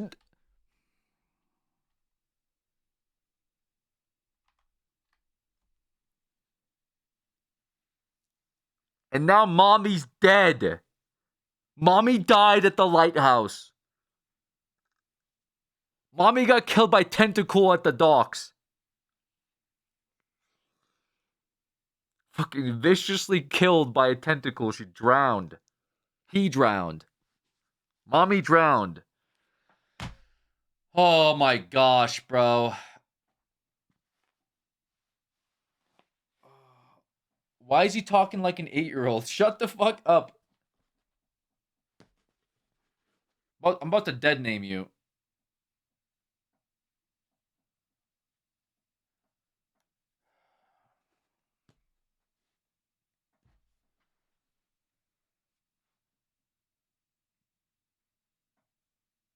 The tentacle wanted revenge for trying to kill their family.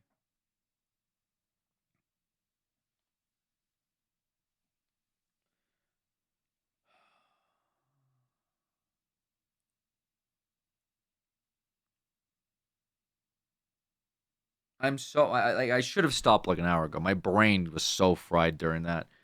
Fucking sitting here leveling.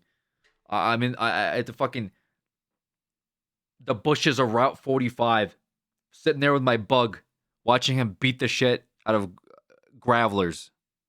Just watching my giant bug fighting gravelers for literally 45 minutes. Like, absolutely did my head in. And I went to, like, train swine up from level 20 in the most painstaking process. Dude had, like, 2 moves. Brother had 2 moves. He had throw mud and spit ice. And I'm like, okay, yeah, what are we going to do with that? I was getting my ass beat by level 15 Meowths.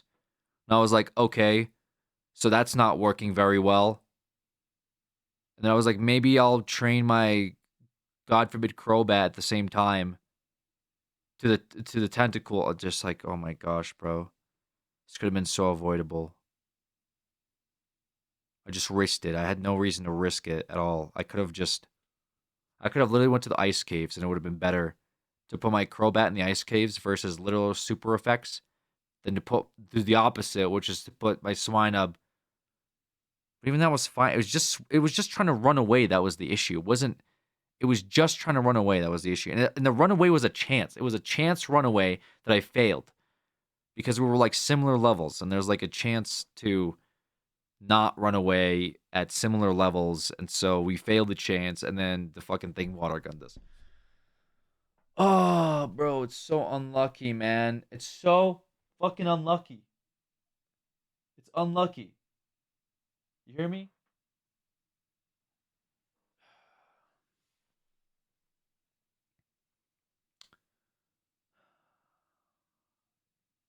Every death this run has been avoidable. Okay, dude. Okay, greatest Nuzlocke player in the world in my chat room.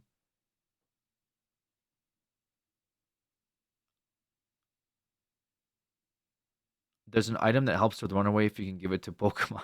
Why the fuck would I have? Why would I have given mommy the fucking, I don't know, Adidas shoes so they can run away? Like, I wouldn't have even done that if I had the item, bro. It's just like there was no. It was just. Anyways, half of my mons have like perfect runaway. Anyway,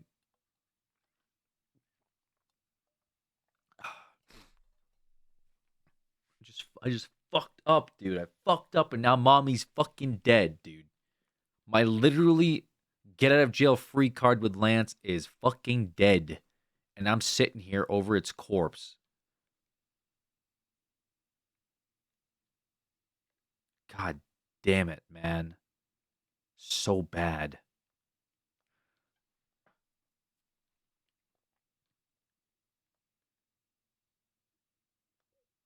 Stop. I don't want to talk to you, Ethan.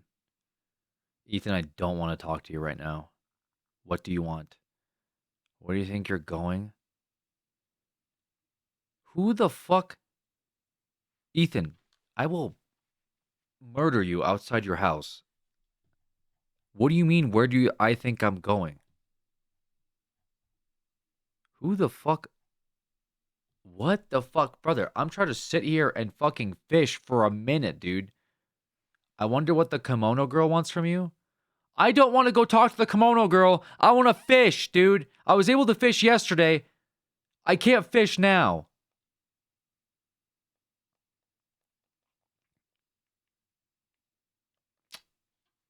I can't fucking fish, dude. I'm locked. I'm fishing locked. Oh my god, brother. This is so cringe. You are so cringe, Ethan. You've got to be the most cringe fucking person I've met in this game. I can't even fish here, bro. This is so... There's an Entei here somewhere. Where is Kimono Girl? Just so I don't fight her, because is Kimono Girl encounter? I assume Kimono Girl's the encounter. I can't fight Kimono Girl. Where is it so I don't walk into it and then rage quit?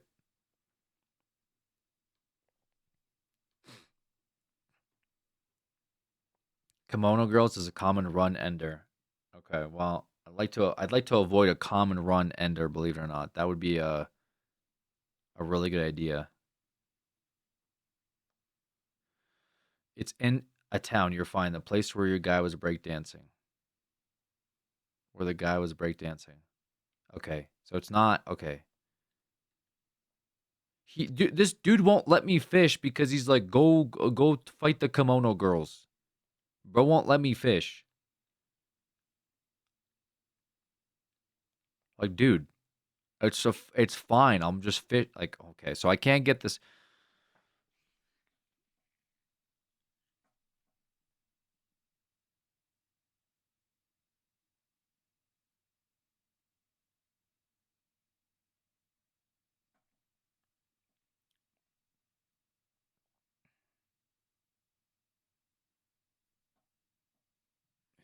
It's so bad, bro. Things are so bad.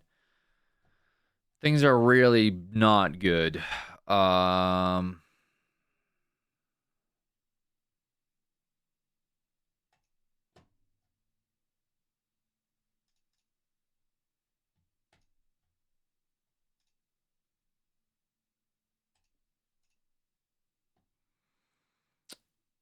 I mean, we still have like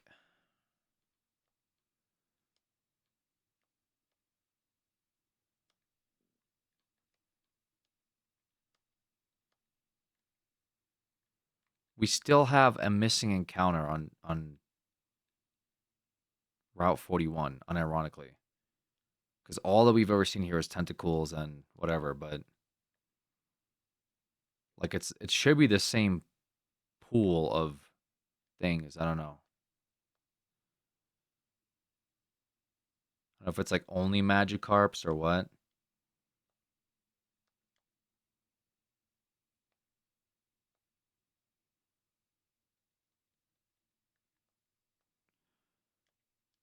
Unless there's a different spot in Route 41 where there's like the Because isn't there a Chinchou in Route 41?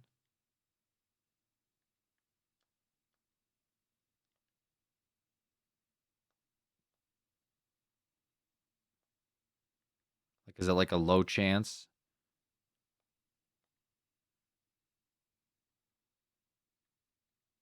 You're still in. Oh, you have to surf and fish? Oh, God. Okay.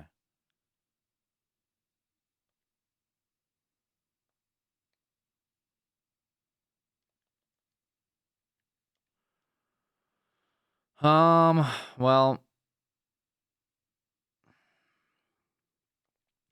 what does Lugia do for us? I can't. Or is it like maybe better to go for Entei or Raikou? And I guess we still have Starmie or Staryu possibly. Lugia would be pretty good here. I'm almost down for Lugia. He's kind of a guaranteed encounter. I wouldn't mind getting him just for the sake of, since I've never played this game, to have a Lugia. But oh, there's Chinchou. Okay. So that's where that's at. All right, so this would be our Route 40. Oh my God, imagine. This would be our Route 41 encounter. All right, he's lightning too.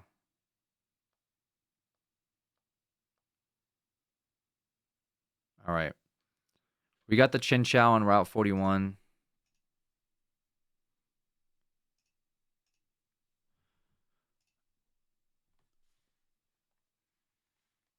I don't know what we call this thing. uh Chow mein, mama, call it cursed baby. Really?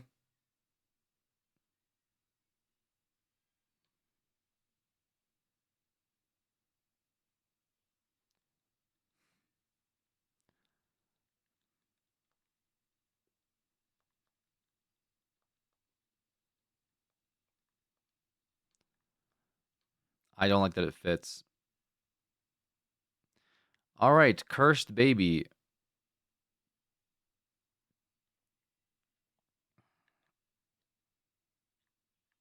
Oh boy. Cursed baby. And then what is cursed baby's deal? Oh, he's in my party.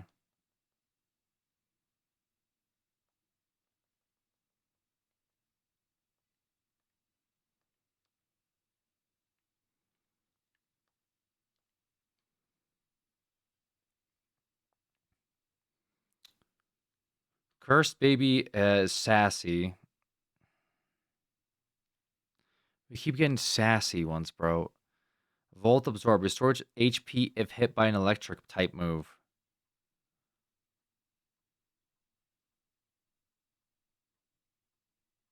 Yeah, let me risk that. I guess that would be 1x. If he gets hit by electric, it's 1x normal and then he restores off of that. So I guess that's not bad.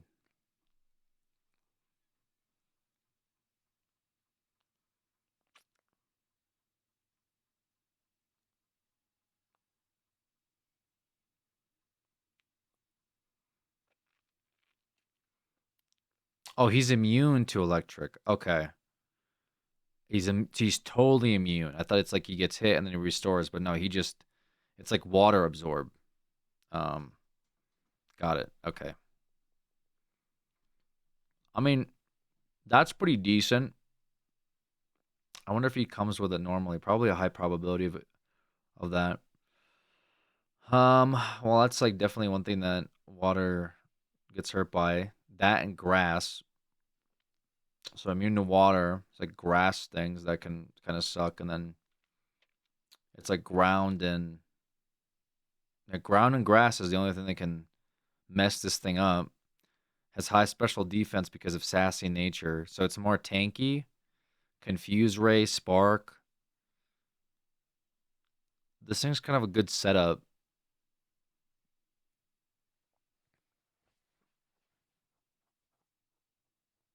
Hmm. Can you teach him an ice move? I'm not sure, but you probably wouldn't want to because you want like its type to stab, unless it has like a real like unless the ice move has a really high special and the mon you're teaching has a high special. Otherwise, it's like a bit of a waste to like teach them an ice move if there's like no synergy either between the type or between the attack and special attack, especially on Lance, because if the goal is to ice your way through Lance, then it needs to do a lot of damage.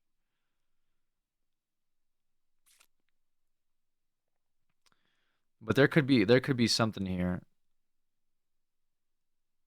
Water makes them resistant to ground. Hmm, that's true. So this thing's actually very, very good. I guess it could learn ice. I guess I could teach it ice beam and then like maybe teach something else ice beam. Ice beam is better for the speed debuff on the other mons. Yeah, I feel like this thing is a good setup mon.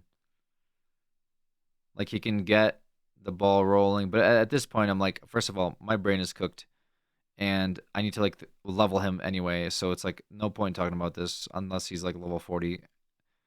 Because right now I had mommy and we were talking about all the strats, and then mommy died to a fucking tentacle. So it's kind of I don't even want to think about that right now. Um, just catch Lugia, bro. Literally. I mean, maybe that's the move. If I do that, I'm gonna do that tomorrow, guys. Though, yeah, I'm way too tired now. Unfortunately, I've been streaming for a week, over a week straight. So today will be the first time the stream goes down. This is gonna be a 40-hour VOD. I'll make sure I save. He just got here. My bad, bro. I've been streaming for fucking 180 hours. Okay, I think you could probably you have enough VODs. Okay, you taking tomorrow off? I'll let you guys know. I'm gonna probably wake up. I'm gonna probably get some sleep today because I've been waking up at like 7 a.m., 6 a.m. every day. I'm probably gonna get a little bit of sleep at least. I'm not gonna be live at 7 a.m. Um, I'm gonna be too tired. So I'll be but if I do go live, I'm going to go live like afternoonish, mid-afternoonish probably. But yeah, just keep notified. I think I will try to, unless something comes up tomorrow where I have to like go out or do something or get groceries and all this other stuff. So I will try to be back to get our run up into the Elite Four to figure out what we're gonna do. Because I do want to beat this Nuzlocke, or at least attempt Elite Four. That is my goal. Attempt Elite Four is my goal. Beat it, obviously, is the main goal of Nuzlocke. So I will try to do that. But overall, the POKE-A-THON is over. It has been over since 4 o'clock in the morning. It's actually been over almost 24 hours ago. I just happened to stream, for 22 hours after it was over. And continued to stream for 22 hours after the POKE-A-THON was over. So overall, pretty good. Good stuff. A lot of fun. I'll try to, like I said, I'm gonna go to sleep, pass out, and wake up and I don't know, get some chores done. I've been kind of neglecting some chores around the house. Get some food, and then if I might wake up and be like, I gotta get on and get the Elite Four done, and then maybe I'll stream earlier in the morning, like around 10 a.m. Or if I get shit to do, I'll probably stream closer towards 2, 3, Pacific times, my time, and all that stuff. So just stay notified, stay on my Discord, figure it out. But overall, thank you guys. First time seeing the ending screen in like a week, which is just as crazy. Yeah, GG's. All right, guys. Official end to the POKE-A-THON, 40-hour VOD, 40 hours and 24 minutes. That is a long time. I think we've streamed over 168, 170 hours, I think. 175 hours for the Poke-A-thon. Not bad. Not a bad way to cap things off. And again, thank you guys for all the subscribers. We got over 1,900 subscribers total. So thank you guys. Appreciate y'all. Hopefully you've had fun.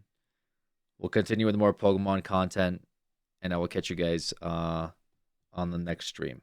Have a good night, everybody.